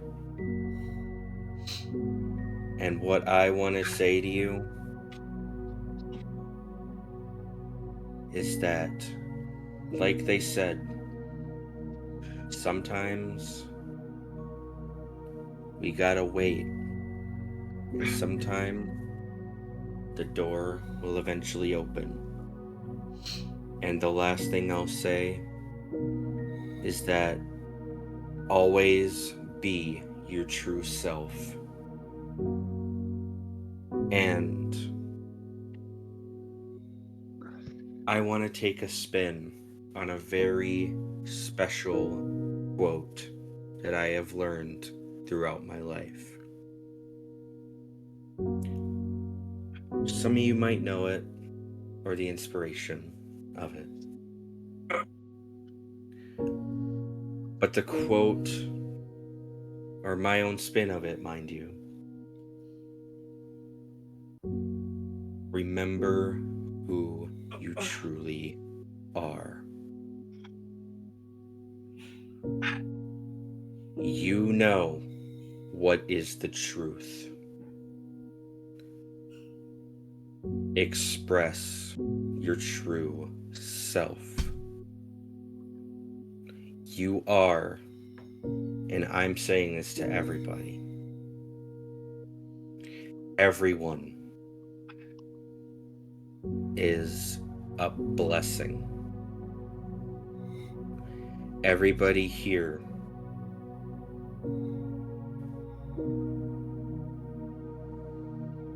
has a truth to them. You might be hiding things, but nothing hides the truth.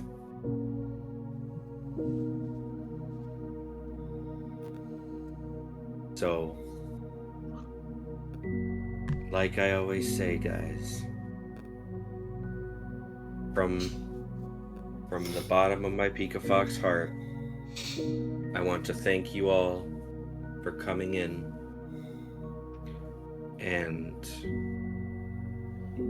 the last words the Pika Fox says for tonight, for another shocking inspiration, if you will.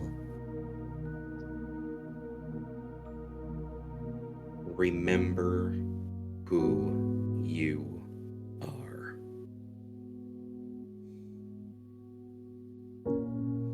And we will remember who we are, because that is our promise to keep for tonight. And and we will hold on to that promise until we get our next update, which will be Ollie's day 4, the last for day 4. Thank you everyone, to my voice actors tonight. Thank you, Wingless. Thank you, Sinbad. Thank you, Pika. Thank you, Brent. Thank you, Wuffy. And thank you, Dusky, too. Dusky, you did fantastic tonight for your first time here. I want to thank you again. For pushing forward through your uncertainties and delivering a really great performance as Ollie. Not Ollie, Artemis. Yep. It's I usually wonderful. He do said it, thank you. but I had other things going on today. It's Yeah. alright, Brent. You came in at a I'm- good time too. Yeah. I'm But- glad I was able to help. Thank you. Yeah. Thank you. You both Thank did you. a wonderful job. And remember everyone, no matter what you're going through in life, you have a purpose in this world, and you are valued and loved. And just like, even though Artemis goes through a lot of that stuff, the number one thing that Leo sees in him, like I see in a lot of people as well, is their heart. He has a heart of gold. Despite his struggles, despite everything, he has a heart of gold, and every good person on this planet has that one too, even if they have their share of issues. Remember that, everyone, for tonight. And with that, we are going to conclude our stream for tonight. Let's find someone to raid. And we are going to use the raid message, #promises kept. Or something better. I don't know what you did last time, Pika. You can type that out in chat if you want. If you can come up with a good raid message as well. Actually, you're better at doing raid messages than me. So let's see who is live right now. He says promise. Yeah. It's What? basically a raid message we're trying to. We're gonna be typing in the Twitch chat. Oh. Yep. Sip espresso.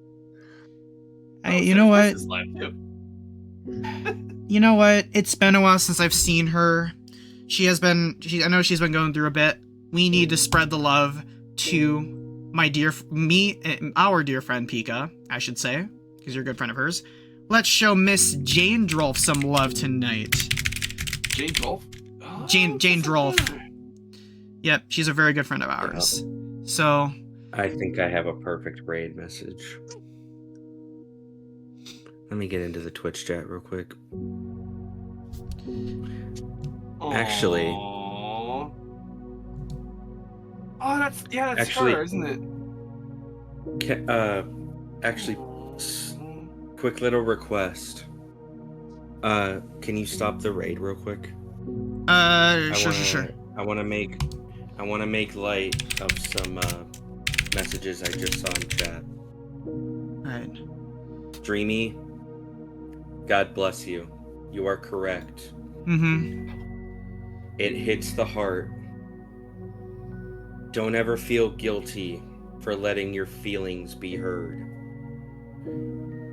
It's okay to let them out. Mm-hmm. Your feelings will always be valid. Mm-hmm. With that, Let's raid, shall thank we? you guys. Alright, let's raid. Yes. Attempt number 2. Alright, ready up, raiders. Alright. And Yeah. what's the raid message of today? I think it's promises kept, right? No, Pika's coming up with something else. Okay.